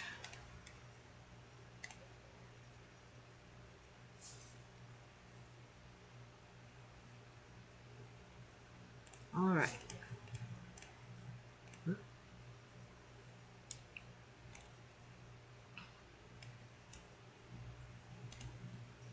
So let's go through my library together.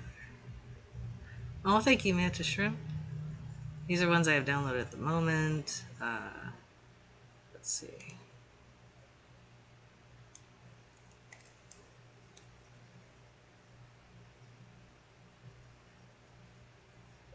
Yeah, love Amnesia: The Dark Descent, the original. Machine for Pigs, I think, was laughably bad, but I always recommend the original Amnesia: Dark Descent, though. I played it when it was brand new and nobody had ever seen these mechanics before, so it's probably kind of trite now. Let's see, another one.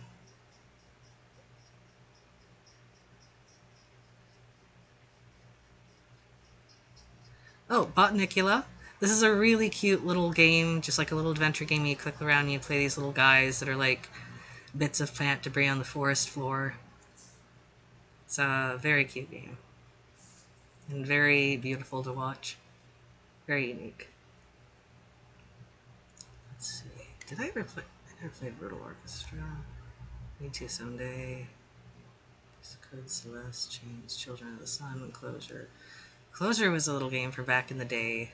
It was originally on Newgrounds, and then there was a sequel that was available on Steam. Very fun game. Very cool mechanics and very pretty to play. Just like plays with, like, you can only interact with things that are lit up. If things are in shadow, then you can't interact with them.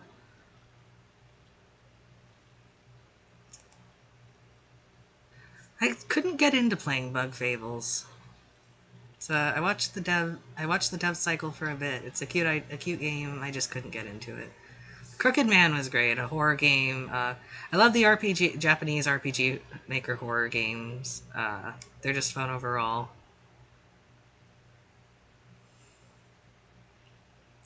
Let's see. Cult of Lamb was pretty fun. It's not one of my favorite games, though. Oh yeah, of course everyone's heard of Cuphead. Really loved playing Darkest Dungeon. And Darkest Dungeon 2 was even better, but I'm bad at strategy, and it was so hard I had to give up on it. But still recommend that game. I love Darkwood. Darkwood is another horror game. I like horror a lot. Cult of Lamb was fun. Darkwood is just really cool, really atmospheric horror game. It's like it's dreary and full of dread, but at the same time, there are also like really whimsical characters to interact with. It feels kind of like a fairy tale. Let's see. Still need to play Deadly Premonition. Yeah, Dave the Diver was cute. That was a cute one. Oh, the Deer God I haven't thought about in a long time. That was a pretty fun one. It's just kind of like a little exploration game where you're a deer. Desolate Hope. Oh yeah, that one. Detective Grimoire. Don't remember that one. Detention. Detention was alright. Disco Elysium, of course. I don't even remember why I have Dishonored. This is like over a decade of games. It's like 15 years of games here. So anything I downloaded thinking it looked kind of interesting. Dredge. Oh yeah, Dredge. That's a fun one. I'm sure a lot of you have heard of it. Just a horror game where you fish up mutant fish. I love Shadow of the Colossus, but I don't think it's on Steam. But yes, Shadow of the Colossus is one of my favorite games. Thank you for bringing it up. Shadow of the Colossus, beautiful, and I love the gameplay, and it's just really atmospheric and a really cool, kind of sad, somber story.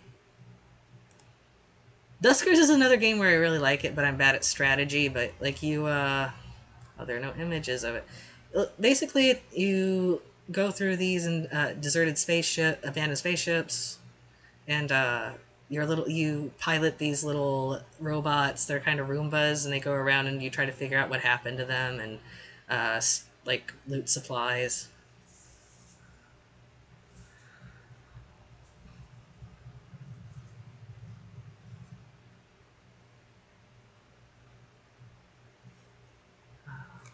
And yeah, Dwarf Fortress is another, like, I love seeing the results of people playing it, but I don't have the patience for it myself. Elden Ring was pretty fun, and here's Morrowind. Love Morrowind. Just beautiful, gorgeous game. Everybody play Morrowind. Oblivion and Skyrim were okay. Elsinore was alright. Of course, in a Dream Barbecue. Don't remember Angare. The Eternal Cylinder, I really need to get back into. It's from the creators of Xenoclash, and really cool creative world building, wonderful spec Evo, but I just couldn't get into the gameplay. Zero. That was a pretty fun one. It was a short one. Within, I never got into playing. Fallout 3. Fallout 3 is fun. Fallout 4 is fun. New Vegas. Fairy Walk. This is another fun short game. Oh yeah, Fear and Hunger. Fear and Hunger is fun. Kind of gave up on it because of the difficulty level, though. Oh, Flipping Death is, I recommend Flipping Death. It's like a point-and-click adventure game and has a lot of story going on. Just, setup where you play a girl who died and became the new Grim Reaper.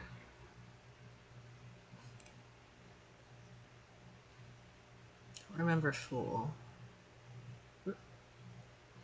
Forest Below. Pipe. Master Ghost to the Tail. I need to finish this one. It was kind of a red wall game. Little mice. Ghost Song. Green Ginkgo.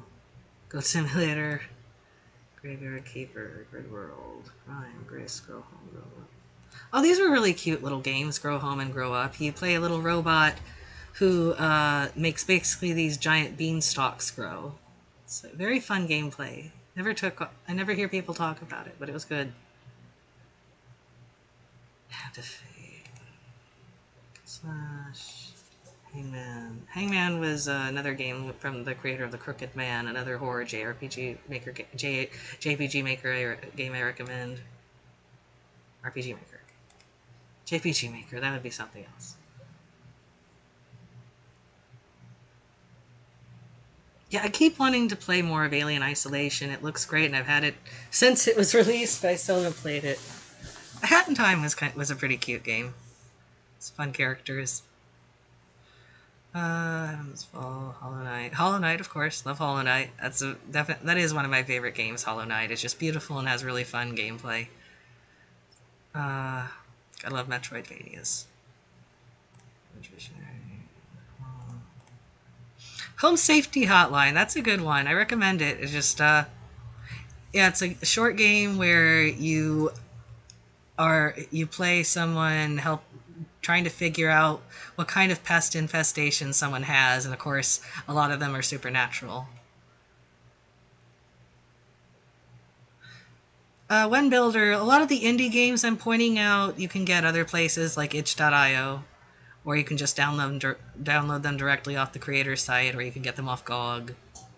But oh, you don't have a PC. Oh, yeah, that would be a bit of a problem. But some of these might be available on whatever you can play it on. A House of Many Doors. This is one of my very favorite games of all time. It's you just play like you're trapped in this world, where it's hard to describe. Like kind of different pieces of different dimensions have all been like cut off from the rest and added to this little sub-dimension world.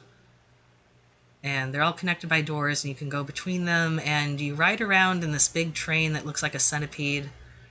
And it's very story heavy, like lots of character interaction with lots of fun characters, lots of romance options. Like sadly the best romance options aren't available, but you still get like a lot. I don't want to spoil it. It's a really fun game. Let me see if I can show you. Someone posted screenshots of it.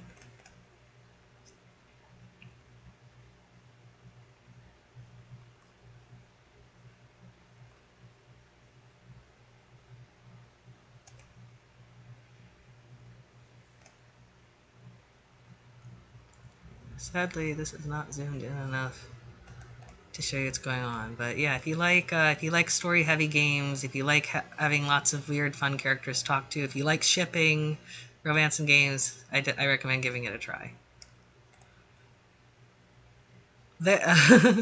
Many doors. That's all anyone knows. Yeah, Hyper Light Drifter was pretty fun. I haven't played Hyper Road yet. That was this is a game that kind of messes with like geometry, math. It's like non-Euclidean non-Euclidean physics. It's a cute one. I need to play it again, and I need to get Hyperbolica from the same creator, which goes even more there with it. Hypnospace Outlaw. If you're nostalgic at all for the 90s, this is a game for you. Don't know if you'll like it otherwise. Just, yeah, it's a alternate 90s timeline where people just plug the internet directly into their brains. But otherwise, it's really just 90s nostalgia.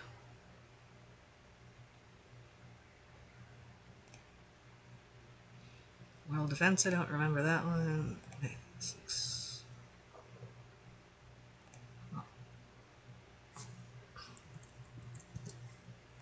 Don't know what this is. Should probably look at it. In Other Waters, I still need to finish this one. This is a interactive fiction game where you go around an alien planet underwater. Just you're a biologist discovering new life forms. It's really cool. Not a lot of visuals, but very cool descriptions of the aliens too. Description, I'm sure everyone knows. Inside was a good one. I don't want to spoil it, but it has a great ending. Iron Lung, you probably know. Journey of a Roach was a cute little game about bugs. It's set in like a post-apocalyptic future, and you play a giant, like some human-sized roaches. Kentucky Route Zero, another interactive fiction game, like very surreal. I never did play the last one in the series, but it was very fun. Australia Wormtown. I've played that in the Humans Be Gone server a lot of times with people, actually. It's a really cute game. It's like Tremors, the game, and you can play the people or the worms. Later Alligator is a really cute point-and-click adventure with little alligators. Just like every person in the game is an alligator. And it's very cartoony, adorable. A lot of sequences are fully animated. Let's see. Here's a bit of someone playing through it, actually. Everything's worth 3 here. Oh my Yep, there is a Humans Be Gone server. If you join the Patreon for $1 for at least 1 month, you get access to it. You don't have to pay me ever again. Uh, it's just $1 one time. You're right, Temporal. I don't think anyone else is making a movie about Iron Lung. I should do it. I am, after all, the only popular YouTube personality in existence. Alright, Layers of Fear was actually from the same studio that made the remake of Silent Hill 2, and that was surprisingly good, I say, as, oh yeah, Silent Hill 2, another of my favorite games of all time. Love that game. And I was surprised the remake actually did it justice. Layers of Fear is from the creators of the remake, and it's a pretty good game. It's not, like, amazing. There was one part I really loved, the chairs, though. We'll say that. Alright, Lethal Company is cute. Life is Strange, Lifeless Planet. Oh, Lifeless Planet, that was... Yeah, that was just a game where you are get trapped on an alien planet that was colonized by the Soviet Union, and something went terribly wrong and everyone is dead, and you're both trying to find your way off the planet and trying to figure out what happened to the previous colonists. Lifeline. Oh no, Lifeline's leaving Steam soon. Oh no, I guess it's not. I guess I only have it because I bought it when it was released. Oh well. Limbo is from the creator of Inside. I recommend that one. It's another fun one. And I think it's actually from the creator of Closure. So, oh, Lisa. The Lisa the Painful. You gotta play Lisa the Painful. Excellent game. Just very harsh, very brutal, but an excellent game set in the future where all women have disappeared, and a lot of people are kind of mutated into different things because of a drug called Joy. It's post-apocalyptic. It's kind of hard to describe. Just you got to play it.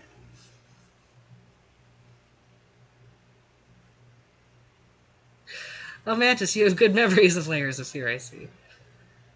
Let's see, Little Inferno, Little Nightmares 2. Little Nightmares is pretty good. Lone Survivor. Maggie's Apartment. Oh, Maggie's Apartment is another point-and-click adventure that's animated and very cartoony. You play like a little marshmallow girl trapped in her apartment, and just lots of fun, quirky things happen, as typical of point-and-click adventure games, you know.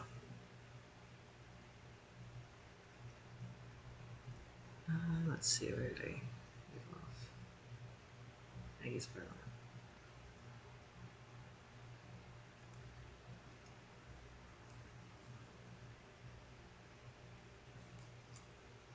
Why is it not showing in the list anymore? That's weird.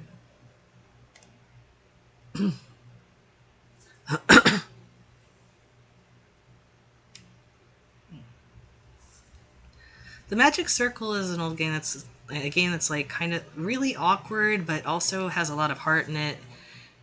It's all kind of overlaid. It's really fun, unique gameplay, and it's all overlaid with narration from some fun characters, including one voiced by the same guy as Dr. Venture from Venture Brothers. So definitely recommend that one.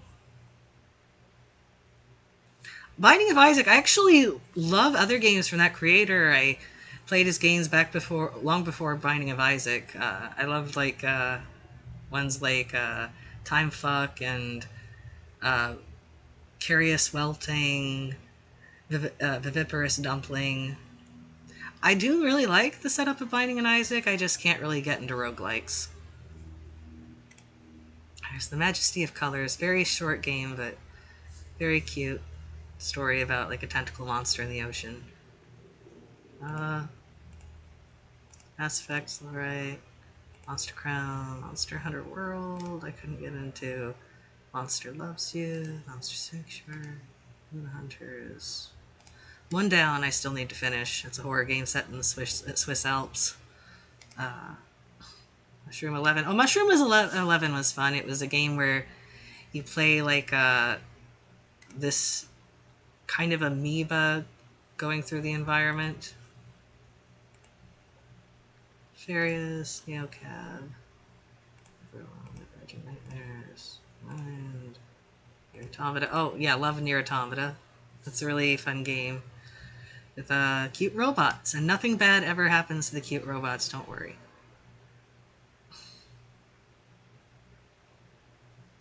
Oh no, I mean, there are lots of games I can't get into playing, so don't let that tell you anything. There aren't many games. I just like enjoy playing like a narrow range of games. Night in the Woods was good. I'm sure everyone knows Night in the Woods. No Man's Sky. No Man's Sky was fun. I left off with that one because it felt like it got repetitive, but it was really fun to explore the different planets for a while. Yeah, maybe. Populous, Oddworld. So, see, Oddworld. I can't even get into playing Oddworld. That should... I have... That's on me. Oddworld is really cool. Definitely give Oddworld a chance if you haven't heard of it. It's like, and they're making remakes of the games. It's, just a future where you play like this alien kind of enslaved by other aliens. And all the designs are really cute. It's like this is one of the villains.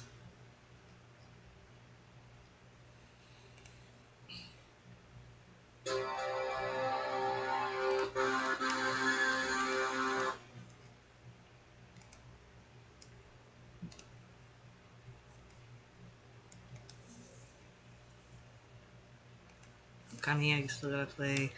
Oh man, there's that one. Shot, Osprey. Outer Wilds. I need to finish Outer Wilds. I still haven't. Pacific Drive was really fun.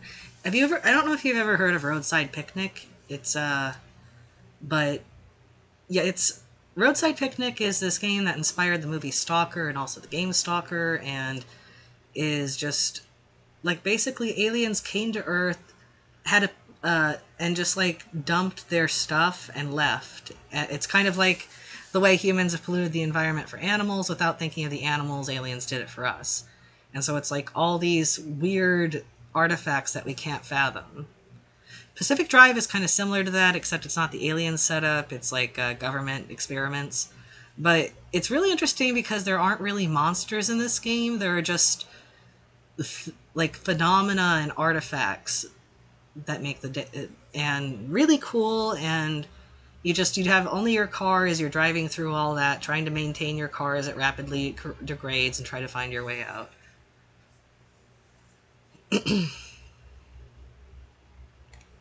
Yeah, Pal World.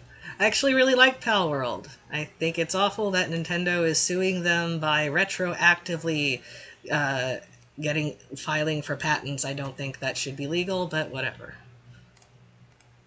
Video, Paradise Killer.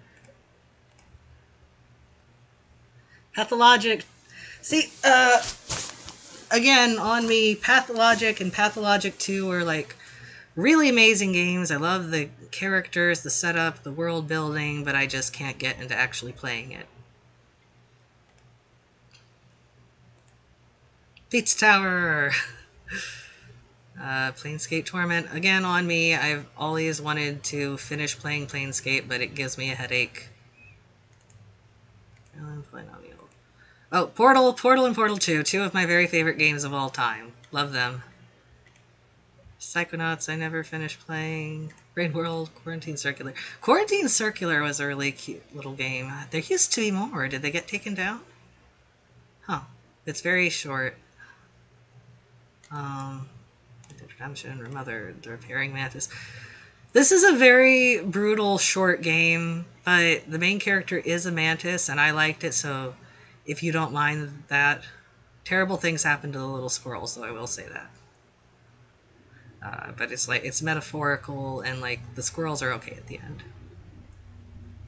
Yeah, actually, oh yeah, GLaDOS was another inspiration for Sephodra's character and voice. Mantis Shrimp. What, you'll have to tell me, I'm still going through this. Resident Evil 4, another of my favorite games of all time. It was just really, really fun to play.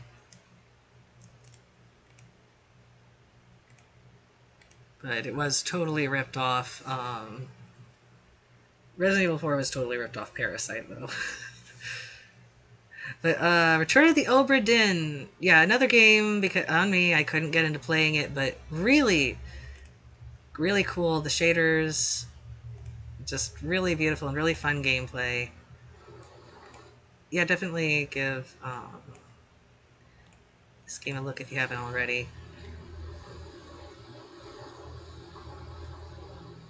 Just, you have like a magic stopwatch, so you're able to go back in time and look at snapshots of events that happened on this ship to try to solve a murder mystery, basically.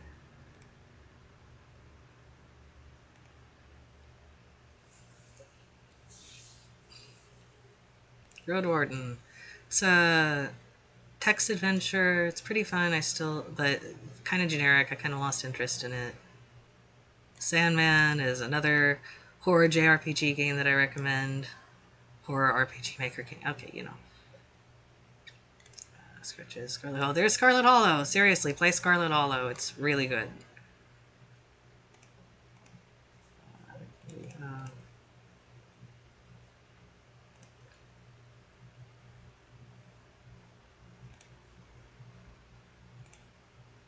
I'll wait outside. Do additionally conversation pass. Some right away. Another. Actually, the very beginning is enough to give you a sense of what this game is like. You choose your character. You can be bus my rides with countless late night stops. CDT. I don't think it's you would know still here. Oh, anyway, I was saying. Oh no, he's still here. He's been next to you for the past 5 hours, talking at you with without pause. You're not sure he even stopped when you started to doze off. At first you thought he would work, mostly messing around, pushing joggers into the harbor, that sort of thing. Yeah, there's lots of very fun character interactions. What Remains of Edith Finch? I never played What Remains of Edith Finch. It's just, I can't... If it's a game that has no gameplay at all, it's like I can just watch it on YouTube. There's not much point in playing it myself. Sekiro I love, but I have no sense of rhythm, so it is impossible for me to play. Showdown Bandit. Sir, you are being hunted. Saraland 2. Saraland 2 is cute. If you like Pokemon, it's like, more, like, very ambitious in Pokemon with a lot of, fantasy creatures. Slay the Spire was really fun. I did play that one all the way to the end. Even though it's a strategy game and with cards, and I'm normally not good at those, it was really fun. Smile for Me was pretty fun. Spooky's Jump Scare Mansion. I love Star Wars Knights of the Old Republic. It was actually my introduction to Star Wars. And still one of my favorite installations in the Star Wars franchise.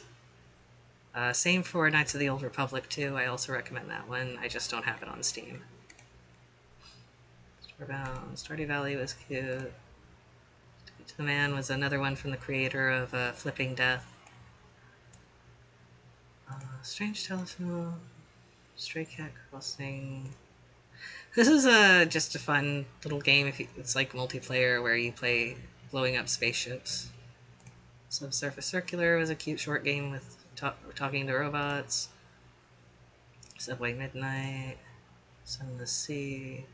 Sunless Sea I really recommend. I wasn't very big on any of the other games from these creators. This is from the creators of Fallen London, this browser RPG game you might have heard of.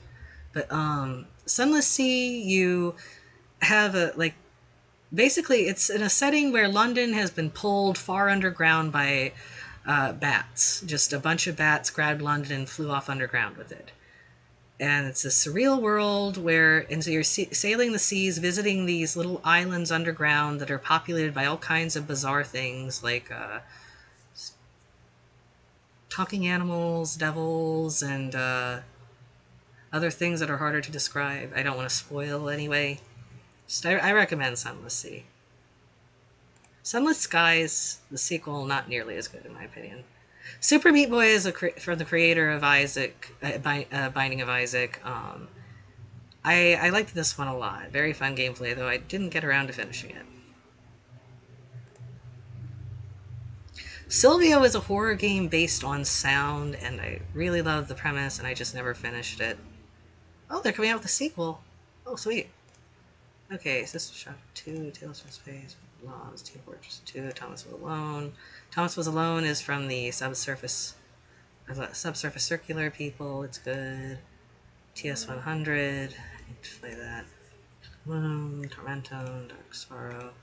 Tormentum Dark Sorrow was like really over the top, dark, edgy stuff with beautiful painted backgrounds. It was fun. I do recommend it.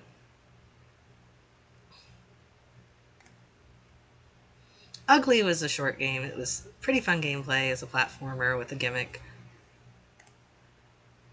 Ultra Kill, I gotta play more. Umihara Kawase, I love, though. It's better when you cheat and play it on a ROM so you can save and restart wherever you wanted because it's really hard. But just, your weapon is a fishing line that you also use as a grappling hook, and the enemies are, it's basically Gyo, if you've heard of that. They're just, all like fish with legs. It's very cute, very pretty game.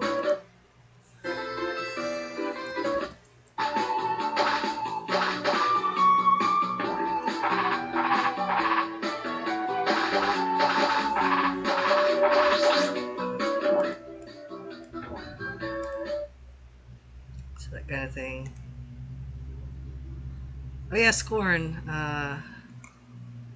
Why isn't Scorn in here? I thought I bought. Oh no, I guess I just watched playthroughs. Scorn was okay. I love Beksinski's art, but I feel like no one, and I love Giger's art, but I feel like nobody inspired by them ever really gets it.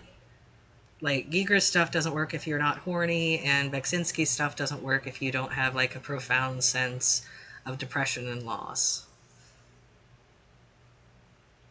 Undertale, that's good, obviously. Vampire Survivors, Fangers.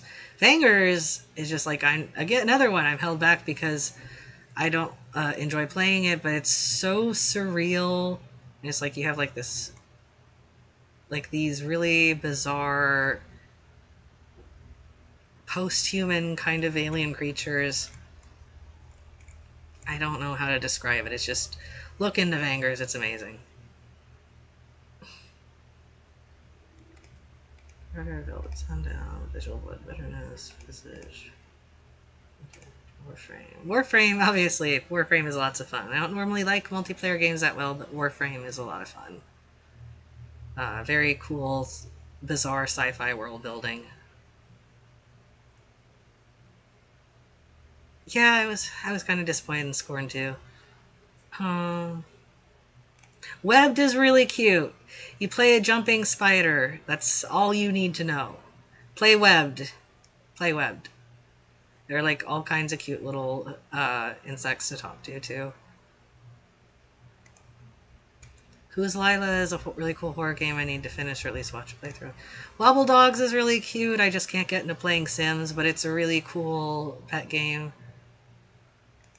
World of Horror, really, it's had a lot of updates since I last played it. I should play more of it. It's just like Junji Ito the game, basically. I really wanted to love this one, but it was just kind of a very poorly put together cash grab with shitty assets after all. I really wanted to like it, just like you have a giant pet jumping spider and you go through Silent Hill. What's not to love? Yume Nikki. If you've never heard of Yume Nikki, you need to play Yume Nikki. It's really, really fun, surreal dream game where you just like go through different dream worlds. Yes, I know Lucas the Spider. It's a cute idea. I'm glad someone made something. Yume Nikki Dream Diary was like a remake in 3D. I don't recommend it. And Xenoclash 2 is really cool. The character of Father Mother was kind of an inspiration for how I designed Vera. I definitely recommend Xenoclash and Xenoclash 2. Okay, now let's go up to Pocket Pals or Pal World and see what it is the creators have done that I need to see.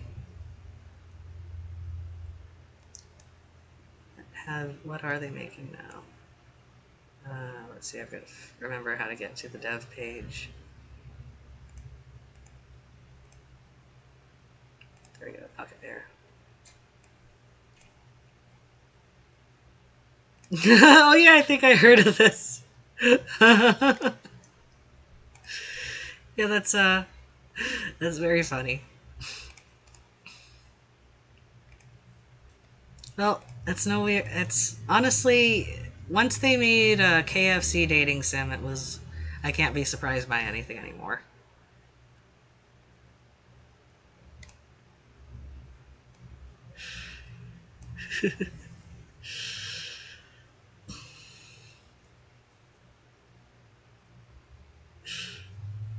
The tag has horror on it, does it? Let me see. Oh shit, it does. Well, it is a kind of horror.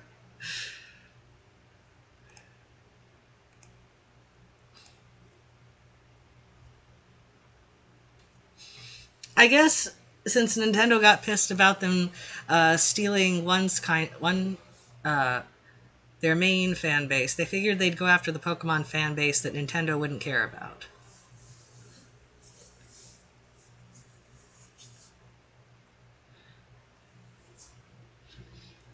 Soft cookie, there are some jumping spiders that make spider webs. It's I believe the social species does actually. The social ones do actually. And yes, you can date in the KFC dating sim. I'm pretty sure you can date Captain Sanders. I can't say it 100% because I only read about it in passing years ago. I never played it. Or Colonel Sanders, not Captain Sanders.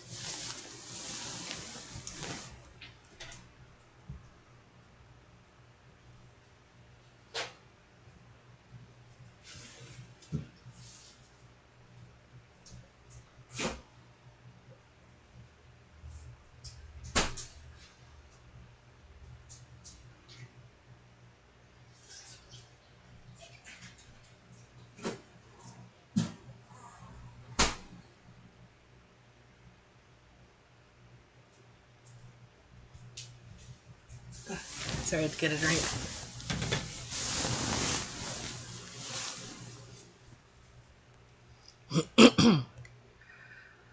All right. Now, well, that's all my games.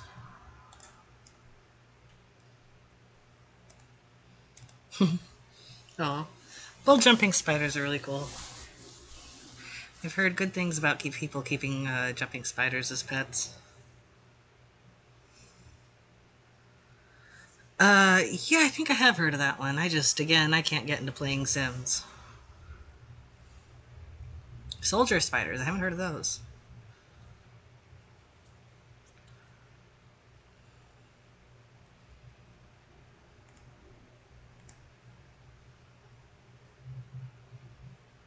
Oh yeah, I gotta start up Blender again, I guess.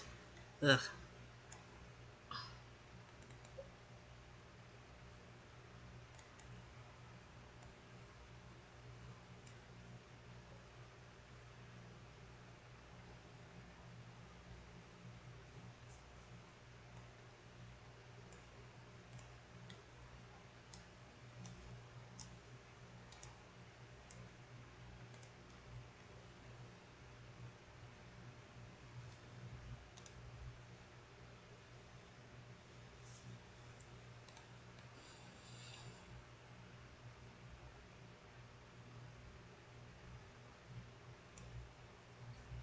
Okay. Now I gotta set up where all the backgrounds go.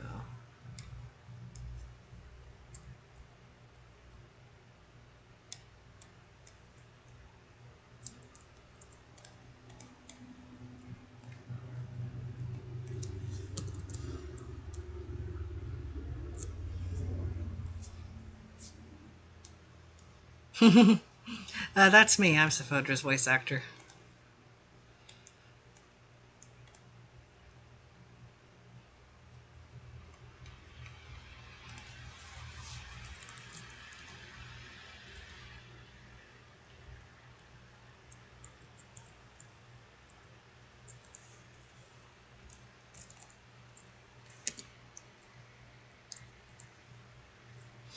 The cows are the way they are in that game because they were kind of inspired by a horror movie called Isolation, which I really recommend.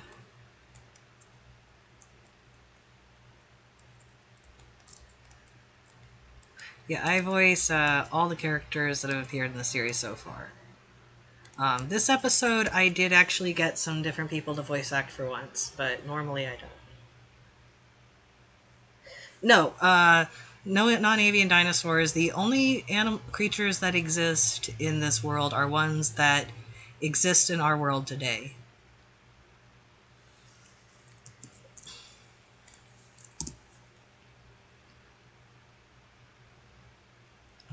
Human Speak On is set in the far future.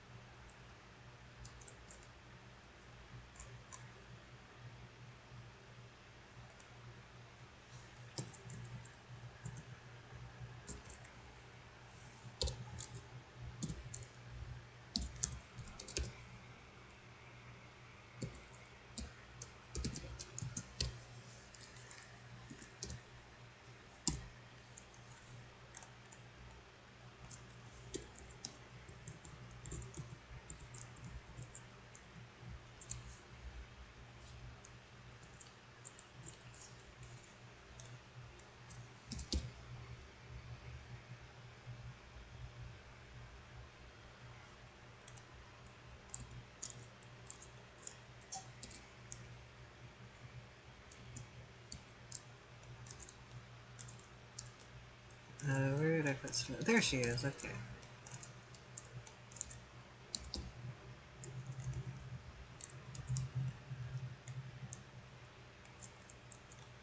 There it is. Let's find out.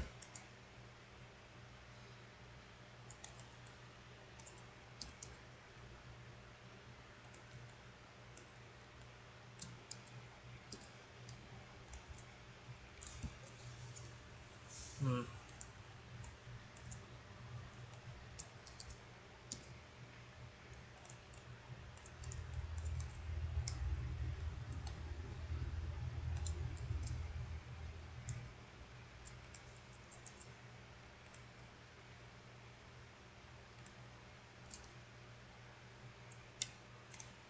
Yeah, maybe I'm just gonna make a new object for this one, actually.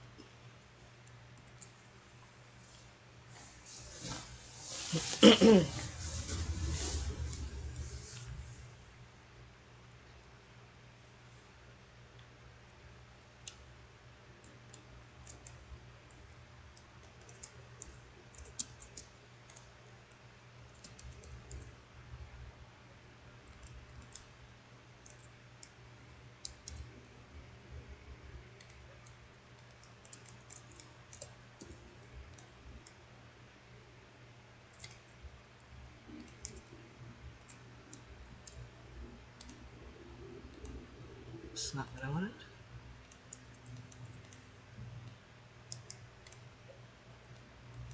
There we go.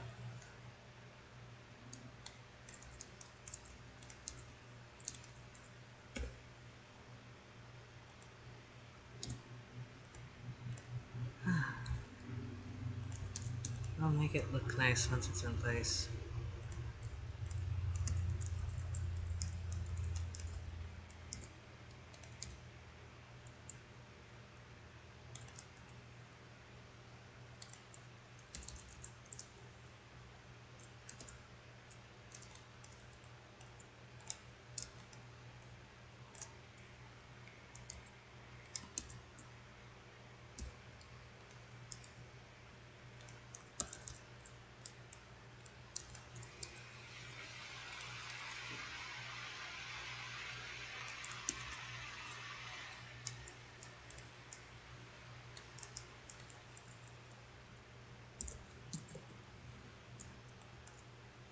Oh, Mantis, thank you.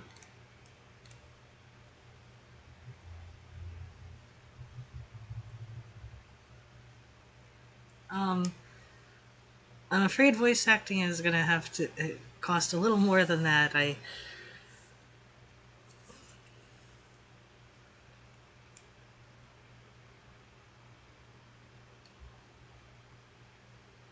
Yeah, I've had people recommend South Scrimshaw to me a lot. I should try playing it someday.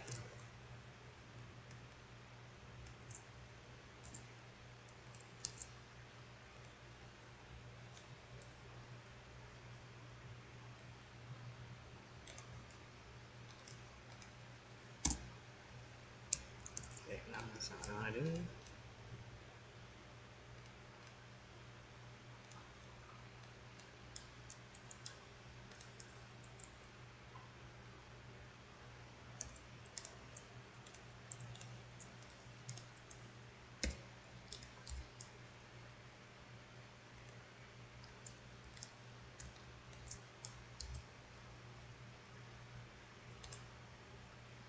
Good enough, whatever.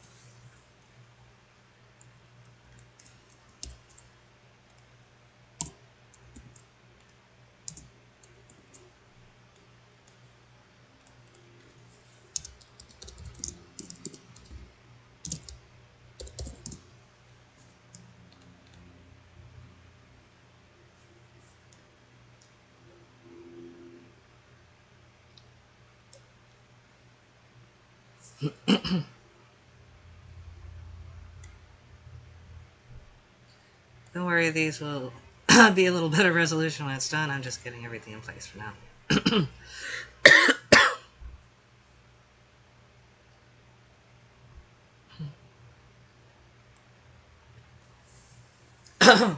The 3D animation is a lot like stop motion, but stop motion is done in real life with maquettes, but 3D animation is done in the computer like this.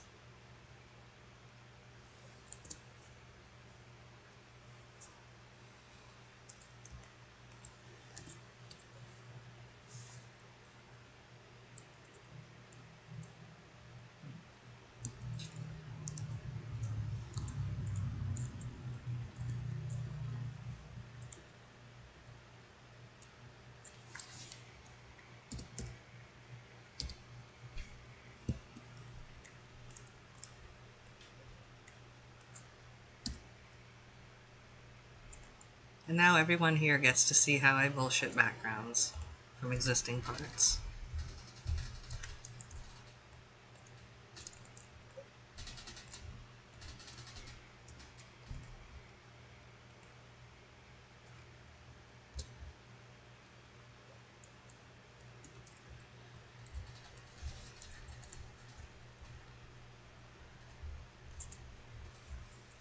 Alright, that's good for now. And this after that won't be too hard to do, so right now I just gotta focus on making all the parts around here.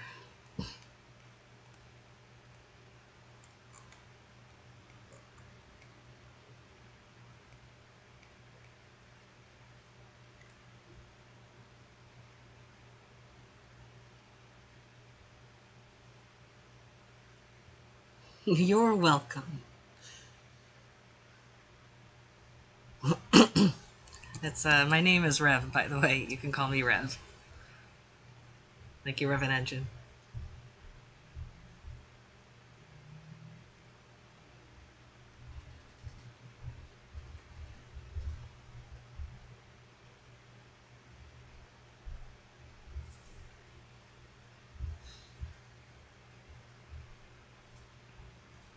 No, stop motion is, I mean, you can do a look like that with Blender, but actual stop motion is in real life with like a little puppet that you move very slightly for each frame and then you take a photo.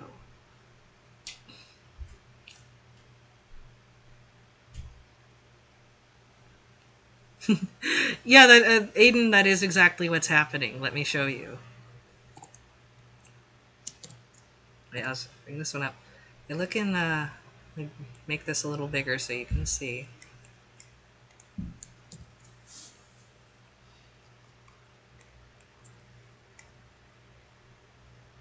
See, yeah, when the shot changes, so does the background. It's kind of subtle here, but you can see, like, everything moved. And it moved there, and it moved there, like, over here. You can see that's what's happening. thank you, VHS. It's me, I am Dr. HVG. Yeah, some things just, like, vanish miles below the stage when they're not in use. Like that.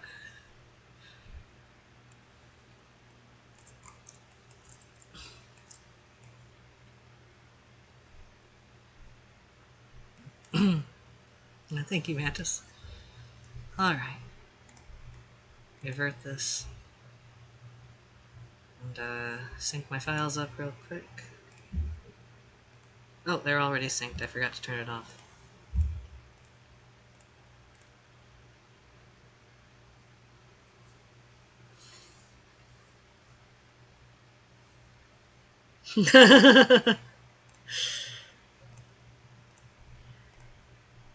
I think the Koreans have better things to do these days.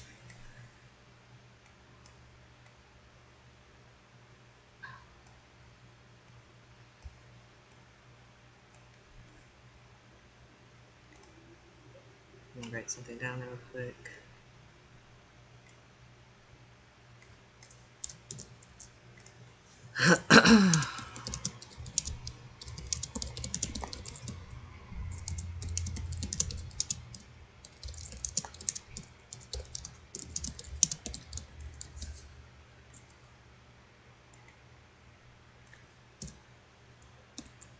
Okay. Now I can turn this off. And I am back.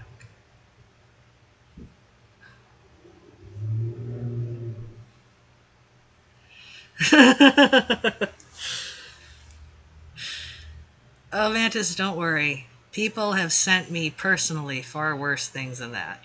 That on DeviantArt, yeah, just, yeah.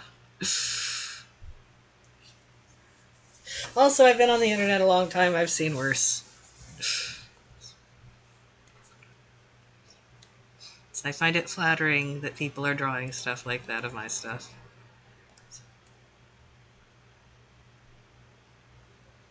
Unique prop.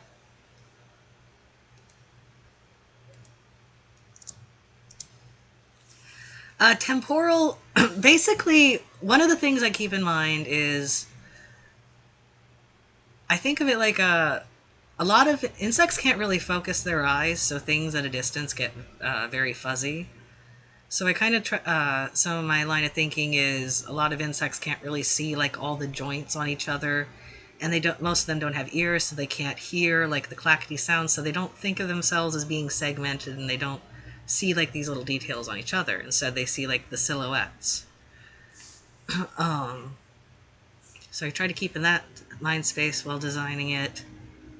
And with the faces, I try to keep like the face shape the same. I add mouth parts where they're like really crucial, but otherwise I don't usually add the mouth parts because their mouths are usually closed anyway. I try to keep the eyes looking very much like the original insect's eyes. Just, yeah. Basically my design mindset is kind of just like make it like colorful and simple shapes, but still looking like the actual animal. Yeah, Google thinks that Sephodra might be Sephora. I don't know. Maybe they're the same thing.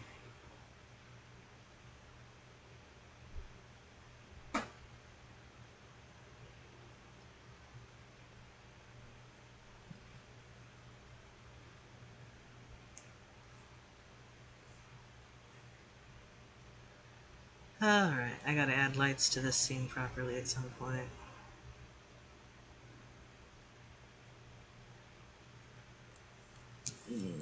I'm not looking forward to setting this up. Oh, where'd my cursor go? There.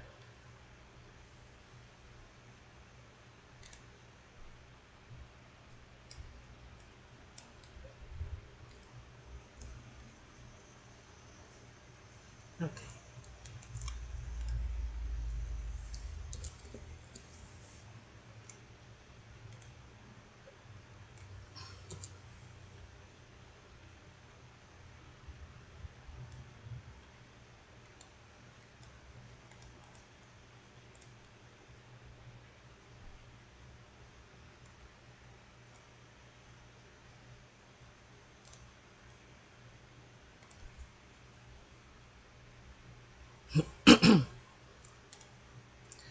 I spaced out there for a little bit. I guess first off, I should just take care of the sky. Oh, right, these are huge. So I need to...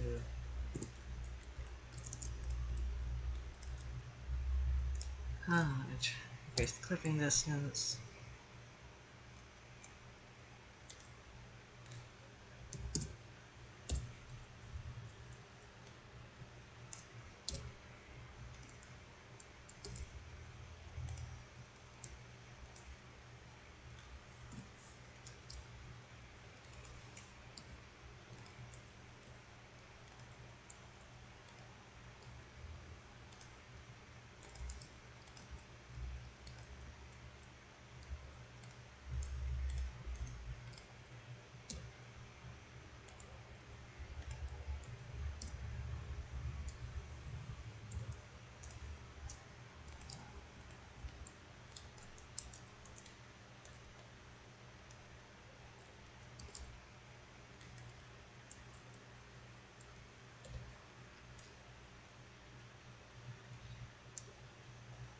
Oh, I forgot to save the last position. Damn it, damn it, damn it.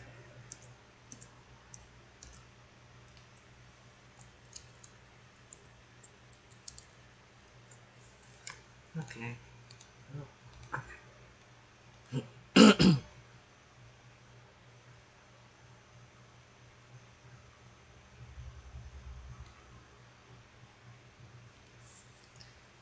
Yeah, exactly. Exactly temporal.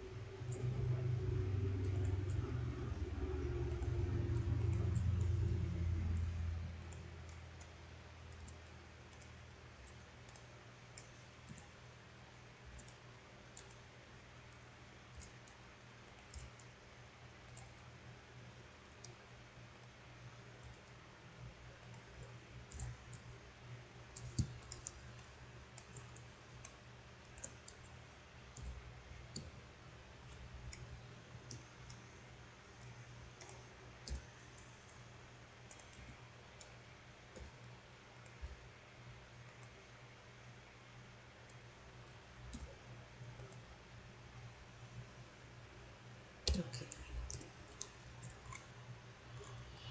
Nothing is clipping, that's good.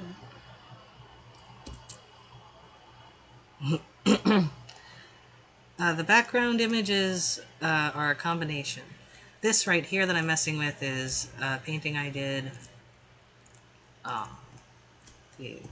Over here, though, you can see like 3D assets that I made here. So it's a combination of things, just whatever works best for what I'm trying to do at the moment.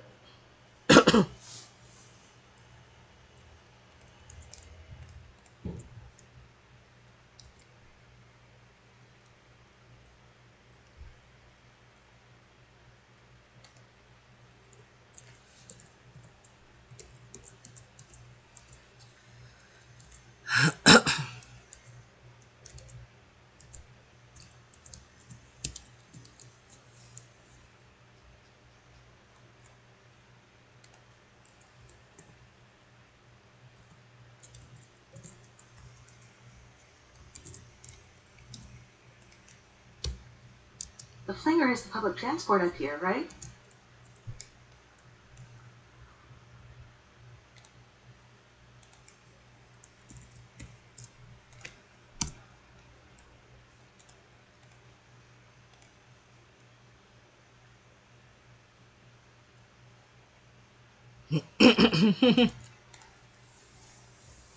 Well, it is true of me. Once I was so into it, I was looking into making my own open rover. It's like a robot for going into the ocean, exploring it.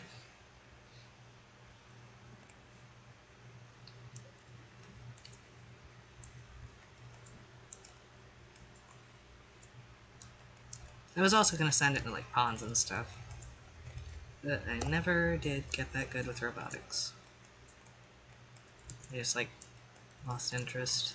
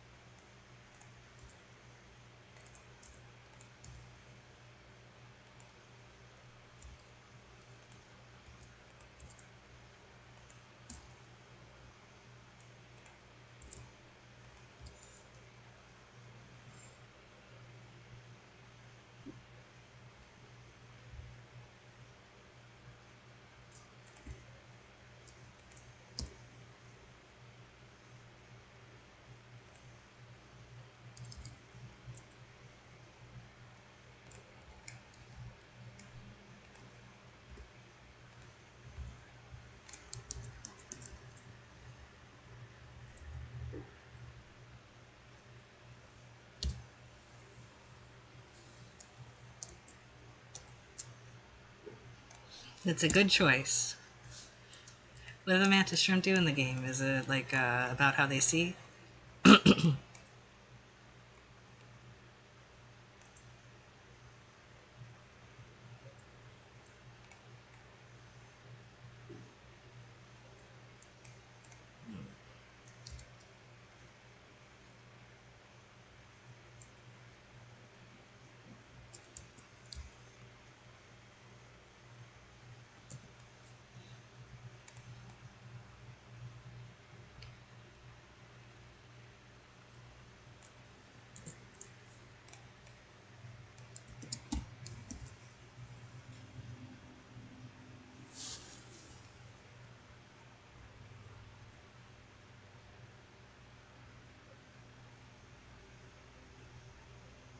That's fun.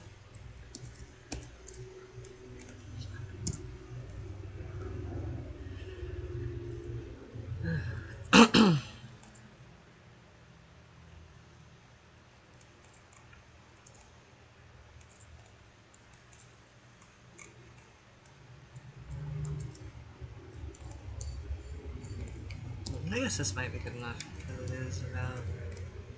Ah, click the wrong.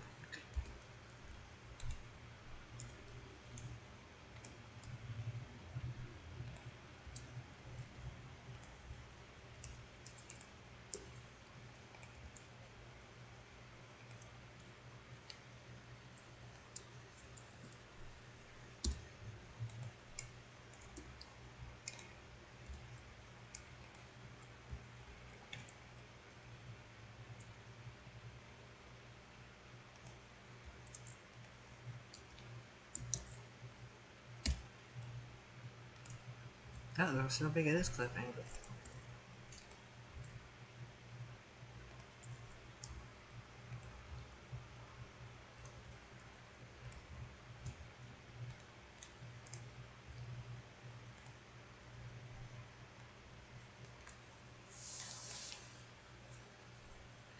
That's a really cute idea. I like that. Have you ever heard of skeleton shrimp?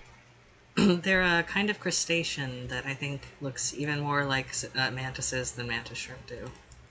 Acts like them too. The females also eat the males in skeleton shrimp, even though the females are much smaller than the males, just because they are venomous.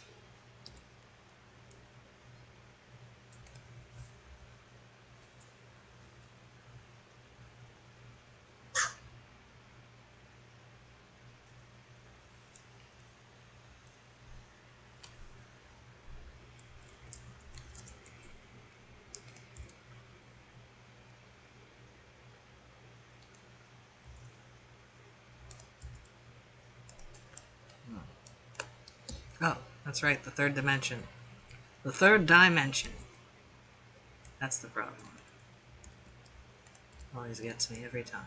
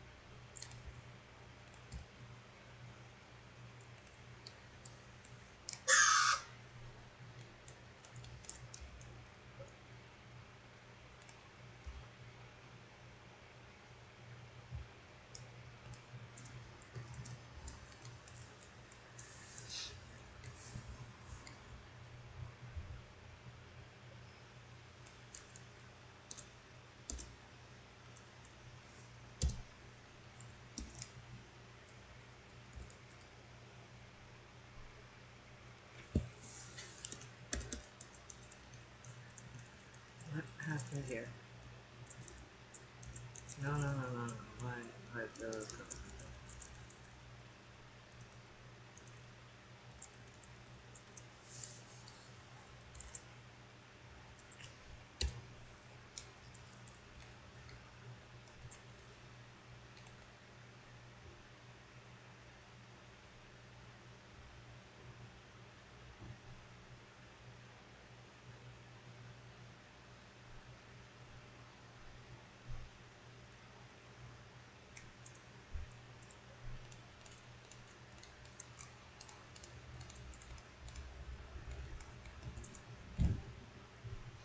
Oh, I was very certain that I had keyframed that, but apparently I did not, and I lost everything.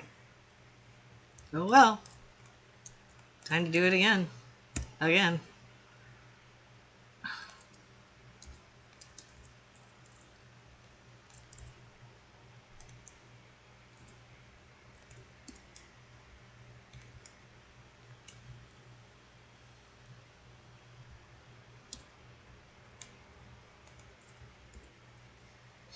Probably does look something like a tumbleweed.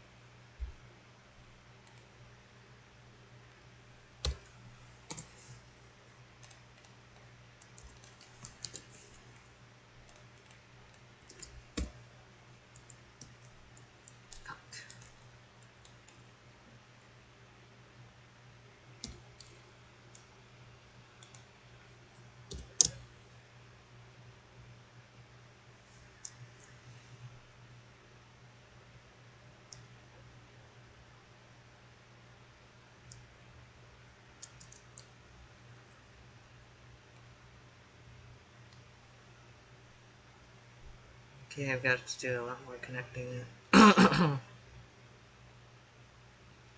But it's a good start.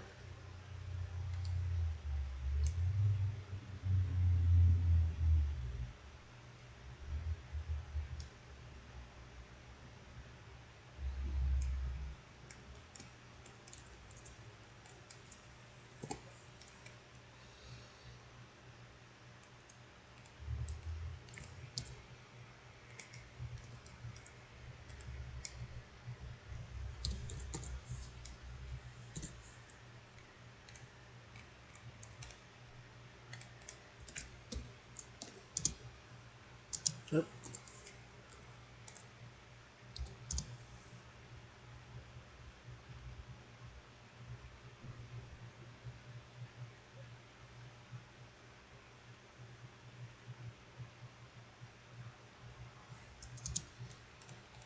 Yep, I gotta change that too.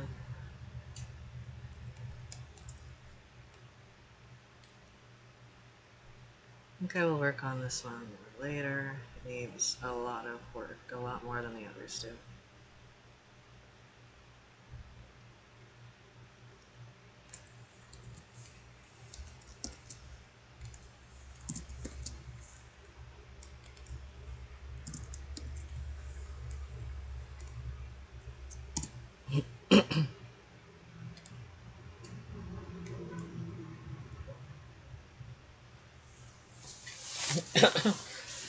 My favorite sea creature. Um, what is the YouTube filter? Oh, okay. My favorite sea creature. That's a really hard one. It's like there are so many sea creatures. There are so many, and they are all so good and amazing. I really can't pick one. There are too many. There are just too many. But definitely echinoderms are out there. Larvaceans are really cool. Siphonophores, barrel eye fish, yeah, nudibranchs, polychaetes especially. Yeah, just lots and lots of cool animals in the ocean. Seals are great. I love seals. Have you heard of Hoover the talking seal? Hoover was raised by a human family and actually learned to say a few phrases, and he sounds exactly like a human being, but like exactly the kind of human being you would expect. He sounds like an old British man. It's like it was back in the 80s. You can find some videos of him still if you look. Oh yeah, and I love the parasitic crustaceans like anchor worms and also just the rhizocephalans. They're parasitic barnacles that live in crabs. The females just turn into like this branching network inside the crab. Also, barnacles in general are amazing. Barnacles are crustaceans like crabs and lobsters, and they look like it. They're kind of like a tiny shrimp inside their own head. Like the things you see coming out of a barnacle, those are just the legs.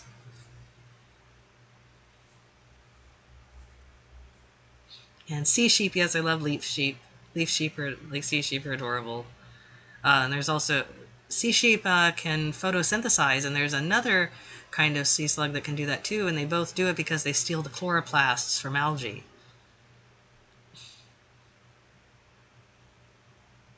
No, I've never heard of Sean Keller. That's awesome. Former Disney animator knows who I am.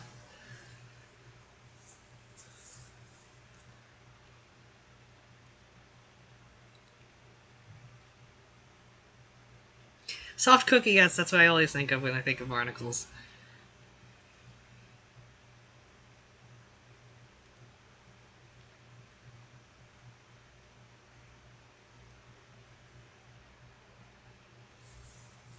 I have to make a note of that.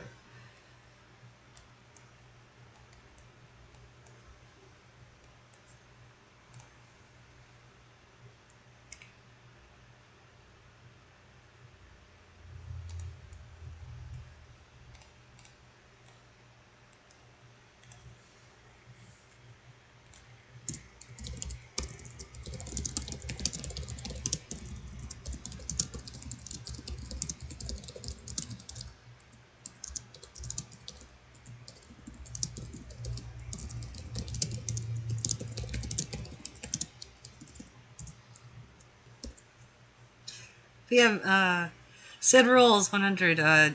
What did he say about Humans Be Gone?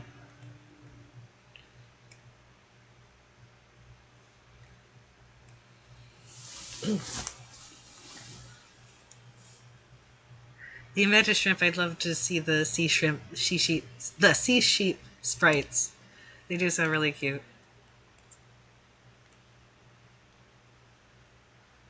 Oh boy. Yeah, we'll do that one later.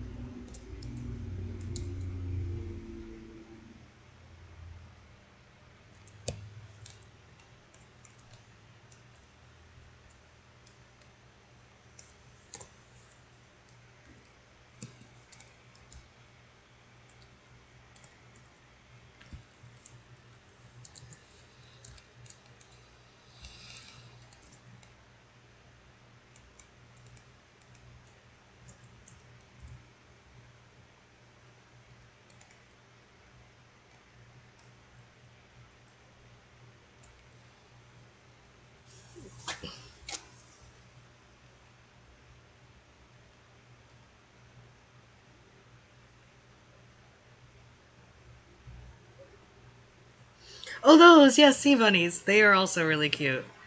I also love the sea dragons. Little blue dragons. Blue dragon nudibranch, is that what they were called? Blue dragon sea slug. Oh yeah, I don't think they were nudibranchs. They're just a different kind of sea slug. So I love tiger sharks and I love bobbit worms. Uh, they, not she.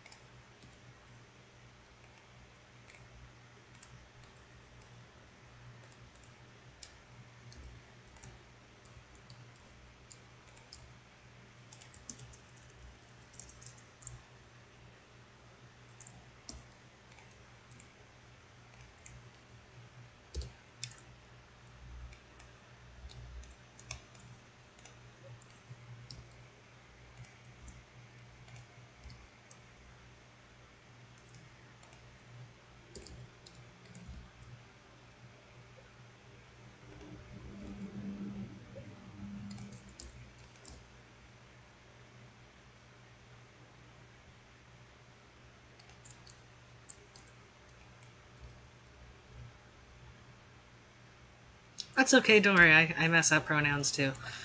All the time. I mess up names, I mess up faces, I mess up pronouns, I mess up voices. I mess up everything you possibly can about a person.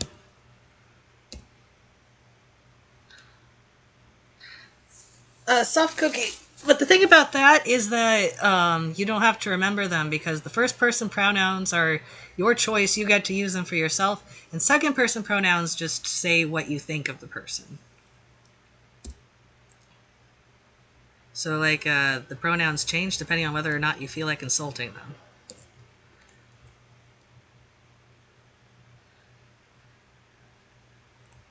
Ah, keep almost closing this off. Okay.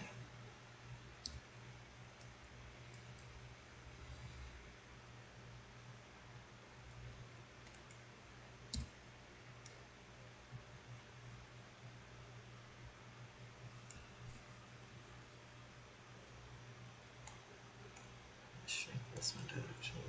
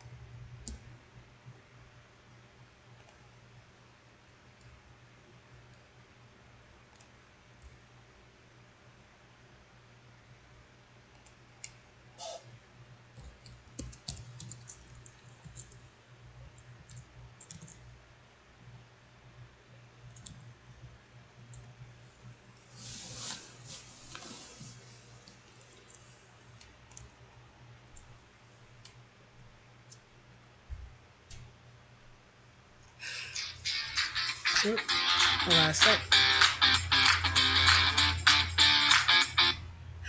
I hope so. Thank you for looking, DDX. I'll be right back. Give me a sec.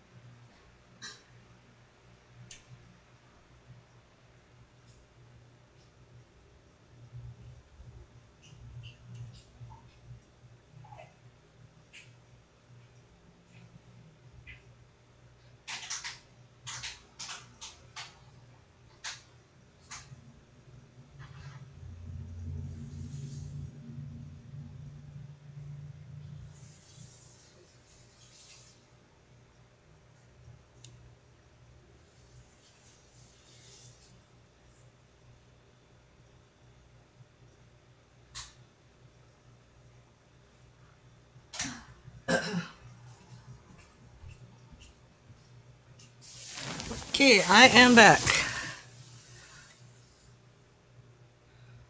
And ddx.exe, yes, I would love that. Please send me a link.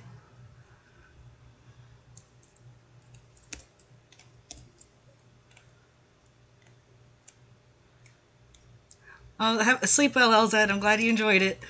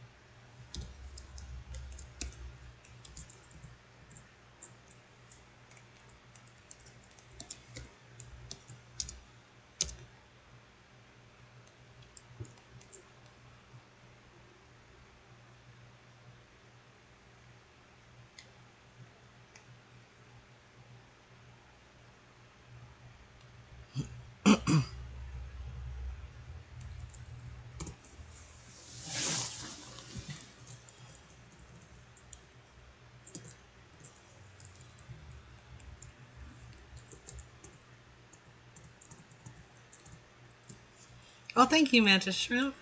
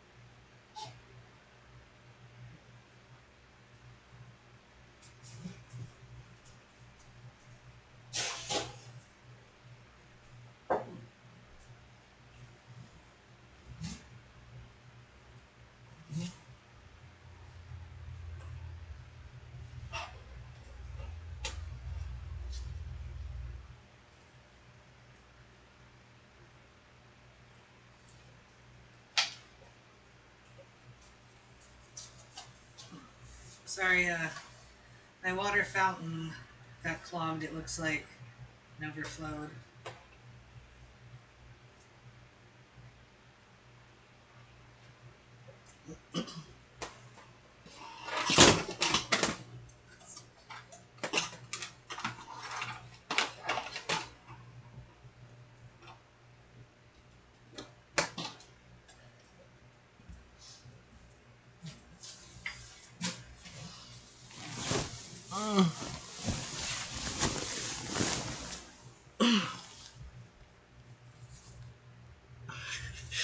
YouTube filter has to keep you safe from saying nice things about me. It would be a tragedy if that happened.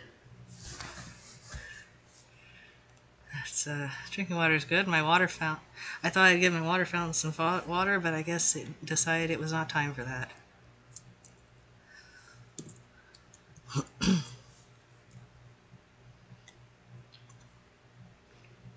Oh, I'm gonna have to figure out how to animate this.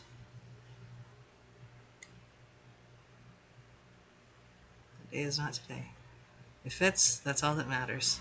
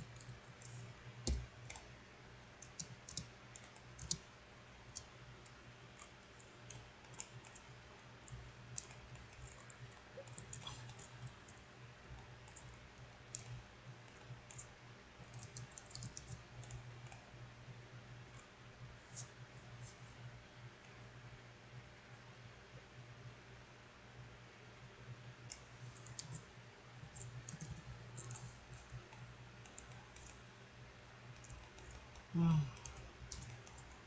That's something broke again. Oh, right, because it has to be... Yes, I remember now. It's just kidding.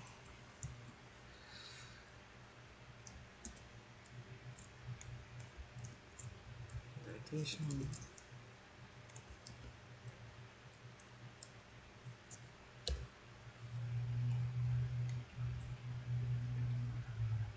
Oh, well, that didn't do it.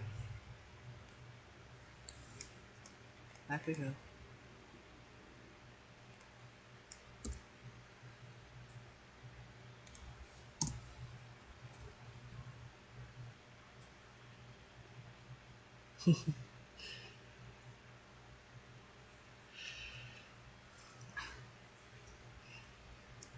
This is kind of sort of family friendly.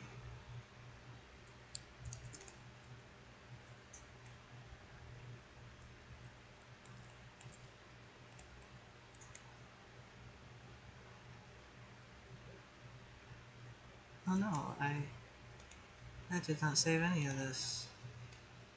Oh no. Oh no.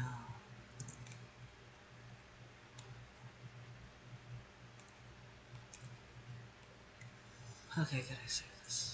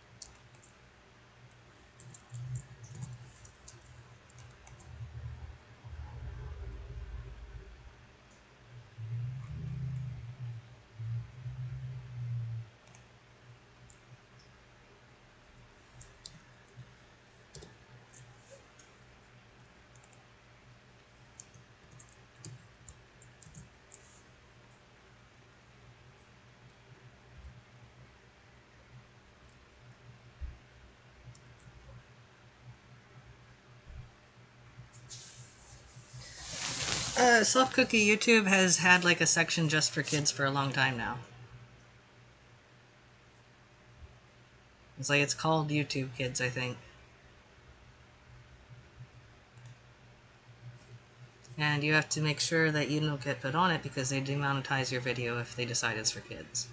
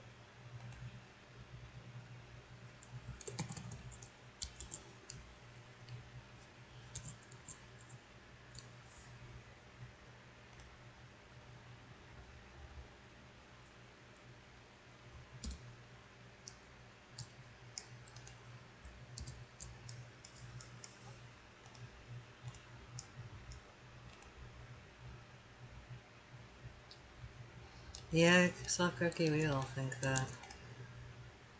Oh no.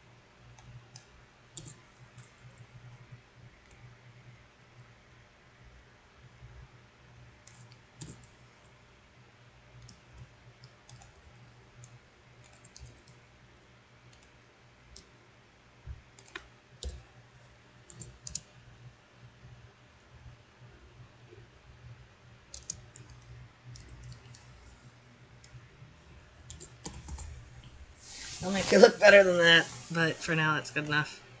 I just have to know it works. Okay, that is doing some clipping. We'll fix that too.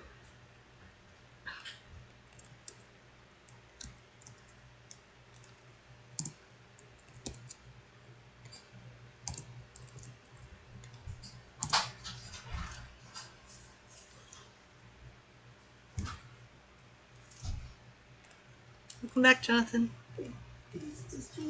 Yep.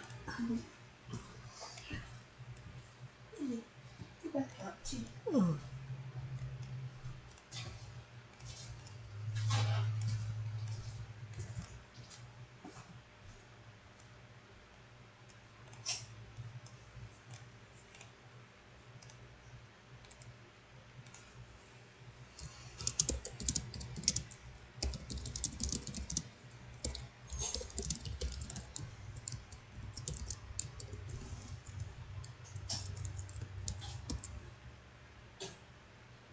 What about Dancing Shrimp?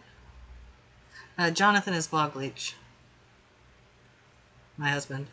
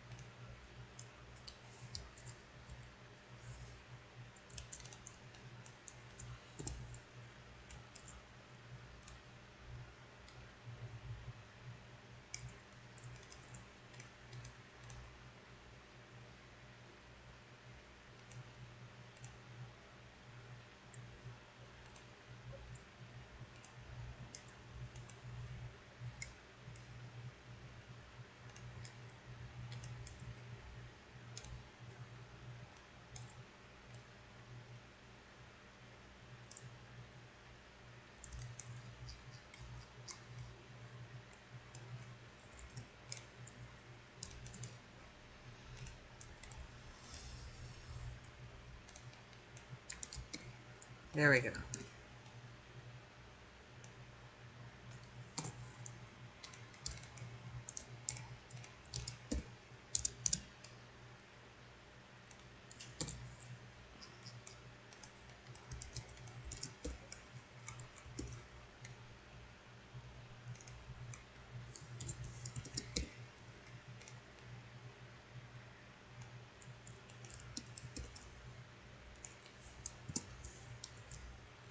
Oh, thank you, Wendy.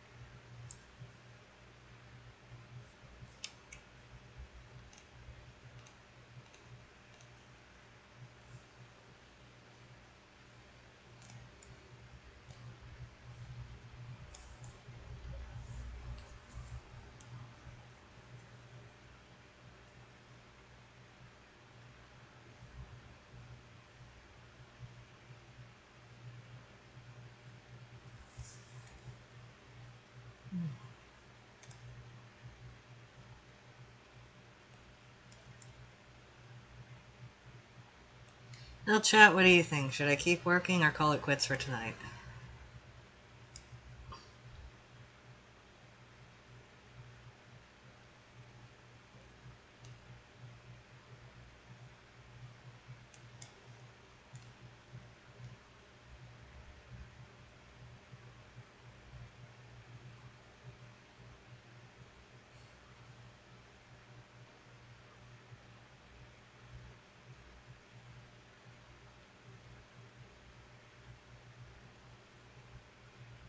Alright, I guess I gotta follow my heart. And my heart says I'm tired of staring at a screen for 6 hours straight, so... Alright, we are done for tonight. Oh, after midnight, were you? Jeez, you really gotta sleep, Cookie. It's just 9:15 where I am. I'm just exhausted. Alright.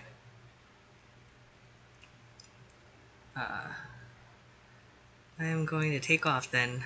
It's the end of the stream. Thank you everyone for coming. Thank you so much. It's been really nice meeting you guys, and I will try to do this again soon, I think.